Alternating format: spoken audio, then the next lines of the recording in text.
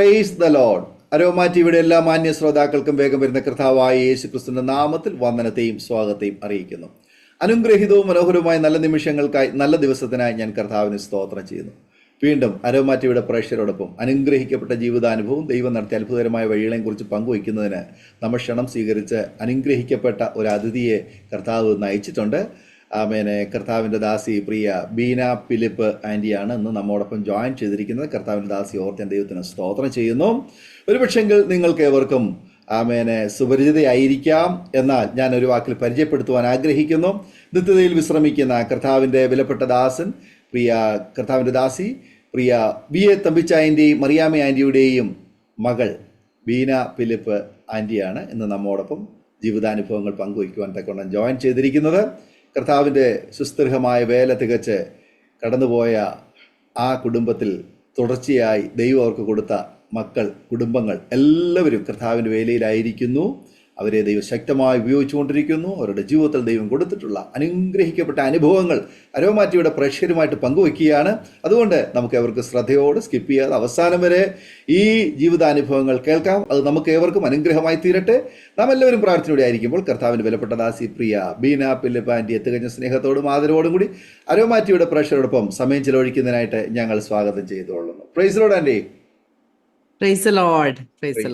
കർത്താവിന്റെ ദാസി അരോമ ടിവിയുടെ പ്രേക്ഷകരോടൊപ്പം പരിചയപ്പെടുത്തുന്നതിൽ ഞങ്ങൾക്ക് വളരെ സന്തോഷമുണ്ട്. ഒരു വാക്കിൽ പരിചയപ്പെടുത്താമോ? എവിടെ നിന്നാണ് ജോയിൻ ചെയ്തിരിക്കുന്നത്? വീട്ടിലാരൊക്കെയുണ്ട്? ഞാനിപ്പം ഗോവയിലാണ്. ഞങ്ങൾ പ്രവർത്തിക്കുന്ന ഗോവയിലാണ് കഴിഞ്ഞ 30 വർഷങ്ങളായിട്ട്. എൻ്റെ ഹസ്ബൻഡ് പാസ്റ്റർ മാർട്ടിൻ ഫിലിപ്പ്. എനിക്ക് 2 കുട്ടികളാണ്, ഡാനിയൽ ആൻഡ് റിബേക്ക. ആമേൻ. കർത്താവിൻ്റെ ദാസിയെ പരിചയപ്പെടുത്തിയതിൽ വളരെ സന്തോഷമുണ്ട്. കർത്താവ് അനുഗ്രഹിക്കട്ടെ.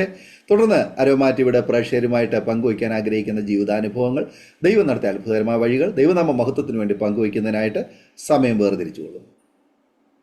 Thank you so much. ഇപ്പം ഞാൻ അരോമ ടിവിയിലെ മെമ്പേഴ്സിനും പ്രേക്ഷകർക്കും എല്ലാം എൻ്റെ നന്ദി അറിയിക്കുന്നു. ദൈവം നിങ്ങളെ അനുഗ്രഹിക്കട്ടെ. എൻ്റെ പേര് ഞാൻ പറഞ്ഞല്ലോ, ബീന മാർട്ടിൻ ഫിലിപ്പ്. ഞാൻ ജനിച്ചത് ഒരു മിനിസ്ട്രി കുടുംബത്തിലാണ്. മിനിസ്ട്രി കുടുംബത്തിൽ 3ാമത്തെ കുട്ടിയായിട്ടാണ് ഞാൻ ജനിച്ചത്. ഞങ്ങൾ 4 മക്കളാണ്. ഇപ്പം ബ്രദർ ഇൻട്രൊഡ്യൂസ് ചെയ്ത പോലെ പാസ്റ്റർ വി എ തമ്പിയുടെയും മറിയാമ്മ തമ്പിയുടെയും 4 മക്കളിൽ 3ാമത്തെ മകളാണ് ഞാൻ. എൻ്റെ മൂത്ത ബ്രദർ ബിജു തമ്പി മുംബൈയിൽ കർത്താവിൻ്റെ വേല ചെയ്യുന്നു. 2ാമത്തെ സിസ്റ്റർ ബിനി സെക്കറായ, കുടുംബമായിട്ട് അവർ ബോംബെയിലാണ്, അവരും ശുശ്രൂഷയിലാണ്. പിന്നെയാണ് ഞാനും എൻ്റെ കുടുംബവും ഇവിടെ ഗോവായിൽ പ്രവർത്തിക്കുന്നു. ഇളയ ബ്രദർ ബിനു തമ്പിയും കുടുംബവും കൽക്കട്ടയിൽ ശുശ്രൂഷിക്കുന്നു.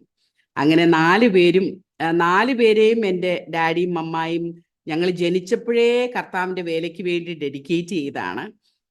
വളർന്നു വന്നപ്പം ആക്ച്വലി ഞാൻ എൻ്റെ സാക്ഷ്യം പറഞ്ഞാൽ, ഞാൻ വളർന്നു വന്ന സമയം മുതൽ ഞങ്ങൾ കണ്ടതും കേട്ടതും എല്ലാം ഡാഡിയും അമ്മായും കർത്താവിന് വേണ്ടി പ്രവർത്തിക്കുന്നതും അത് കണ്ടല്ലേ നമ്മൾ വളരുമ്പോഴെല്ലാം ഇത് എന്തോരു അത്ഭുതങ്ങളാണ് നടക്കുന്നത്. അത് കണ്ടാണ് ഞങ്ങൾ വളർന്നത്. യേശുവിനെ ഉയർത്തുന്നു. ഏത് സമയം ഞങ്ങൾ മുറിയിൽ നിന്ന് വെളിയിൽ ഇറങ്ങിയാൽ കേൾക്കുന്നത് സുവിശേഷം മാത്രമാണ്. ആരോടെങ്കിലും മമ്മായോ അല്ലെങ്കിൽ ഡാഡിയോ സുവിശേഷം പറഞ്ഞുകൊണ്ടിരിക്കുന്നതായിരിക്കും. അതായിരിക്കും കേട്ട് എഴുന്നേറ്റ് വരുന്നത്. ഞങ്ങൾ സ്കൂളിൽ നിന്ന് തിരിച്ചു വരുമ്പം അതാ കേൾക്കുന്നത്. അപ്പൊ ഓരോ ദിവസവും കർത്താവ് നടത്തിയ വഴികള് മമ്മായും ഡാഡിയും ഞങ്ങളോട് പറയുന്നതും ഡാഡിയുടെ അനുഭവങ്ങൾ പറയുന്നതും എല്ലാം കേട്ട് വളർന്നുകൊണ്ട് ഇതിൽ നിന്ന് വ്യത്യസ്തമായ ഒന്നും ഞാൻ എൻ്റെ മനസ്സിൽ പോലും ചിന്തിച്ചിട്ടില്ല. ഈ കർത്താവിന് എന്ത് അത്ഭുതകരമായിട്ടുള്ള ഈ ജീവിതമാണ്. ഈ കർത്താവിനെ എനിക്ക് സേവിക്കണം. എനിക്ക് എങ്ങനെ സേവിക്കാൻ പറ്റും, എന്ത് ചെയ്യാനൊക്കെ എന്നുള്ള ഒരു ഉള്ളിൻ്റെ ഉള്ളിൽ ആ ഒരു ഹൃദയമായിരുന്നു. അപ്പൊ അങ്ങനെ ഇരിക്കുമ്പം ഞങ്ങളിങ്ങനെ സുവിശേഷം പറയുന്നത് മാത്രമല്ല, ഞങ്ങളുടെ വീട്ടിൽ ഒത്തിരി ആൾക്കാര് ഇങ്ങനെ വരും, പ്രത്യേകിച്ച് സഹോദരിമാര് വന്നിട്ട് ഇങ്ങനെ പല പ്രശ്നങ്ങളുള്ളവര്, പല അനുഭവങ്ങളിൽ കൂടെ കടന്നു പോകുന്നവര് വന്നാൽ അവരുടെ കൂടെ ഇരുന്ന് അവരോട് സംസാരിക്കും, സുവിശേഷം പറയും. രക്ഷിക്കപ്പെട്ടവരും പ്രശ്നത്തിൽ കൂടെ കടന്നു പല മതത്തിൽ നിന്ന് വന്നവരും ഒക്കെ വന്നിട്ടുണ്ട്. അവരോടെല്ലാം സുവിശേഷം പറയുകയും ആശ്രയമില്ലാത്തവരെ ഞങ്ങളുടെ വീട്ടിൽ താമസിപ്പിക്കുകയും ചെയ്യുമായിരുന്നു. അപ്പൊ ഈ ഹൃദയം കണ്ട് എനിക്ക് ഭയങ്കര ഒരു ആഗ്രഹമായിരുന്നു, യേശുവെ എനിക്ക് സുവിശേഷ വേല ചെയ്യണം, എനിക്ക് പ്രസംഗിക്കുക മാത്രമല്ല, എനിക്ക് ജീവിക്കണം. അങ്ങനെ യേശു ജീവിച്ചതുപോലെ എനിക്ക് ജീവിക്കണം. യേശുവിനെ മറ്റുള്ളവരോട് പറയുന്ന കാര്യങ്ങൾ മാത്രമല്ലായിരുന്നു, ജീസസ് ഓൾവേസ് അറ്റ് കമ്പാഷൻ, അനുകമ്പ മനുഷ്യരോടുണ്ടായിരുന്നു. ദൈവമേ എനിക്ക് അങ്ങനെ ജീവിക്കണം എന്ന് എനിക്ക് എൻ്റെ ഹൃദയത്തിൽ കൊച്ചിലെ തൊട്ടേ ആഗ്രഹം ഉണ്ടായിരുന്നു. ഒരു ദിവസം ഞാൻ ഓർക്കുന്നുണ്ട്, ഞങ്ങൾ സ്കൂളിൽ ഞങ്ങൾ പഠിക്കുന്ന സ്കൂളിൽ ഇപ്പോഴും പിള്ളേരെല്ലാം നമ്മൾ ഓത്ത് പറയുമല്ലോ, India is my country, all Indians are my brothers and sisters, I love my country. അത് എന്നും ഞാൻ പറയുമ്പോൾ, ഞാൻ എൻ്റെ ജീവിതത്തിൽ ഞാൻ കൊച്ചിലേ തൊട്ടേ എന്തെങ്കിലും പറയുകയോ ചെയ്യുകയോ ചെയ്താൽ ഞാൻ എൻ്റെ ഹൃദയത്തിൽ നിന്ന് അത് ചെയ്യുന്നത്, ഞാൻ വിശ്വസിച്ചുകൊണ്ടാണ് അത് ചെയ്യുന്നത്. അപ്പം ഞാൻ ഈ ഓത്ത് പറയുമ്പം ഞാൻ പറയും, ഞാനിത് എന്നും പറയുന്നുണ്ട്, പക്ഷെ ഞാൻ സ്കൂളിൽ നിന്ന് തിരിച്ചു പോകുമ്പം അനേകർ വഴിയിൽ ഭക്ഷണം ഇല്ലാതെ കിടക്കുന്നു. ഞങ്ങളുടെ വീട്ടിൽ അന്നത്തെ കാലത്തൊക്കെ ഭിക്ഷക്കാർ നമ്മുടെ വീടുകളിൽ വരും, വീട്ടിൽ വന്ന് ഭിക്ഷ ചോദിക്കി. ഞാനിത് പറയുന്നുണ്ട്, പക്ഷെ ഞാൻ എന്ത് ചെയ്യുന്നു ഇവർക്ക് വേണ്ടി? ആ ചോദ്യം എപ്പോഴും എൻ്റെ മനസ്സിനകത്തുണ്ടായിരുന്നു. അപ്പൊ അങ്ങനെ ഞാൻ വളർന്നു വരുമ്പം ഞങ്ങൾ ഈ വലിയ വലിയ ക്രൂസൈഡുകൾ നടത്തും, അനേകര് രക്ഷിക്കപ്പെടും, അത്ഭുതങ്ങൾ സംഭവിക്കുന്നുണ്ട്. അപ്പൊ ഡാഡിയും മമ്മായും ഇത്ര ജെനുവിനായിട്ട് കർത്താവിന്റെ വേല ചെയ്യുന്ന വ്യക്തികളെ കണ്ടിട്ടേയില്ല ഞാൻ. എന്ന് പറഞ്ഞാൽ രാവും പകലും ഇവർ കർത്താവിന് വേണ്ടി ജീവിക്കുക. രാവിലെ എഴുന്നേറ്റ് പോകുന്നത് ഞങ്ങൾ അറിയത്തില്ല, രാത്രി ഞങ്ങൾ ഉറങ്ങിക്കഴിഞ്ഞായിരിക്കും രണ്ടുപേരും വരുന്നത്. അങ്ങനെ ദിവസങ്ങൾ ഞങ്ങൾ ഇവരെ കാണാതിരുന്നിട്ടുണ്ട്, കുട്ടികളായിരിക്കും. അങ്ങനെ അത്ഭുതങ്ങൾ വീട്ടിൽ നടക്കുന്ന കണ്ടിട്ടുണ്ട്. ഒന്നും ഇല്ലായിരിക്കും, പക്ഷെ ദൈവം പ്രൊവൈഡ് ചെയ്യുന്നു. അപ്പൊ ഈ ഒരു യേശുവിനെ സേവിക്കുന്നത് ഭയങ്കര ഒരു എക്സൈറ്റ്മെന്റ് ആയിരുന്നു. ഞാൻ ഓർക്കുന്നുണ്ട്, ഒരു 5 വയസ്സുള്ളപ്പോഴാണ് അമ്മ ഞങ്ങൾക്ക് വേണ്ടി പ്രാർത്ഥിച്ച് അഭിഷേകം പ്രാപിക്കുന്നത്. ഞങ്ങളെല്ലാവരും കൂടി ഇരുന്ന് സുവിശേഷം ഞങ്ങളോട് പറഞ്ഞ്, യേശുവിനെ കുറിച്ച് പറഞ്ഞ്, ഞങ്ങളുടെ തലയെ കൈവച്ച് പ്രാർത്ഥിച്ച് അന്നേരം അഭിഷേകം പ്രാപിച്ചു. അഭിഷേകം മാത്രമല്ല, ഞാൻ ഇന്നെന്ന പോലെ ഓർക്കുന്നു, ഞാൻ യേശുവിനെ ഒരു ദർശനം കണ്ടു 5 വയസ്സുള്ളപ്പോൾ. അങ്ങനെയാണ് ഞങ്ങളുടെ സ്പിരിച്വൽ ലൈഫ് അങ്ങനെ വളർന്നു. ടീനേജേഴ്സായി. ഞാൻ ഓർക്കുന്നുണ്ട്, ഒരു 13 വയസ്സൊക്കെ എനിക്കുള്ളപ്പം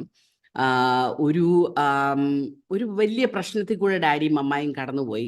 ഞങ്ങൾ ചിങ്ങവനത്തോട് താമസം മാറി, അവിടെ സഭ തുടങ്ങി. അപ്പം ഒത്തിരി സഭ വളരാൻ തുടങ്ങി. അപ്പം ഭയങ്കര പ്രതികൂലമായിരുന്നു ആ സമയത്ത്.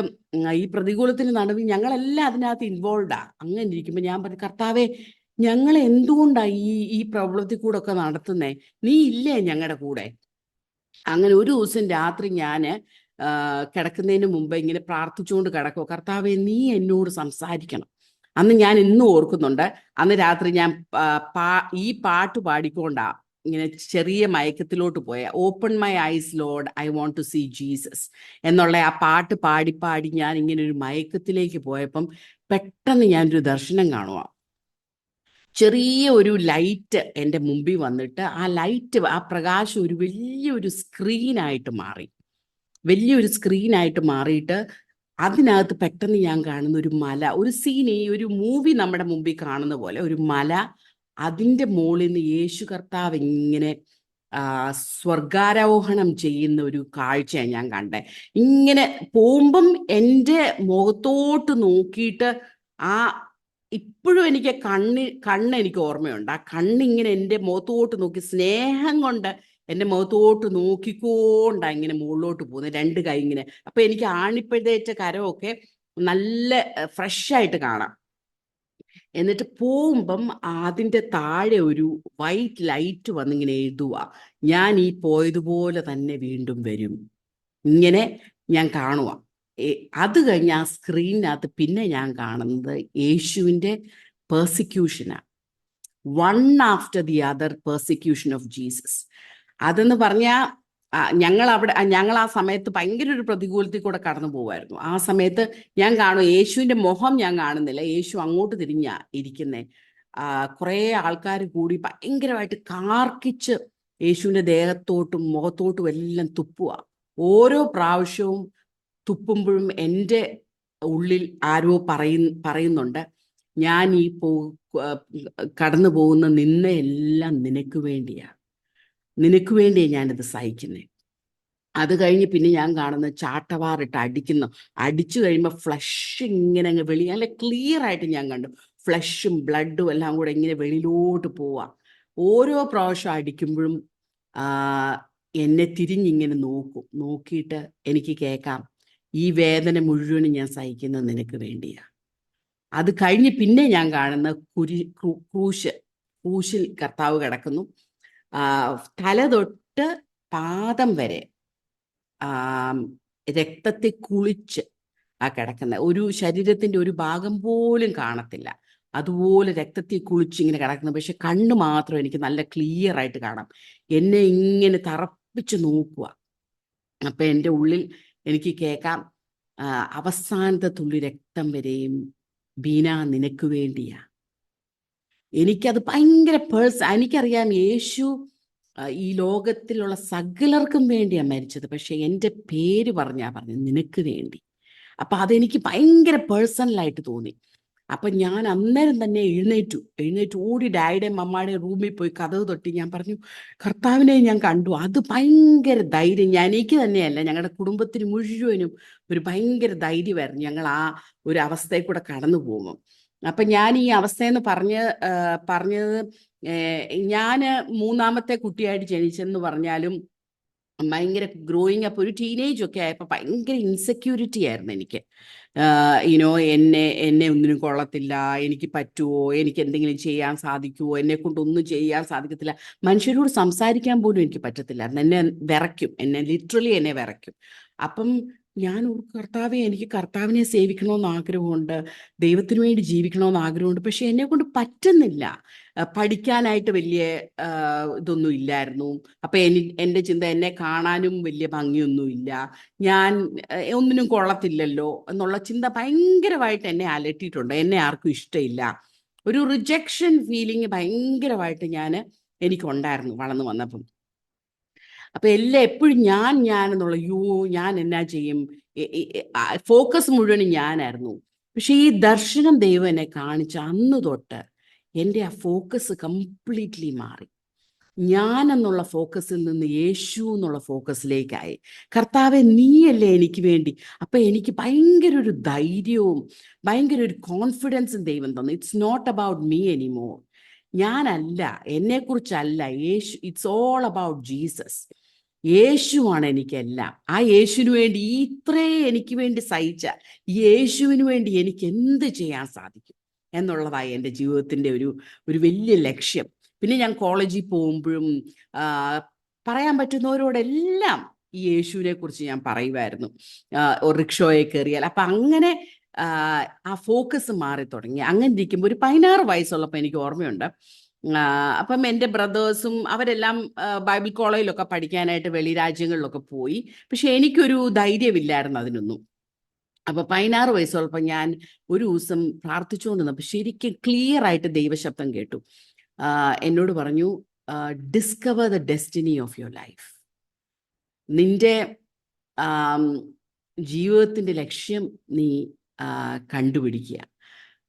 അത് കേട്ടപ്പോൾ, കർത്താവ് നീ എന്നോടാണോ സംസാരിക്കുന്നത്? പക്ഷെ എനിക്കറിയത്തില്ല കർത്താവ്, ഞാൻ എന്നാ ചെയ്യുന്നത്. പിന്നെ ഞാൻ എന്നും പ്രാർത്ഥിക്കാൻ തുടങ്ങി, കർത്താവ് നീ എന്തിനാണ് എന്നെ ഈ ലോകത്തിലേക്ക് അയച്ചത്, അതെനിക്ക് മനസ്സിലാക്കി തരണേ, അതിനുവേണ്ടി ഞാൻ ജീവിക്കാൻ തയ്യാറാണ്. ആ പ്രാർത്ഥന എന്നും എൻ്റെ കൂടെ ഉണ്ടായിരുന്നു. അങ്ങനെ 19 വയസ്സ് ഉള്ളപ്പം എനിക്കിങ്ങനെ ഒരു മാരേജ് പ്രപ്പോസൽ വന്നു. അപ്പം ഞാൻ ഡാഡിയോടും മമ്മായോടും പറഞ്ഞു, കർത്താവിൻ്റെ വേല ചെയ്യുന്ന ആൾക്കാരെ ആരേലും ആലോചിച്ചോ, നിങ്ങൾ പറയുന്ന ആളെ ഞാൻ കല്യാണം കഴിച്ചോളാം. അങ്ങനെ ആണ് മാർട്ടിൻ ഫിലിപ്പ്. ഞങ്ങൾ ഫാമിലിയൊക്കെ വളരെ അടുപ്പമുള്ള, ഞങ്ങളുടെ സഭയിൽ ഓർഗനൈസേഷൻ തന്നെ പാർട്ടായിട്ടുള്ള ഒരാളായിരുന്നു. മാർട്ടിയാൻ പഠിത്തം എല്ലാം കഴിഞ്ഞ് പാപ്പുനുഗിനി 5 years അവിടെ പോയി ഒരു ട്രെയിനിങ്ങിന് പോയിട്ട് തിരിച്ചു വന്ന ഉടനെയാണ് ഈ കല്യാണാലോചന വന്നേ. അങ്ങനെ ഞങ്ങളുടെ വിവാഹം കഴിഞ്ഞ് നേരെ ഗോവയ്ക്ക്. അപ്പോൾ ഓൾറെഡി മാർട്ടിയാൻ ഇവിടെ ഗോവായി വന്ന് പ്രവർത്തനം തുടങ്ങിയായിരുന്നു കല്യാണത്തിന് തൊട്ടു മുമ്പ്. അപ്പം ഡാഡി ചോദിച്ചു മാർട്ടിയാനോട്, നിനക്ക് എവിടാ പോകണ്ടേന്ന് പറഞ്ഞപ്പോൾ, കേരളത്തിൽ അല്ല എൻ്റെ വിളി, കേരളത്തിന് പുറത്ത് എവിടെ അയച്ചാലും ഞാൻ പോകാൻ റെഡിയാണെന്ന് പറഞ്ഞു. അങ്ങനെയാണ് നമ്മൾ ഗോവയിൽ ഒരു പ്രവർത്തനം തുടങ്ങി. ഇങ്ങോട്ട് വന്നു. കല്യാണം കഴിഞ്ഞ് ഞങ്ങൾ നേരെ ഇങ്ങോട്ട് വന്നു. ഞാൻ ഓർക്കുന്നുണ്ട്, കല്യാണം കഴിഞ്ഞ് ഞങ്ങൾ നേരെ ഇങ്ങോട്ട് വന്നപ്പം ഞങ്ങൾക്ക് ഫ്രം ദ സ്ക്രാച്ച് ആയിരുന്നു, ഞങ്ങൾക്ക് ഒന്നുമില്ല ഇവിടെ. അപ്പം ഞങ്ങൾ വരുന്നതിന് തൊട്ട് മുമ്പ് മാട്ടിയാൻ ഒരു ചെറിയൊരു ഫ്ലാറ്റ് അപ്പാർട്ട്മെന്റ് എടുത്തു. അങ്ങനെ മമ്മായും എൻ്റെ മൂത്ത ബ്രദറും കൂടെ എന്നെ കൊണ്ട് ഇവിടെ കൊണ്ടാക്കുന്ന കല്യാണം കഴിഞ്ഞ്. അങ്ങനെ ഇവിടെ കൊണ്ടാക്കി കഴിഞ്ഞപ്പോഴത്തേക്കിനും ഞാൻ പെട്ടെന്ന് ഓർത്തു, ദൈവമേ, നാട്ടിലെല്ലാവർക്കും ഞങ്ങളെ അറിയാം, മിനിസ്ട്രിയിൽ ഇൻവോൾവ് ആണ്, ഇനും ഇത്രയും സഭകളുണ്ട്, നമ്മൾ എവിടെ പോയാലും നമ്മളെ. ഇവിടെ വന്നപ്പോൾ ഒരു മനുഷ്യന് ഞാനൊരു ഭയങ്കര ഒരു സ്ട്രേഞ്ചറാണ് ഇവിടെ. അപ്പം ഞാൻ മമ്മായോട് പറഞ്ഞു, മമ്മ, ഞാൻ അവിടെ പോയിട്ട് എനിക്ക് ഭയങ്കര ഒരു സ്ട്രേഞ്ച് ഫീലിംഗാ, എനിക്ക് എന്നാ ചെയ്യണമെന്ന് അറിയത്തില്ല, എവിടെ തുടങ്ങണമെന്ന് അറിയത്തില്ല. അപ്പം അമ്മ എന്നോട് പറഞ്ഞു, മോളെ, 21 വയസ്സുള്ളപ്പം ഞാൻ തമിഴ്നാട്ടിൽ നിന്ന് കേരളത്തിലോട്ട് വന്നതാ, കല്യാണം കഴിച്ച് കേരളത്തിൽ ആർക്കും എന്നെ അറിയത്തില്ലായിരുന്നു, എനിക്കും ആരെ അറിയത്തില്ല, എനിക്ക് ഭാഷ അറിയത്തില്ല. പക്ഷേ എൻ്റെ ഉള്ളിൻ്റെ ഉള്ളിൽ എനിക്കറിയാമായിരുന്നു ദൈവം എന്നെ വിളിച്ചിട്ടുണ്ട്, എന്നെ ഇവിടെ കർത്താവിൻ്റെ വേലയ്ക്ക് വേണ്ടി എന്നെ വിളിച്ചതാണ്. ആ ബോധ്യം മാത്രമേ ഉള്ളായിരുന്നു. നിനക്കത് മാത്രം മതി. നിന്നെ ദൈവം വിളിച്ച വിളി കുറിച്ച് നിനക്കൊരു ബോധ്യം ഉണ്ടെങ്കിൽ അത് മാത്രം നിനക്ക് മതി. നീ മുമ്പോട്ട് പോയാൽ മതി, നിന്നെ ദൈവം നടത്തും. പിന്നെ മമ്മ എന്നോട് പറഞ്ഞൊരു കാര്യമുണ്ട്, അതാണ് എന്നെ ഇന്ന് വരെ ഈ മിനിസ്ട്രിയിൽ എന്നെ പിടിച്ചു നിർത്തി ഇന്ന് വരെ വളരാനും മിനിസ്ട്രിയിൽ നിൽക്കാനും ഉള്ള ഒരു കാരണമെന്ന് പറഞ്ഞാൽ, മമ്മ എന്നോട് പറഞ്ഞൊരു കാര്യമാണ്, മോളെ, ദൈവം നിന്നോട് എന്തെങ്കിലും സംസാരിച്ചാൽ റൈറ്റ് ദെയർ നീ ഒരു സ്റ്റെപ്പ് എടുത്ത് വെക്കണം, വിശ്വാസത്താൽ ഒരു സ്റ്റെപ്പ് എടുത്ത് വെക്കണം. ആ സമയമാണ് ദൈവം പ്രവർത്തിക്കാൻ പോകുന്നത്. അല്ലാതെ ദൈവം ഒരു ഹൃദയത്തിൽ നമ്മുടെ ഒരു വിഷൻ തന്നു, പക്ഷേ എല്ലാ കാര്യങ്ങളെല്ലാം നടക്കട്ടെ, പൈസയൊക്കെ വരട്ടെ, ആൾക്കാരൊക്കെ വരട്ടെ എന്ന് വിചാരിച്ചുകൊണ്ടിരുന്ന ഒരിക്കലും നടക്കത്തില്ല. നിനക്ക് ദൈവം ഹൃദയത്തിൽ എന്തെങ്കിലും തന്നിട്ടുണ്ടെങ്കിൽ വിശ്വാസത്താൽ ഒരു സ്റ്റെപ്പ് എടുത്ത് വെക്കുക, അവിടെ ദൈവം പ്രവർത്തിക്കും. ആ ഡേ 1 തൊട്ട് ഞാനതാ ചെയ്തേ. ഓരോ സ്റ്റെപ്പും ദൈവം എന്തെങ്കിലും സംസാരിക്കുമ്പോൾ അന്നേരം ഒന്നും കാണത്തില്ല. ചിലപ്പോൾ മാട്ടിയാ എന്നോട് ചോദിക്കും, നീ എന്നാ ഓർത്തോണ്ടാ ഈ ഇങ്ങനെ ഓരോ ഡിസിഷൻ എടുക്കുന്നത്? പക്ഷെ അന്നേരം മമ്മയുടെ സൗണ്ട് എനിക്ക് കേൾക്കാം, നീ വിശ്വാസാൽ എടുത്ത് വെച്ചോ, ദൈവം അവിടെ പ്രവർത്തിക്കും. പക്ഷെ നമ്മൾ ആ വിശ്വാസാൽ ആ സ്റ്റെപ്പ് എടുത്ത് വെക്കുമ്പം ദൈവം അത്ഭുതങ്ങളാണ് പ്രവർത്തിക്കുന്നത്. അപ്പം അങ്ങനെ ഞങ്ങൾ ഇവിടെ ഗോവായി വന്നു. അപ്പം നമുക്ക് ചർച്ച് തുടങ്ങി, പ്രവർത്തനങ്ങളൊക്കെ തുടങ്ങി, കാര്യങ്ങളൊക്കെ മുമ്പോട്ട് പോകുന്നു. ഞാൻ ഇപ്പോഴും ഓർക്കുന്നുണ്ട്, ആദ്യമായിട്ട് ഇങ്ങനെ ഗോവയിലെ ചർച്ചസ് എല്ലാം കൂടെ കൂടി ഒരു മീറ്റിംഗ് ഉണ്ടായിരുന്നു. അപ്പം എനിക്ക് ആ ഒരു മനുഷ്യനെ പോലും അറിയത്തില്ല, മേ ബി 1-2 പേരെ അറിയായിരിക്കും, അല്ലാതെ വേറെ ആരെയും അറിയത്തില്ല. അങ്ങനെ ആ മീറ്റിങ്ങിന്റെ ഏറ്റവും പുറകെ ഞാനും മാട്ടിയാനൂടെ വന്നിങ്ങനെ ഇരിക്കുക. അവിടെ 1000, 2000, 10,000 പേരുണ്ടായിരുന്നു ആ മീറ്റിങ്ങിന്. ഞങ്ങൾ ഇങ്ങനെ വന്നിരുന്നപ്പോൾ ഞാൻ പറഞ്ഞു, കർത്താവേ, അവിടെ പാസ്റ്റേഴ്സ് ഉണ്ട്, അവരുടെ ഭാര്യമാരുണ്ട്. അപ്പം ഞാൻ പറഞ്ഞു, കർത്താവേ, ഞാൻ ഇവിടെ വന്നിട്ട് എനിക്ക് സഹായിക്കണമെന്ന്, പക്ഷെ എനിക്ക് ആരെയും അറിയത്തില്ല, ഞാൻ എന്തിനാ, ദൈവം എന്നെ ഇവിടെ വിളിച്ചതാണോ എന്ന് പറഞ്ഞു. അന്ന് രാത്രി ഒത്തിരി വിഷമിച്ച് രാത്രി കിടന്നുറങ്ങി. അന്ന് രാത്രി ദൈവാത്മാവ് എന്നെ വളരെ ക്ലിയർ ആയിട്ട് എന്നെ കാണിച്ചത് ഇങ്ങനെയാണ്, ഒരു ട്രാക്ക് ഇങ്ങനെ എന്നെ കാണിച്ചു. അതിൻ്റെ അപ്പുറത്തും ഇപ്പുറത്തും അല്ല പല ട്രാക്സ് ഉണ്ട്. എന്നോട് പറഞ്ഞു, ബീന, ഇതാണ് നിന്റെ ട്രാക്ക്, നിന്നെ വിളിച്ചിരിക്കുന്ന ഈ ട്രാക്ക് മാത്രം നോക്കി നീ ഓടിയാൽ മതി. അതുകൊണ്ട് നീ ഇടത്തോട്ടും നോക്കണ്ട, വലത്തോട്ടും നോക്കണ്ട, നീ അവര് മുമ്പിൽ പോകുന്നവരെ നോക്കണ്ട, പുറകിൽ പോകുന്നവരെ നോക്കണ്ട, നിന്റെ ട്രാക്ക് മാത്രം ലക്ഷ്യം നോക്കി നീ ഓടുക. നിന്റെ ഏറ്റവും വലിയ ദൗത്യം എന്ന് പറയുന്നത് നിന്റെ ഓട്ടം തികയ്ക്കുക. ഈ ട്രാക്കിന്റെ അറ്റത്ത് നീ പോയി എത്തുക, അതേ ഉള്ളൂ നിന്റെ ലക്ഷ്യം. അല്ലാതെ മറ്റുള്ളവരെ എവിടാ ഓടുന്നതെന്നൊന്നും നീ നോക്കണ്ട. വളരെ ക്ലിയർ ആയിട്ട് ഇങ്ങനെ വരച്ചു കാണിക്കുന്ന പോലെ എന്നെ കർത്താവ് കാണിച്ചു അന്ന് രാത്രി. അതോടെ എനിക്ക് ഭയങ്കര ധൈര്യമായി. ഞാൻ പിന്നെ എന്നിട്ട് കർത്താവിനോട് പറഞ്ഞ കാര്യം, നിന്റെ ട്രാക്കിൽ നീ ഓടിയാൽ മറ്റുള്ളവർ മുമ്പേ ഓടുന്നവരെ അപ്രീഷിയേറ്റ് ചെയ്യാനും പുറകെ ഓടുന്നവരെ എൻകറേജ് ചെയ്യാനും നിനക്ക് പറ്റും. പക്ഷേ നിന്റെ ട്രാക്കിൽ നിന്ന് വേറെ ട്രാക്കിലോട്ട് പോയാൽ നിന്റെ വിളി പോകും. നിന്റെ ട്രാക്കിൽ തന്നെ നീ ഓടുക, അത് മാത്രമാണ് നിന്റെ ദൗത്യം. അങ്ങനെ അത് ഭയങ്കരമായിട്ട് എന്നെ ബലപ്പെടുത്തി. അന്ന് തൊട്ടാണ് ഞാൻ എൻ്റെ ഫോക്കസ് ജസ്റ്റ് എന്നെ ദൈവം വിളിച്ച എന്തിനാണ്, അതിനുവേണ്ടി ഞാൻ പോകാൻ തയ്യാറെടുത്തു. അങ്ങനെ ഇരിക്കുമ്പോൾ ചർച്ച് വളരാൻ സ്ലോലി ഭയങ്കര ഡിഫിക്കൽട്ടായിരുന്നു. ബിക്കോസ് നമ്മൾ വേറൊരു സ്ഥലത്ത് വന്നു, ഭാഷ അറിയത്തില്ല, ഒന്നും അറിയത്തില്ല, ഒത്തിരി പ്രതികൂലത്തിൽ കൂടെ ഞങ്ങൾ കടന്നുപോയി. പക്ഷെ എന്നാലും ഞങ്ങൾ പറഞ്ഞു, കർത്താവെ നീ ഞങ്ങളെ ഗോവയിൽ അയച്ചെങ്കിൽ ഗോവക്കാരുടെ ഇടയിലുള്ള പ്രവർത്തനത്തിന് വേണ്ടി ഞങ്ങൾ ആഗ്രഹിക്കുന്നത് ഈ ഗോവക്കാരെ ഞങ്ങൾക്ക് തരണം. അങ്ങനെ പ്രാർത്ഥിച്ച് ഗോവൻസ് വരാൻ തുടങ്ങി. മലയാളികളുടെ ഇടയിൽ പ്രവർത്തിക്കാൻ ഒത്തിരി പേരുണ്ട്. അപ്പൊ പിന്നെ ഞങ്ങളും പ്രവർത്തിക്കേണ്ട കാര്യമില്ലല്ലോ. അപ്പൊ അങ്ങനെ നോക്കി ഗോവൻസ് വരാൻ തുടങ്ങി. അപ്പൊ ഫാമിലീസ് മുഴുവനും ഗോവയിലുള്ള ആൾക്കാരാ. അങ്ങനെ ദൈവം സഭ സ്ലോലി വളർത്താൻ തുടങ്ങി. ഒരു പിന്നെ കല്യാണം കഴിഞ്ഞ ഉടനെ തന്നെ ഞാൻ മാടിയാനോട് പറഞ്ഞായിരുന്നു, എനിക്ക് ഇവാഞ്ചലിസം ഇഷ്ടമാ, കർത്താവിന്റെ വേല ചെയ്യാനായിട്ട് സുവിശേഷം പറയാൻ ഇഷ്ടമാ. പക്ഷേ ഈ ദൈവം എന്നോട് വളരെ ക്ലിയർ ആയിട്ട് സംസാരിച്ചു, പാവങ്ങളെ, especially women and children in distress, കുഞ്ഞുങ്ങളും അനാഥരെയും കുഞ്ഞുങ്ങളെയും നോക്കാൻ എൻ്റെ ഹൃദയത്തിനകത്ത് ഭയങ്കര ഒരു ആഗ്രഹമാണ്. അപ്പം ആദ്യം എന്നോട് മാട്ടിയാൻ പറഞ്ഞു, നീ ഒരു കാര്യം ചെയ്യേ, എനിക്കും കമ്പാഷനൊക്കെ ഉണ്ട്, പക്ഷെ നിന്റെ അത്രയും കമ്പാഷനൊന്നും ഇല്ല. അതുകൊണ്ട് ദൈവം ഇതിനകത്തുണ്ടെങ്കിൽ നമുക്ക് രണ്ടുപേർക്കും ഒരുപോലെ ഒന്നിച്ച് നമുക്ക് ചെയ്യാം, അതിനുള്ള സമയത്തിന് വേണ്ടി നമുക്ക് വെയിറ്റ് ചെയ്യാമെന്ന് പറഞ്ഞു. ഓക്കെ, അങ്ങനെ പറഞ്ഞുകൊണ്ട് ഞാൻ പിന്നെ ഒന്നും പറഞ്ഞിട്ടില്ല. പിന്നെ ഞാൻ പ്രാർത്ഥിച്ചുകൊണ്ടിരുന്നു, കർത്താവെ നീ അതിനു വേണ്ടിയുള്ള വഴി തുറക്കണേ, അതിനു വേണ്ടിയുള്ള വാതിൽ തുറക്കണേ എന്ന് പ്രാർത്ഥിച്ചുകൊണ്ടിരുന്നു. ഞങ്ങൾ അപ്പോൾ എല്ലാ വർഷവും ആ ദിവസങ്ങളിൽ മാട്ടിയാൻ 21 ദിവസം എല്ലാ വർഷവും ഉപവസിക്കും. ഞങ്ങൾ ഒന്നിച്ച് അവസാനത്തെ കുറച്ച് ദിവസം ഞാനിപ്പം എനിക്ക് മൂത്ത മോനുണ്ടായി. അയ്യോ, ആ കാര്യമൊന്നും ഞാൻ പറഞ്ഞില്ല. മൂത്ത മോനുണ്ടായെന്ന് പറഞ്ഞാൽ കല്യാണം കഴിഞ്ഞിട്ട് ഞങ്ങൾ ആദ്യത്തെ വർഷം ഓസ്ട്രേലിയയിൽ ഒരു വർഷം പിന്നെ ബൈബിൾ കോളേജിൽ പഠിക്കാനായിട്ട് ഒരു ലീഡർഷിപ്പ് ട്രെയിനിങ്ങിൽ ഒരു ഓപ്പർച്യൂണിറ്റി കിട്ടി. ബൈബിൾ കോളേജ് എന്ന് പറയാനൊക്കത്തില്ല, ഒരു എക്സ്പോഷറിന് വേണ്ടി ഞങ്ങളെ അവിടെ ഒരാൾ സ്പോൺസർ ചെയ്ത് കൊണ്ടുപോയി. ആ സമയത്ത് ഞാൻ 4 മാസം പ്രഗ്നൻ്റാണ്. വിസ എനിക്ക് കിട്ടിയപ്പം ഞങ്ങളങ്ങ് പോയി. ഞങ്ങളൊന്നും നോക്കിയില്ല, വിശ്വാസത്താൽ അങ്ങ് ജീവിക്കുമല്ലേ. അപ്പം അവിടെ പോയി. അവിടെ ചെന്ന് കഴിഞ്ഞപ്പോഴാണ് മനസ്സിലായത്, ഒരു ഹോസ്പിറ്റലിൽ പോയി രജിസ്റ്റർ ചെയ്യണമെങ്കിൽ എനിക്ക് മെഡിക്കാർഡൊന്നുമില്ല.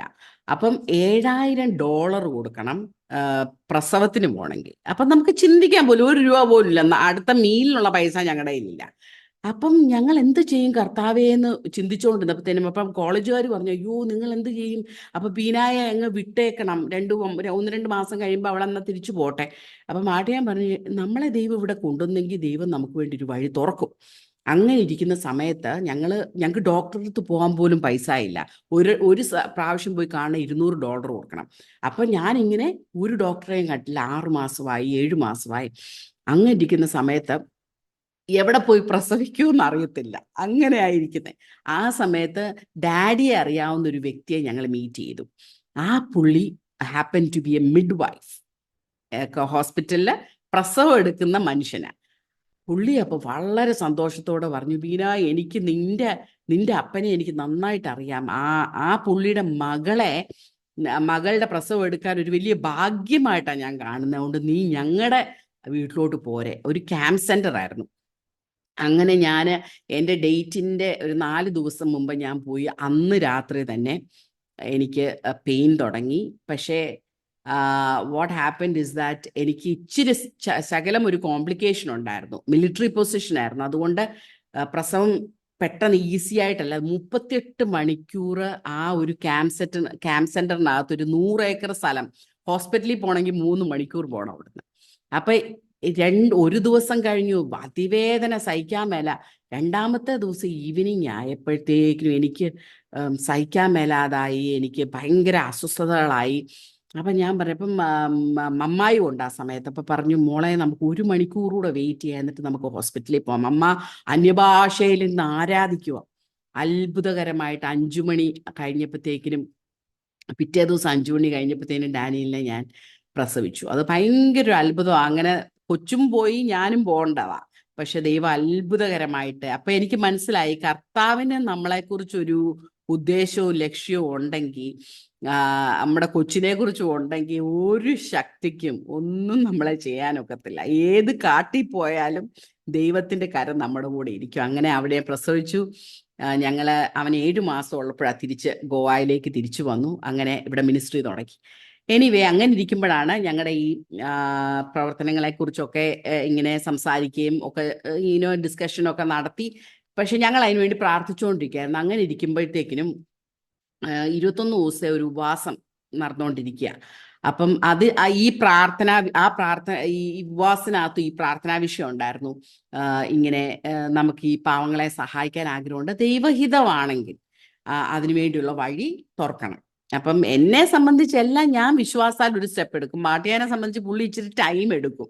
അപ്പം അങ്ങനെ പ്രാർത്ഥിച്ചുകൊണ്ടിരുന്ന സമയത്ത് 20ാമത്തെ ദിവസം, ഞങ്ങളുടെ ഉപവാസത്തിന്റെ 20ാമത്തെ ദിവസം 2 കാര്യത്തിന് വേണ്ടി ഉപവസിച്ചത്. ഒന്ന്, ഞങ്ങൾ മിനിസ്ട്രി ഒക്കെ സ്റ്റാർട്ട് ചെയ്തു, പക്ഷെ ഞങ്ങൾക്ക് ഇവിടെ ഒരു വേർഷിപ്പ് ലീഡർ ഇല്ല, അതിനുവേണ്ടി പ്രാർത്ഥിച്ചുകൊണ്ടിരുന്നു. പിന്നെ ഈ ഇങ്ങനെ പിള്ളാരെയും സ്ത്രീകളെയും നോക്കുന്ന ദൈവഹിതമാണെങ്കിൽ ദൈവം അതിനുവേണ്ടി ഞങ്ങളോട് സംസാരിക്കണം.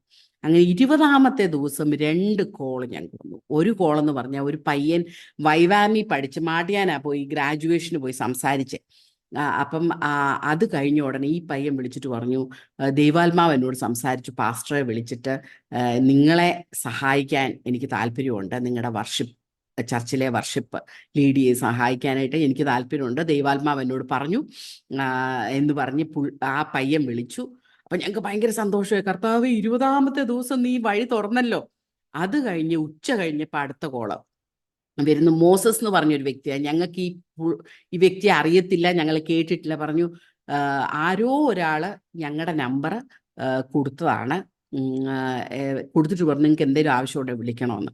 എന്നിട്ട് പറഞ്ഞത്, ഇവിടെ കുറച്ച് 2-3 പിള്ളേരുണ്ട് ഞങ്ങൾ പ്രവർത്തിക്കുന്നതിനിടെ, അവിടെ ആരും ഇല്ലാത്ത പിള്ളേരാ, ആ പിള്ളേരെ നോക്കാനുള്ള പ്രൊവിഷൻ വല്ലതും നിങ്ങൾക്കുണ്ടോ, അതോ നിങ്ങൾക്ക് അറിയാവുന്ന ഒരു വല്ലതും ഉണ്ടോ എന്ന് ചോദിച്ചുകൊണ്ട് വിളിക്കുക. അപ്പം അത് കേട്ടപ്പോൾ ഞങ്ങൾക്ക് നല്ല ബോധ്യമായി. ഈ 2 കാര്യങ്ങൾക്ക് വേണ്ടി പ്രാർത്ഥിച്ചു, ദൈവം ഇതിനുള്ള അപ്രൂവൽ ഞങ്ങൾക്ക് തന്നു. അങ്ങനെ ആ മനുഷ്യൻ മോസസ് പിറ്റേ ദിവസം ചർച്ചിൽ വന്നു. ഞായറാഴ്ചയായിരുന്നു, ചർച്ചിൽ വന്നു. എന്നിട്ട് പറഞ്ഞു, ഇത് ദൈവത്തിൽ നിന്നുള്ള. അപ്പം അങ്ങനെ ഞങ്ങൾ ഒരു സ്റ്റെപ്പ് പിന്നെയും മാട്ടിയാന സ്വഭാവത്തിന് പിന്നെയും 3 മാസം വെയിറ്റ് ചെയ്തു. ദൈവമേ, ഞങ്ങൾക്ക് പ്രൊവിഷൻ ഇല്ല, ഞങ്ങൾക്ക് വേണ്ടി നീ വഴി തുറക്കണേന്ന് പറഞ്ഞപ്പം 3ാമത്തെ മാസം ആയപ്പോഴത്തേക്കിനും ഞങ്ങളുടെ ചർച്ചില് ഒരു പെങ്കൊച്ച്, ഒരു ഗർഭിണിയായ ഒരു പെങ്കൊച്ച് വന്നു. പ്രസംഗം കഴിഞ്ഞപ്പോൾ അവൾ മുമ്പോട്ട് വന്ന് കരഞ്ഞുകൊണ്ട് കർത്താവിനെ രക്ഷിതാവായിട്ട് സ്വീകരിക്കുന്നത് ഞാൻ കണ്ടു. അപ്പം മീറ്റിംഗ് കഴിഞ്ഞോണ്ടേ ഞാൻ ഓടി അവിടെ അടുത്തോട്ട് പോയിട്ട് ചോദിച്ചു, നിനക്ക് എന്ത് പറ്റി, നീ ഒത്തിരി അസ്വസ്ഥതയായിട്ടാണല്ലോ കാണുന്നതെന്ന് പറഞ്ഞപ്പോൾ പറഞ്ഞു, ബീന, ഞാൻ കല്യാണം കഴിച്ചതല്ല, എൻ്റെ ബോയ് ഫ്രണ്ട് എന്നെ ഡിച്ച് ചെയ്തു, എനിക്ക് ആരുമില്ല, എനിക്കിങ്ങനെ സംഭവിച്ചു പോയി, എന്നെ നോക്കാൻ ഒരു മനുഷ്യനില്ല. അങ്ങനെ ഇരിക്കുമ്പോഴാണ് ആരോ ഒരു വ്യക്തി ഞങ്ങളുടെ ഫോൺ നമ്പർ കൊടുത്തിട്ട് പറഞ്ഞു, നിങ്ങൾ അവരെ ഒന്ന് കോണ്ടാക്ട് ചെയ്യുക, അവർ നിങ്ങളെ സഹായിക്കും. അങ്ങനെയാണ് നമ്മുടെ ചർച്ചയിൽ വരുന്നത്. അപ്പം ആ സമയത്ത് ദൈവാത്മാവ് എന്നോട് വളരെ ശക്തമായിട്ട് പറഞ്ഞു, നിനക്ക് സ്ത്രീകളെയും കുഞ്ഞുങ്ങളെയും നോക്കണമെന്നല്ലായിരുന്നു ആഗ്രഹം, ഇതൊരു സ്ത്രീ ഒരു കുഞ്ഞുമായിട്ട് അവിടെ എൻ്റെ മുമ്പിൽ നിൽക്കുക. അപ്പം ഞാൻ അന്നേരം എൻ്റെ ഹസ്ബൻഡിനോട് പോയി സംസാരിച്ചപ്പം മാട്ടിയാൻ പറഞ്ഞു, ഓക്കെ, നമുക്ക് ഒരു വിശ്വാസത്താൽ ഒരു സ്റ്റെപ്പ് എടുക്കാമെന്ന് പറഞ്ഞ് അവളെ ഞങ്ങളുടെ വീട്ടിലോട്ട് കൂട്ടിക്കൊണ്ടുപോയി. ഞങ്ങളുടെ വീട്ടിലോട്ട് കൂട്ടിക്കൊണ്ടുപോയിട്ട് അന്ന് ഞാൻ എൻ്റെ മകളെ പ്രഗ്നൻ്റാണ്.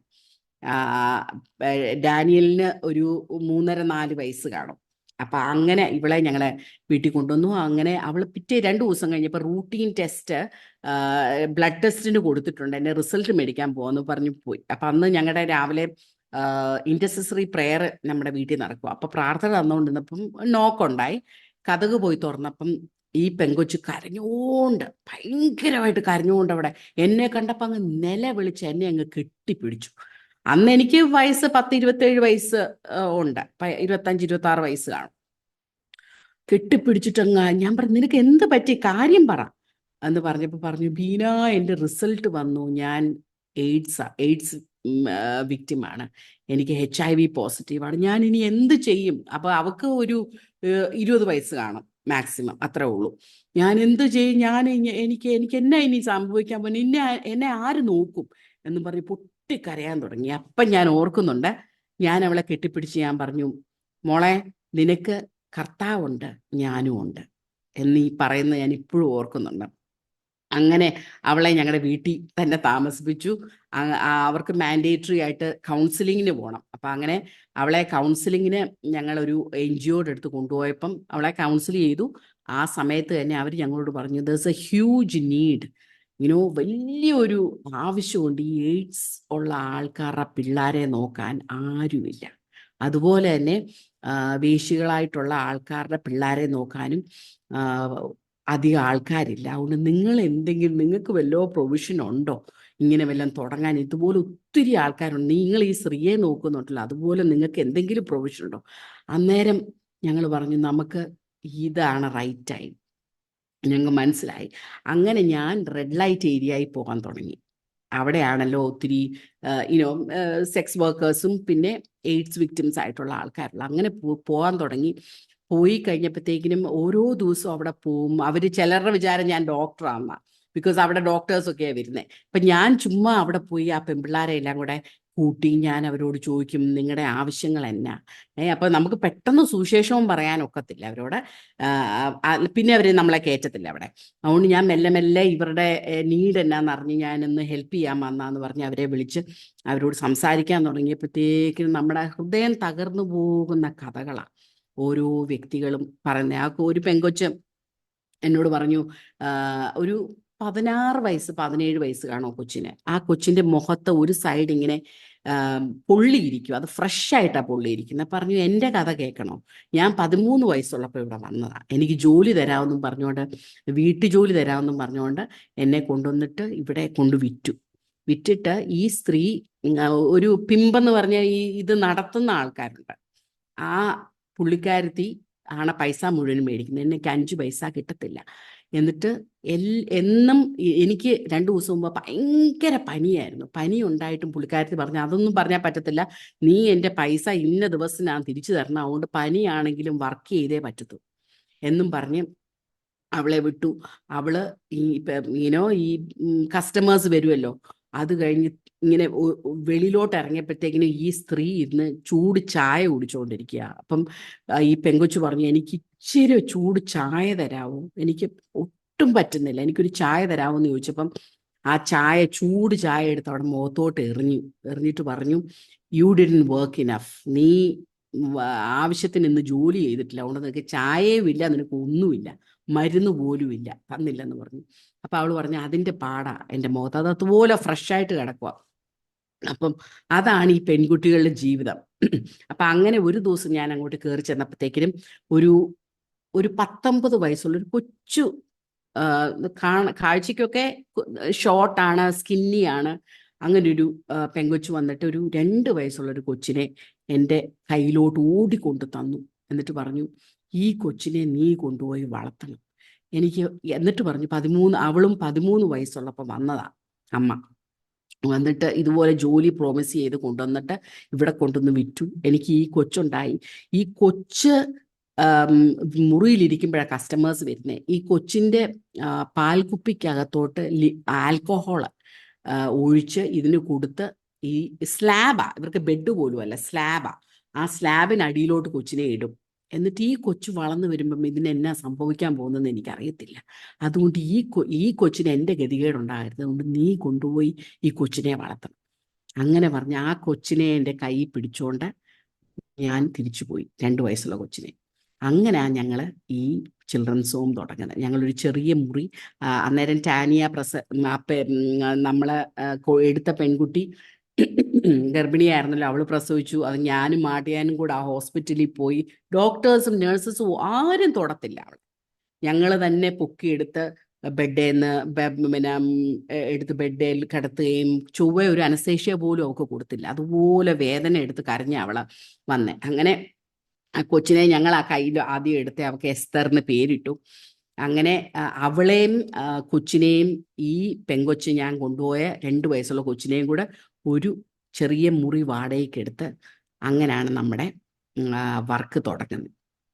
പിന്നെ നമുക്ക് വരുന്ന എല്ലാം ഇങ്ങനെ ഈ ഒരു കാറ്റഗറിയിലെ പിള്ളേരെ മാത്രമേ ഞങ്ങൾ ഫോക്കസ് ചെയ്തു. Children of AIDS victims, children of sex workers, പിന്നെ ഓർഫൻസ് ആയിട്ടുള്ള പിള്ളേർ, ആരുമില്ലാത്ത കുട്ടികൾ. ഇങ്ങനെ അത് ചെറുതായിട്ട് വളർന്നു. പിന്നെ ദൈവം ഞങ്ങളെ നടത്തിയതെന്ന് പറഞ്ഞാൽ എല്ലാ അത്ഭുതങ്ങളായിരുന്നു.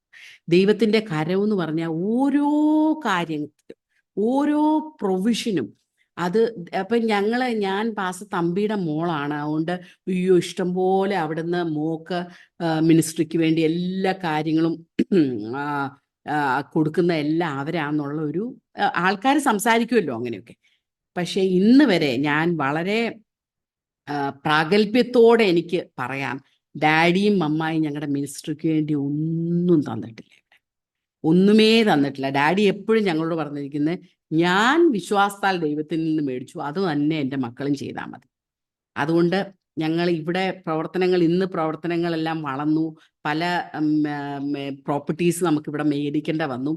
അതെല്ലാം ദൈവത്തിൻ്റെ അത്ഭുതകരമായ പ്രവർത്തനമായിരുന്നു. അങ്ങനെ ഞങ്ങൾ പ്രവർത്തനം എല്ലാം ആരംഭിച്ചു. ഞങ്ങൾ വീട് വാടകയ്ക്ക് എടുത്ത് 3 കുട്ടികളായി, 3 10ആയി, 10 20ആയി. പെട്ടെന്ന് വളരും. ഇത് ആൾക്കാർ കേട്ടു തുടങ്ങി, ഇങ്ങനെയുള്ള പിള്ളേരെ ഇവർ എടുക്കുന്നു എന്ന് കേട്ടപ്പോഴത്തേക്കിനും ഈ റെഡ് ലൈറ്റ് ഏരിയയിൽ നിന്ന് ഇങ്ങനെ ആൾക്കാർ ഞങ്ങളെ കോണ്ടാക്ട് ചെയ്യാൻ തുടങ്ങി.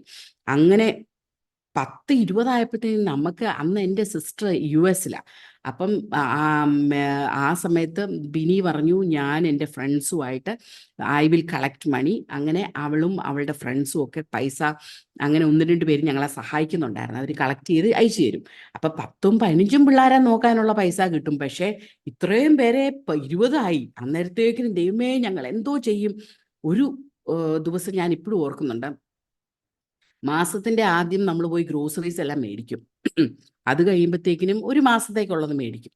ആ മാസം 15-ാം തീയതിയൊക്കെ ആയപ്പോഴത്തേക്കിനും എനിക്കൊരു കോള് നമ്മുടെ അവിടുത്തെ ഒരു സ്റ്റാഫ് വിളിച്ചിട്ട് പറഞ്ഞു, ചേച്ചി, ഈ സാധനങ്ങളെല്ലാം തീർന്നു, നാളത്തേക്ക് ഒന്നുമില്ല. ഇന്ന് രാത്രിത്തേക്കുള്ളത് അരിയുണ്ട്, നാളത്തേക്ക് ഒന്നുമില്ല, അരിയുമില്ല, സാധനങ്ങളില്ല. ആ ആഴ്ച ഞങ്ങളെ ഇറച്ചി മീനും പോലും മേടിച്ചില്ല. ബിക്കോസ് അതിനുള്ള പ്രൊവിഷൻ ഇല്ലായിരുന്നു. ബാക്കിയുള്ള സാധനങ്ങളെല്ലാം ഉണ്ടായിരുന്നു. അപ്പം ഞാൻ പെട്ടെന്ന്, ഡാഡി പറയുന്നതാണല്ലോ നമുക്കും നമ്മുടെ ഉള്ളിലും ഉള്ളത്. അപ്പം പെട്ടെന്ന് എന്നെ മനസ്സിൽ തോന്നി പറയാനായിട്ട്. ഞാൻ പറഞ്ഞു, മോളെ, ഞാൻ വിശ്വസിച്ച് വേണം മേടിക്കാൻ, അതുപോലെ തന്നെ നിങ്ങളും വിശ്വസിച്ച് മേടിക്കണം. അതുകൊണ്ട് പിള്ളേരെ എല്ലാം കൂടെ കൂട്ടാൻ പറഞ്ഞു. ഞങ്ങൾക്ക് രാവിലെയും വൈകിട്ടും പിള്ളേർക്ക് പ്രാർത്ഥനയുണ്ടല്ലോ. അപ്പം ഭക്ഷണമെല്ലാം കഴിഞ്ഞ് പിള്ളേരെ ഒന്നുകൂടെ കൂട്ടുക. എന്നിട്ട് അവരോട് പറ, നാളത്തേക്കുള്ളത് നമ്മൾ ദൈവത്തോട് ചോദിക്കണം, ദൈവം നമുക്ക് തരും. അങ്ങനെ പറയാൻ പറഞ്ഞു.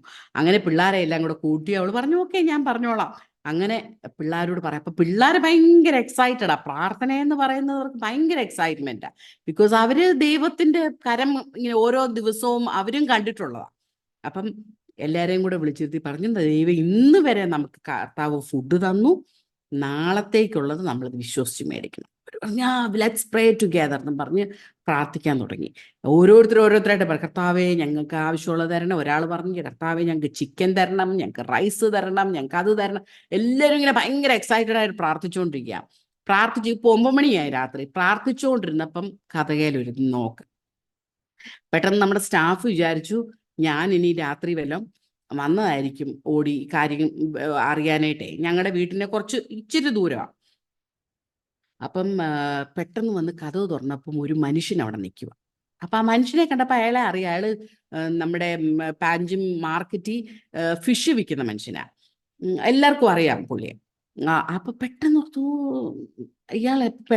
ഞാൻ വല്ലതും വിട്ടതാണോ ഒന്ന് നോക്കിയപ്പോൾ പുള്ളി പറയുക, പുള്ളിക്ക് ഫിഷിൻ്റെ ബിസിനസ് ആണല്ലോ. പുള്ളി പറഞ്ഞു, ഞങ്ങൾ ഇങ്ങനെ ഫിഷ് ഇങ്ങനെ പല സ്ഥലങ്ങളിലോട്ടും അയക്കും, ഗോവയിൽ മാത്രമല്ല പല സ്റ്റേറ്റ്സിലോട്ടും അയക്കുന്നുണ്ട്. അപ്പം ഒരു ട്രക്ക് സ്റ്റക്കായിപ്പോയി. ആ ഫിഷ് ഞങ്ങൾ എന്ത് ചെയ്യണമെന്നറിയാതെ ഇങ്ങനെ ഇരിക്കുമ്പോൾ ഞാൻ കുറേയൊക്കെ വിറ്റു, കുറേയൊക്കെ കൊടുത്തു. പക്ഷേ ആരോ പറഞ്ഞു ഇവിടെ അടുത്തൊരു ഓർഫനേജ് ഉണ്ട് എന്ന് പറഞ്ഞു. അപ്പം ഞാൻ ഓർത്തു കുറച്ച് ഫിഷ് നിങ്ങൾക്ക് കൂടെ തരാം എന്നും പറഞ്ഞ് ഞാൻ കൊണ്ടുവന്നതാ.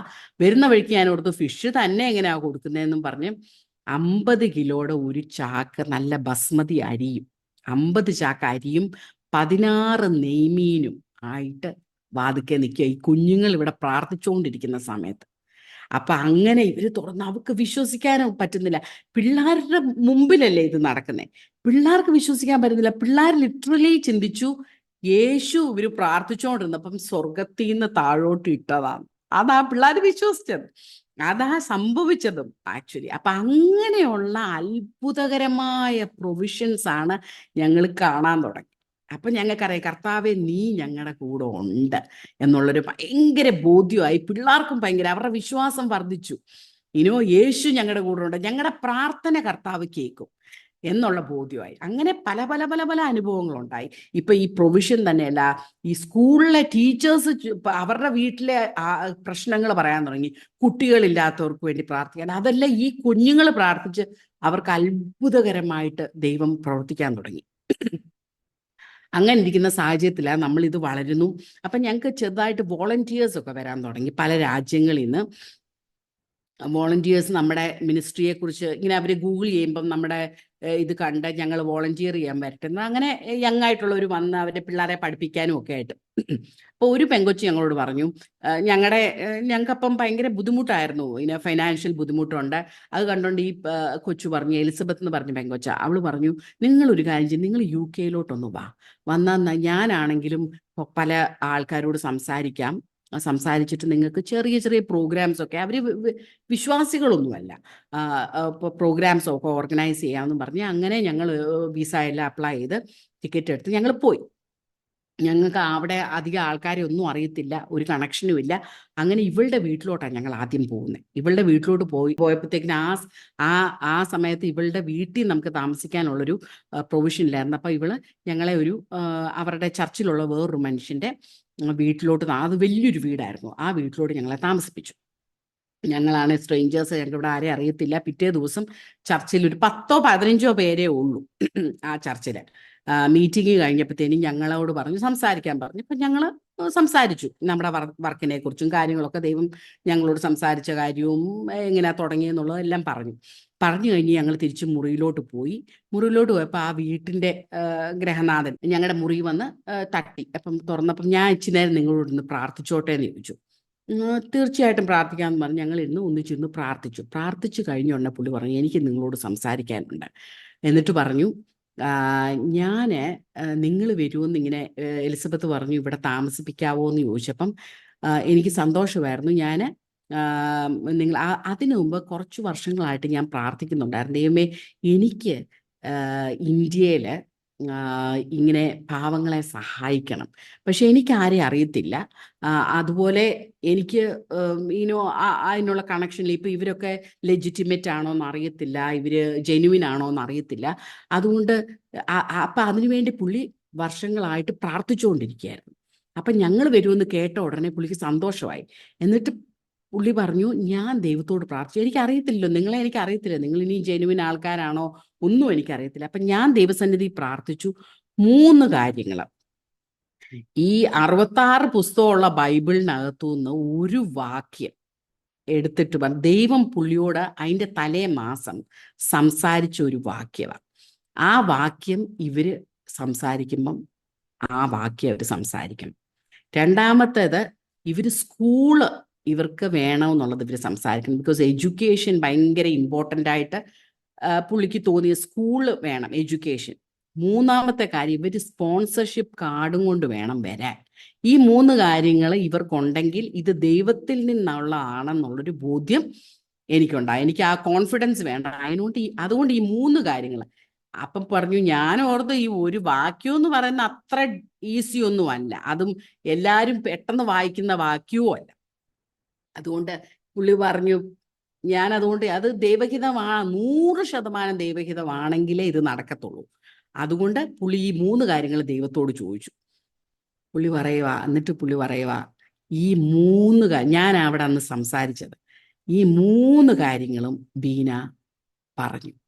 അപ്പം ഞാൻ ഓർക്കും, എനിക്ക് വിശ്വസിക്കാൻ വയ്യ. എന്നാന്ന് വെച്ചാൽ അതിൻ്റെ തലേ മാസം ദൈവം പുള്ളിയോട് ആ സമയത്ത് സംസാരിച്ച സെയിം സമയത്ത് തന്നെ ദൈവം ഈ വാക്യം എന്നോട് സംസാരിച്ചു. ഞങ്ങൾ ഇവരുടെ പോകുന്ന ജൂൺ മാസത്തിലാണ് ഇംഗ്ലണ്ടിൽ പോകുന്നത്. മെയ് മാസത്തിൽ ഇതുപോലെ 10-40 പിള്ളേരുണ്ട് ആ സമയത്ത്.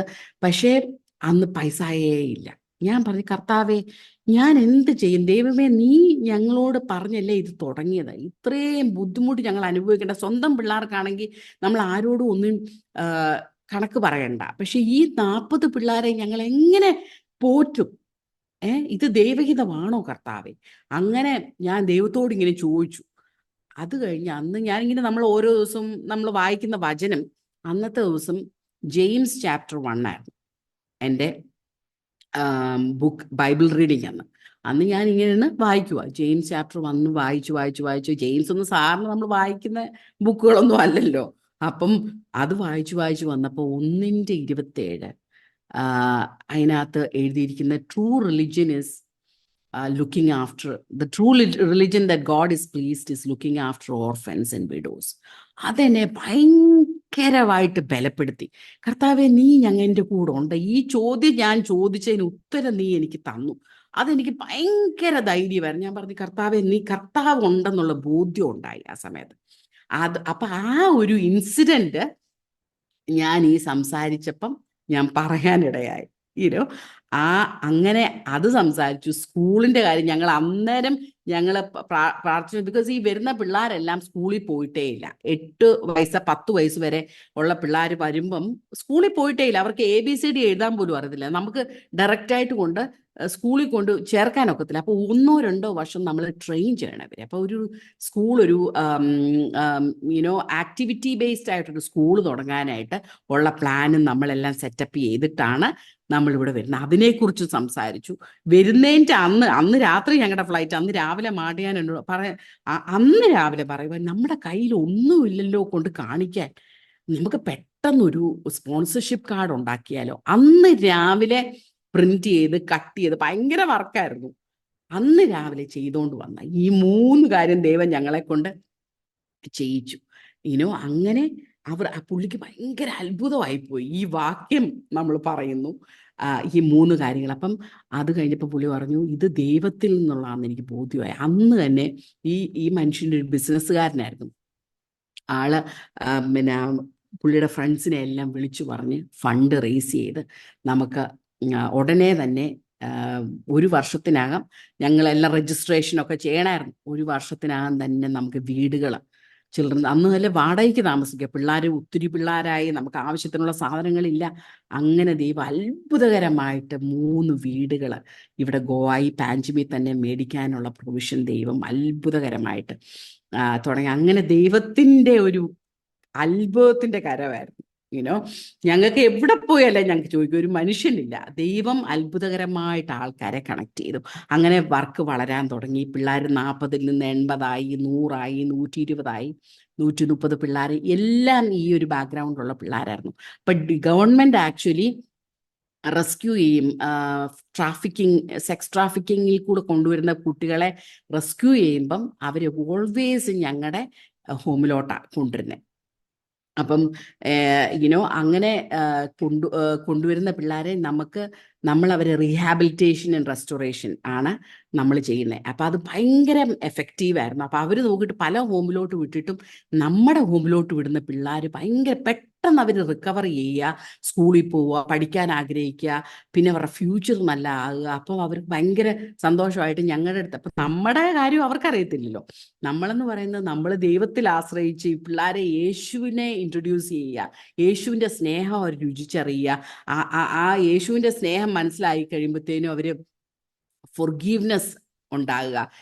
ഈ ദ്രോഹം ചെയ്തവരെല്ലാവരും അവർക്ക് ക്ഷമിക്കാനുള്ള ദൈവത്തിൻ്റെ കൃപ അവർക്ക് കിട്ടി. അവർക്ക് ആ സന്തോഷവും സമാധാനവും അവരനുഭവിക്കാൻ തുടങ്ങി. അപ്പം കഴിഞ്ഞ ദിവസം എന്നോട് ഇങ്ങനെ വന്നൊരു പെങ്കൊച്ച്, ഇപ്പം അവള് മാസ്റ്റേഴ്സ് എല്ലാം കഴിഞ്ഞ് ഞങ്ങളുടെ വർക്ക് ചെയ്യുക. ആ കൊച്ച് എന്നോട് പറയാ, ബീനാൻറ്റി, ഞാൻ ഓർക്കുകയായിരുന്നു, ഞാൻ കൊച്ചിലെ 3 വയസ്സുള്ളപ്പം വന്നതാ, പക്ഷേ ഇന്ന് വരെ, എനിക്കിന്ന് 23 വയസ്സായി, പക്ഷെ ഇന്ന് വരെ ഒരു പ്രാവശ്യം പോലും എനിക്ക് അപ്പനും അമ്മയും ഇല്ലല്ലോ എന്നൊരു ചിന്ത പോലും എൻ്റെ മനസ്സിൽ വന്നിട്ടില്ല എന്ന് പറഞ്ഞു. അപ്പം അതെന്നെ ഭയങ്കരമായിട്ട് ടച്ച് ചെയ്തു. ഞങ്ങളുടെ സ്നേഹം മാത്രമല്ല, കർത്താവിൻ്റെ സ്നേഹം, യേശുവിൻ്റെ സ്നേഹം അവർ രുചിച്ചറിഞ്ഞു ഓരോ ദിവസവും.